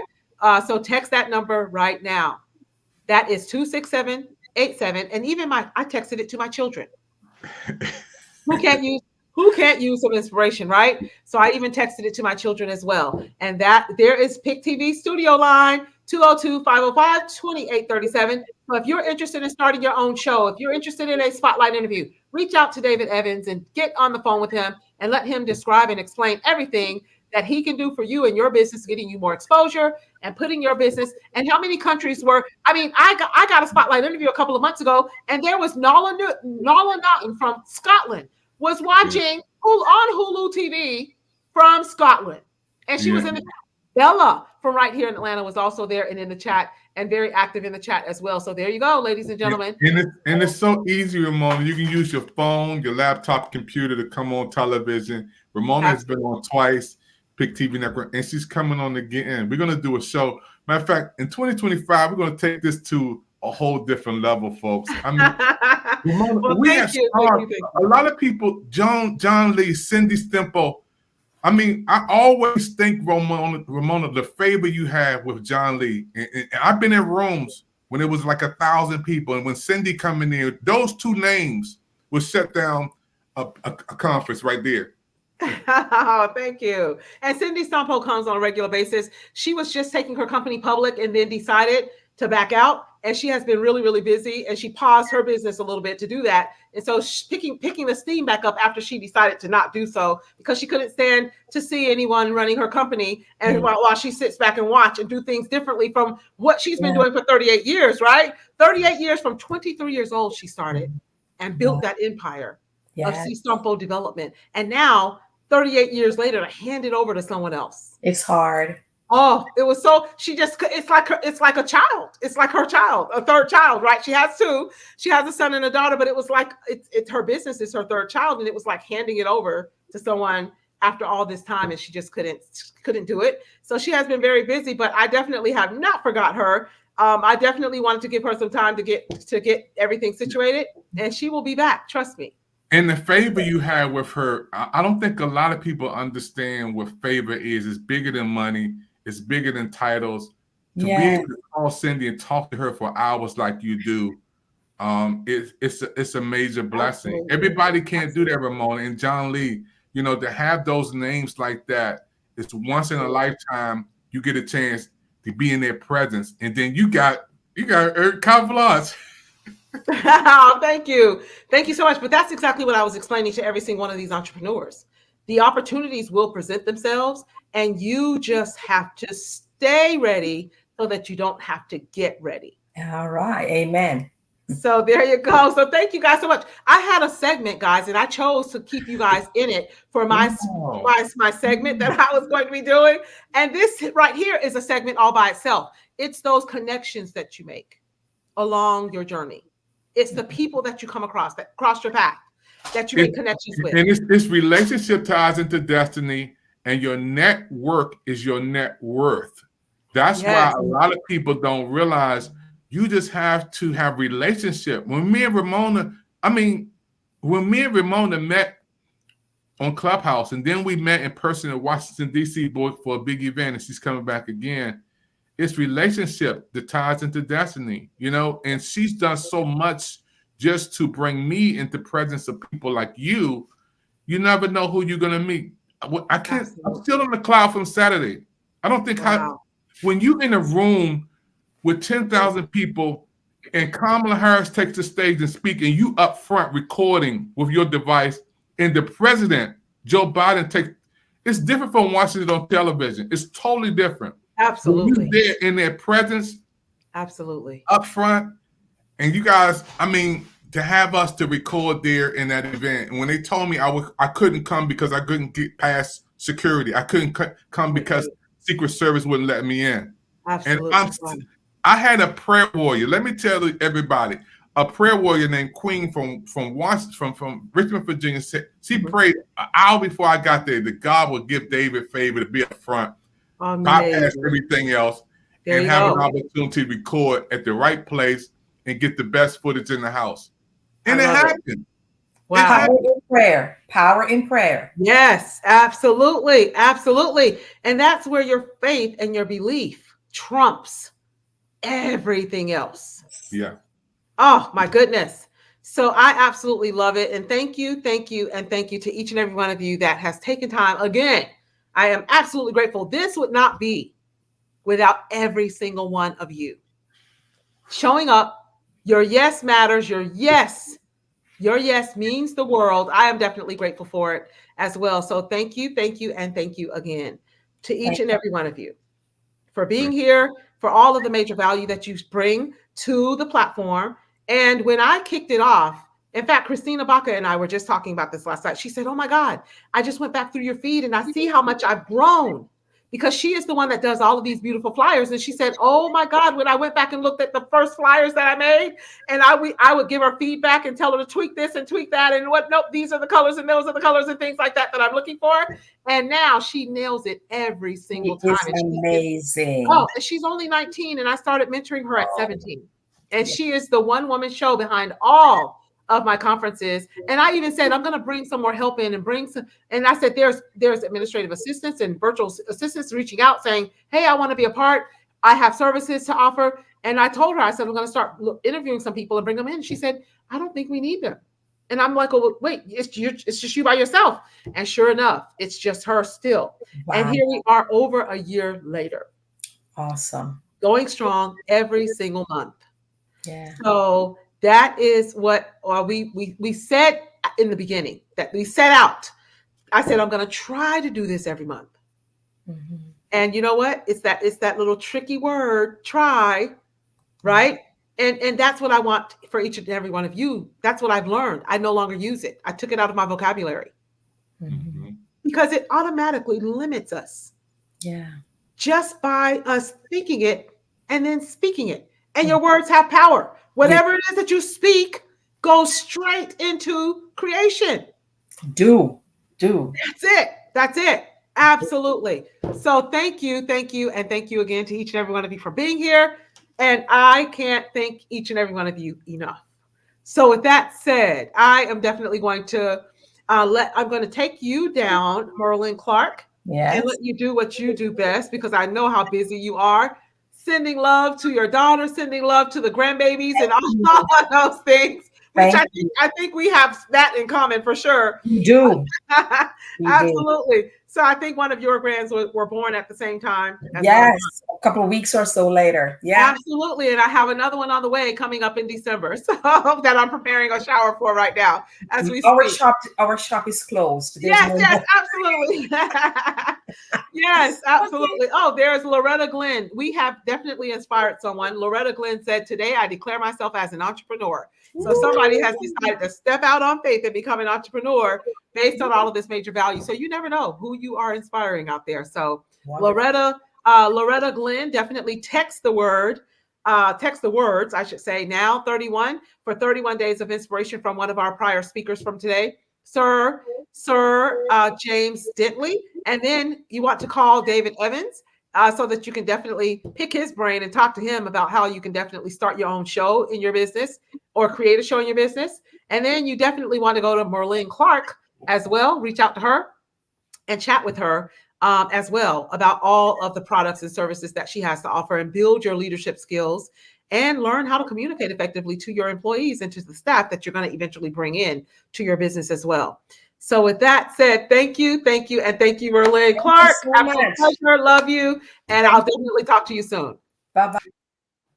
Okay, bye-bye, everybody. So David Evans, wow. What a phenomenal. I'm waiting to see my next speaker, my last speaker, pop in, and we probably are still ahead because I had a segment that I was going to be doing right now. So whenever he pops in, we can definitely just talk and chat a little bit about the Global Media Conference that we're working on for 2025, 2027.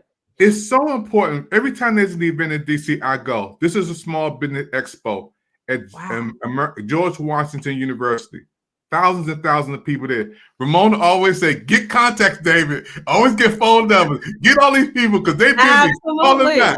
So Ramona, tell the people about how important it is once you at an event and you meet top people to follow up, because they get busy, like you told me yesterday. And if you don't call them within the next 3 or 4 days, they're gone to the next big event. Tell people how much important it is to follow up.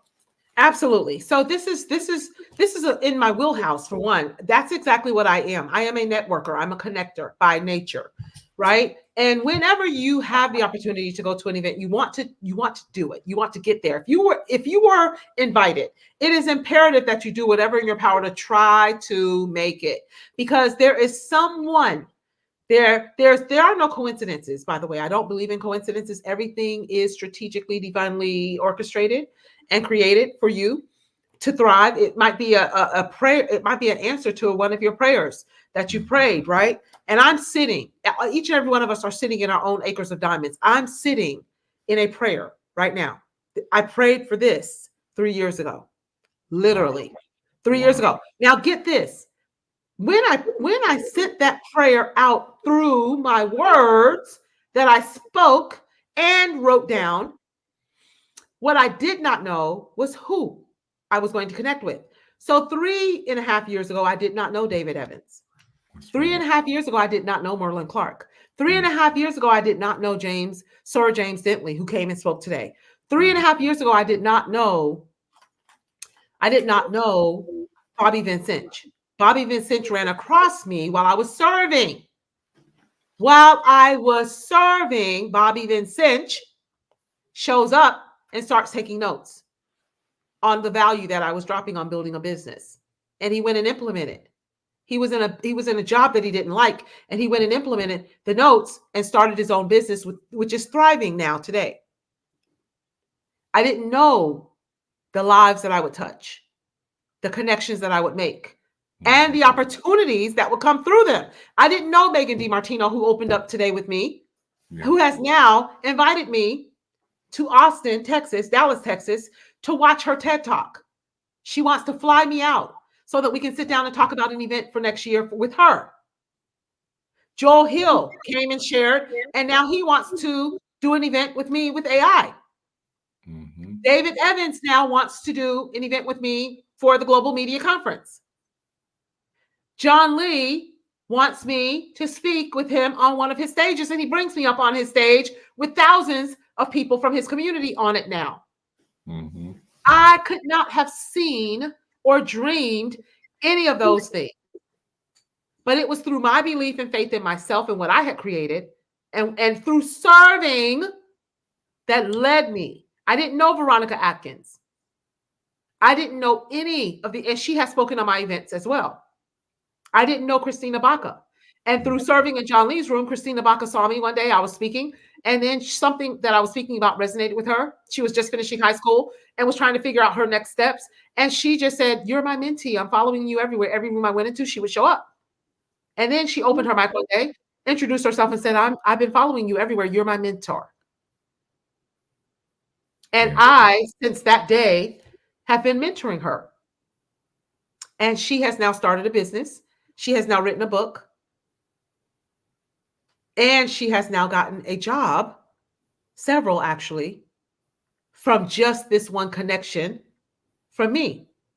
So when I was in Maryland, Ramyar Siasi sat down next to me and was taking notes, pulled out his notepaper and was asking all these questions. And then he said, "I'm looking for some help in my business, Blackie Stone Florist. And I'm looking for someone that can do calls." And I said, "I have the person." And he said, "I want to pay $20 an hour." I said, "I have the person." And I went over to Christina and said, "Hey, Christina, how would you like to work with a florist that's right there in California where you are as well, and make $20 an hour on the side?" And she said, "Yes, I'll do it." And now she's working with Ramyar Siasi and Blackie Stone Florist, making $20 an hour at 19, right out of high school just a couple of years ago. See, because what happens a lot of times when you relationship ties into destiny, when you open the door for somebody else, God always open the door for you. When you be a blessing like that, just like Joel here when you came to DC, I said, "You know what, Joel, you got to meet Ramona." And then the same thing, when I meet powerful people, I like to connect them. I like to connect the connectors, because God always connect me. He's connecting me with powerful people. Ramona, I gotta say it again. I was at you guys don't know how much how good it feels to have this. That is huge. To have an all access pass. Cost thousands of dollars to get in. Thousands of dollars. Amazing. It's been sold out. This stuff you can't get in. Absolutely amazing. And Ramona, what I love about you, Ramona, you don't have any egos. You make sure everybody feels like they're special. There's no egos around you, Ramona. And that's why all the speakers love you. And that's why the Global Media Conference in 2025 is going to be in my city for the first one. We're planning it out in the summer, so we're giving you plenty of time. We don't have to worry about the weather being a factor. We don't have to worry about somebody can't come because of it. We're going to make sure everybody comes to the Global Media Conference, and it's going to be like 5-star in a nice neighborhood, nice area, easy to get to, great food, great fun, great fellowship, great speakers. Just think about, Ramona, if you had these speakers today or a week. Thank you, Bella. If these people would come together in person, oh, yeah, it's a wrap. it's a wrap. Absolutely, absolutely. So thank you, David, for being here. Thank you for the words of encouragement. I don't take them lightly or for granted. I definitely shared this. There's a question that I'm going to answer. Loretta Glenn said, how did you prep yourself for someone young like her, meaning Christina Baca? And I prepped myself through someone pouring into me. I did mention already that Carolyn Bell, one of my regional directors, when I was a regional manager, prepped me and other people throughout life. I was nurtured through my church family and things of that nature. I had a powerful praying grandmother who supported my grandfather, who was also an entrepreneur for over 50 years, who was a pillar in the community in Florida as well. And my mother, who also worked 30 years as an entrepreneur. I watched them build it from ground up. I watched them nurture people around them who were younger, perhaps, and things of that nature. So that is a gift, by the way, that you take very seriously when you work with the youth and the young, because they are the next generation. They are the ones coming up behind us. That's going to make our life as we get older and grow older better. They are going to be the leaders of the next generation behind us. And we have to pave the way and set the example for the younger generation. So when you choose, like Loretta Glenn is asking, when you choose to work with that younger generation, for one, you have to have patience. Two, you have to meet them where they are. Three, and I take it very serious and personal to meet everyone where they are. Meet people where they are. You don't show up and expect them to be something that they aren't. No, you take a look at them, because every single one of us have weaknesses, and every single one of us also have strengths. So rather than looking for the weakness, I always seek and find and search for the strength. What is this person's strength? And I focus on the strength. And that's exactly what you should do with your goals. Set your goals and starve your distractions. That is a saying that's near and dear to my heart from another gentleman who I give all praises and I give all thanks to, gratitude to, and that's Marvin Reed, because I had set out a goal. I set a big goal, which was to do something just like this in the beginning, in January of 2023. It was actually a goal written down in the last quarter. So in this last quarter, end of October, I start writing my goals down. I don't wait till the 1st of July. You heard that when this actual event kicked off today. You actually heard that from Megan DiMartino also. She says, I write my goals down at the last quarter, at the end of the year. I'm focusing on my goals right now that I want to achieve, because guess what? All of the work that you're putting in today, you're not going to really see it all. That's why so many of us give up so quickly, because we miss the fact that with the work that we're putting in today, we see the fruit of our labor 90 days out. 90 days later is when you see the fruit of your labor.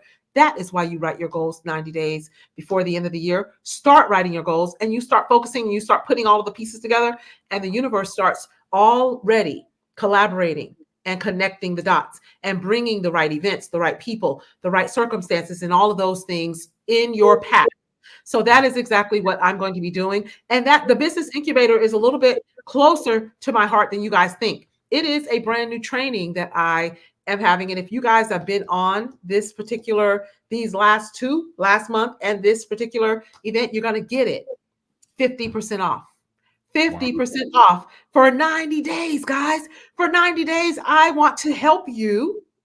I want to help you get your businesses off the ground. I want to help you break through the glass ceiling. I want to help you start that business. I want to help you become an entrepreneur. I want to help you do whatever it is that you need to do. And you will be in a community just like this once a week for 90 days. Wow. And we need mentors like you. Every coach needs a coach. I was listening to Magic Johnson, and he was talking to a person, and the person told him to scale up. So true. Steve Harvey told him to scale up.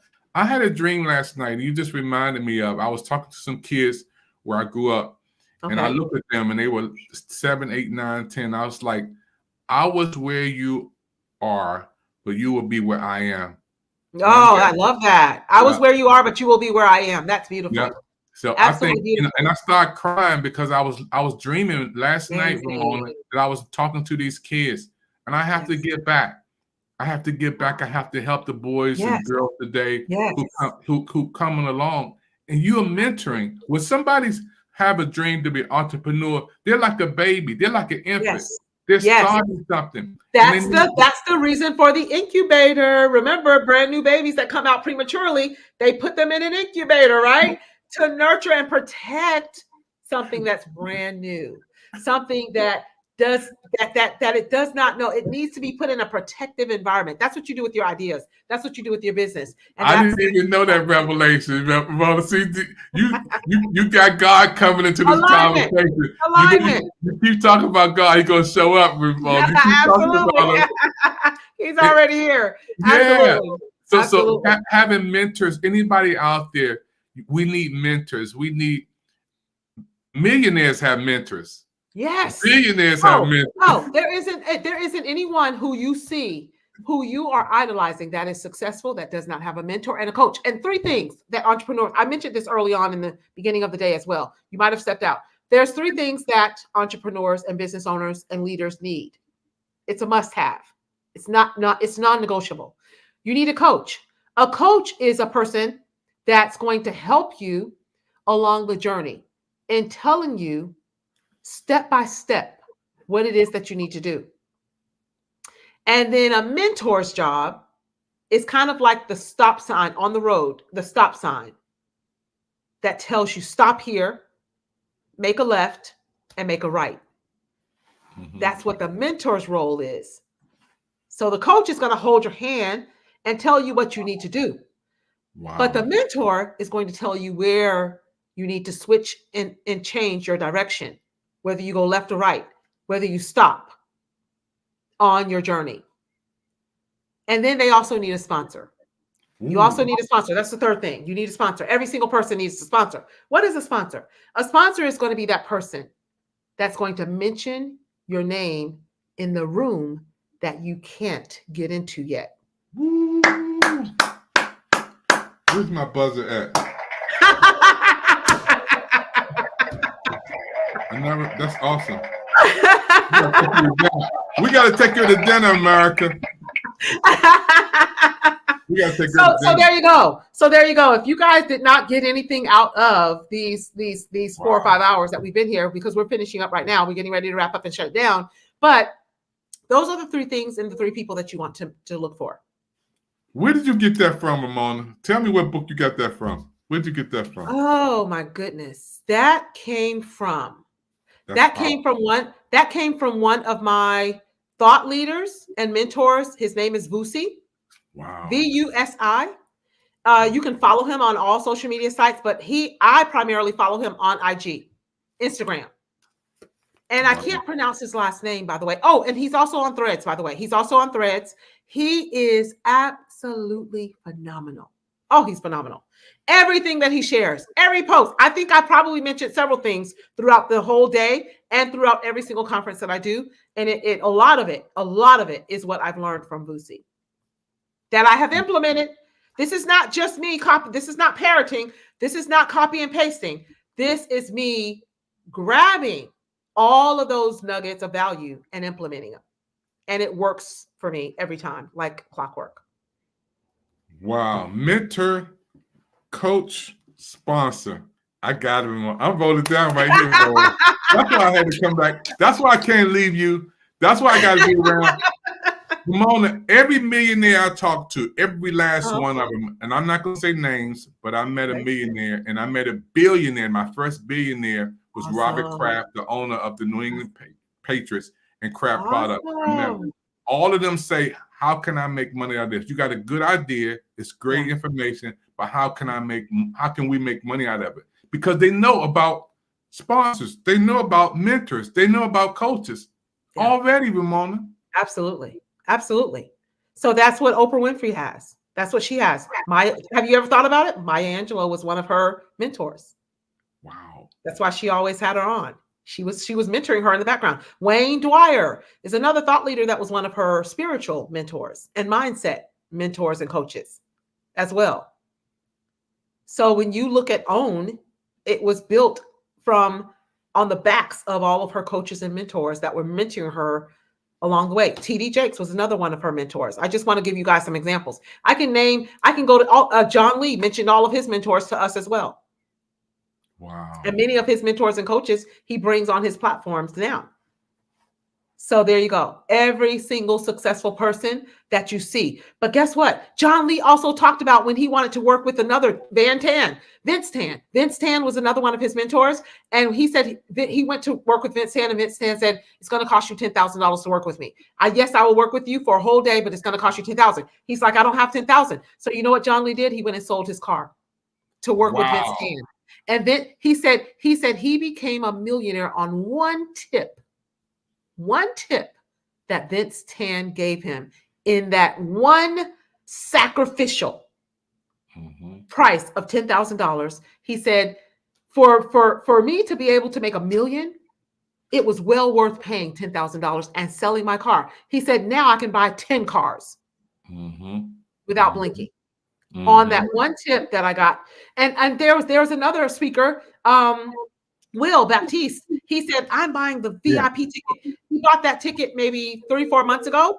And because with that ticket came a one-on-one with me. And he said, I want to get on a one-on-one with you because I know how much value you give in the room. And I think and I don't give everything, that I don't have time for one to give everything in the room. So he said, I think I can get exactly what I need to take my business to the next level. And sure enough, he said, I'm going to implement everything. And I gave him some tips. He went and implemented them. And he invited me to his first workshop, which was on Zoom, 15 people in it. Every single one of them paid him to share the value that he had. He has written a book.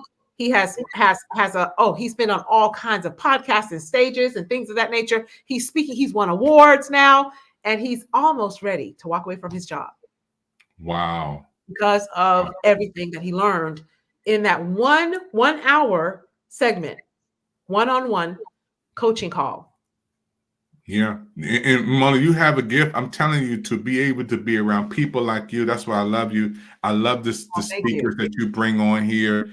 You know, and Bella also said, love this. Love this, Ramona, and so deserving. So I definitely just wanted to honor her actual compliment. So thank you so much, Bella. The beautiful thing I love about when God is sent something, he builds it. And what I love about our Global Media Conference 2020, we're taking our time. We're planning this a year and a half in advance. We're not throwing nothing together, just getting the hotel, everybody to come. We're planning it, getting people together, getting the speakers together, making sure the weather is in our favor. I don't want you to come up here in the snow, Ramona. That's right. Absolutely. Absolutely. I'm not going to have you up in the back of the woods either, Ramona. Exactly. You're going to be off the plane 5 minutes into the most beautiful places we can ever get to. We want to make sure that when we have the Global Media Conference, whatever happens in Washington, D.C. affects the world. We have a brand new president by then. So we're focusing on having one of the best conferences that we had in DC. Absolutely. And the beautiful thing about it, the speakers are ready. You already got the speakers. Yes, that's exactly what the whole point is to curate, bring you new voices, new faces, and to curate an ecosystem of speakers, powerful speakers. And eventually the big goal is to create an ecosystem of speakers for a speakers bureau.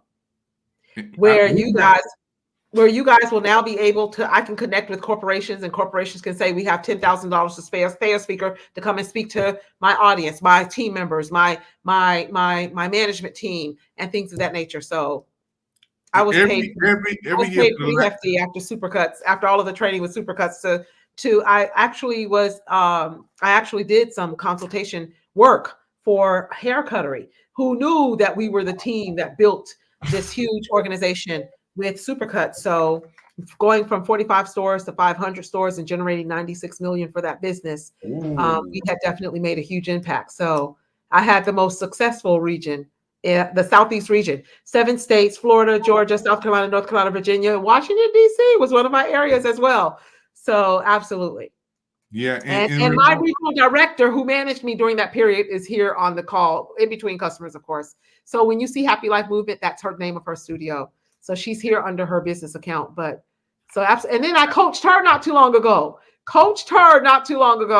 Through a couple of times, through a couple of things. And after her surgery, she's like, oh my God, my business, my customers, where are they? Blah, blah, blah. So I just got on a call with her and we worked it out, and customers are flowing in and out of her business again. I got to give a shout out to a young lady I met from Amazon who said, David, I got you.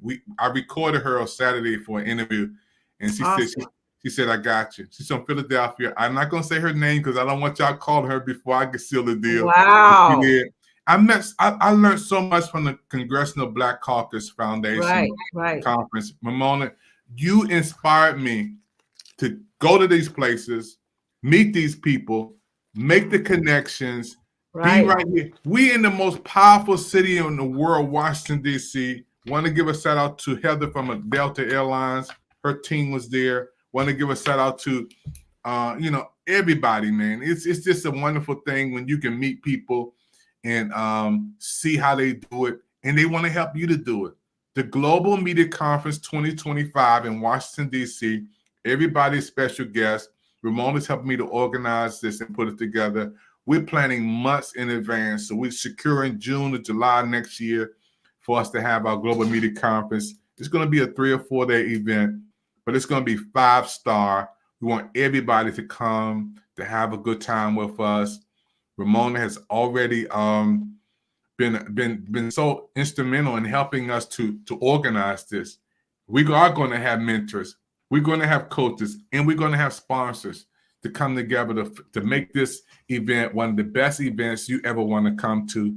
You can call 202-505-2837 or get with Ramona. So we finalized some things. We also coming to Nashville, Tennessee. My son lives there, Amos Evans. You may have seen him. He lives there. Then we also going to California, Pasadena, California in 2027. We have the place already there lined up. We also going to Charlotte, North Carolina. We're looking to go to Charlotte, North Carolina. We had a beautiful event there for my mother-in-law's 90th birthday. And we're coming to Atlanta, Georgia. That's going to be like 2028 or 2029. We're going to come into Atlanta, Georgia, and make sure that everybody in Atlanta lights up down there. And Ramona, you got it. Thank you so much again, David Evans in the house, everybody. So appreciate you popping back in and so glad you did. So thank you, and thank you again, everybody. So we are definitely going to be ending right now. It is 3:31, so we are 30 minutes over. The conference is from 11 a.m. to actually 3, and we have a little buffer of going over about 15 minutes, and we are now 30 minutes over that buffer. So thank you, and thank you again for being here. And we'll see more and hear more from you on tomorrow as well. And other speakers, a whole full lineup, guys. So definitely keep your links. Watch the replays, America. Please, everybody share. We want 10,000 people this week to watch, share, like, and comment. Please, comment. Absolutely. Everybody like, share, and comment, and watch the replay. Send it to everybody you know. This is big. Thousands of views are coming in on our conferences on YouTube, by the way. So if you're on YouTube, definitely subscribe and definitely watch. So thousands. I get notifications when they're saying, congratulations, you have this many more views, or hundreds of views are coming in. So definitely just wanted to thank you guys for that as well. So a lot of people are definitely finding it and looking and watching the whole thing back on YouTube. So thank you, and thank you to each and every one of you for being here. And it is 3:30 now, and we definitely go from 11 a.m. to 3 p.m. with a little buffer of about 15 minutes over. So I definitely want to appreciate each and every one of you for being here at the Business Incubator 2 virtual experience for the Royal Influencers Organization. I am Ramona Rogers, the CEO and founder of the Royal Influencers Organization under the Royal Empowerment Group.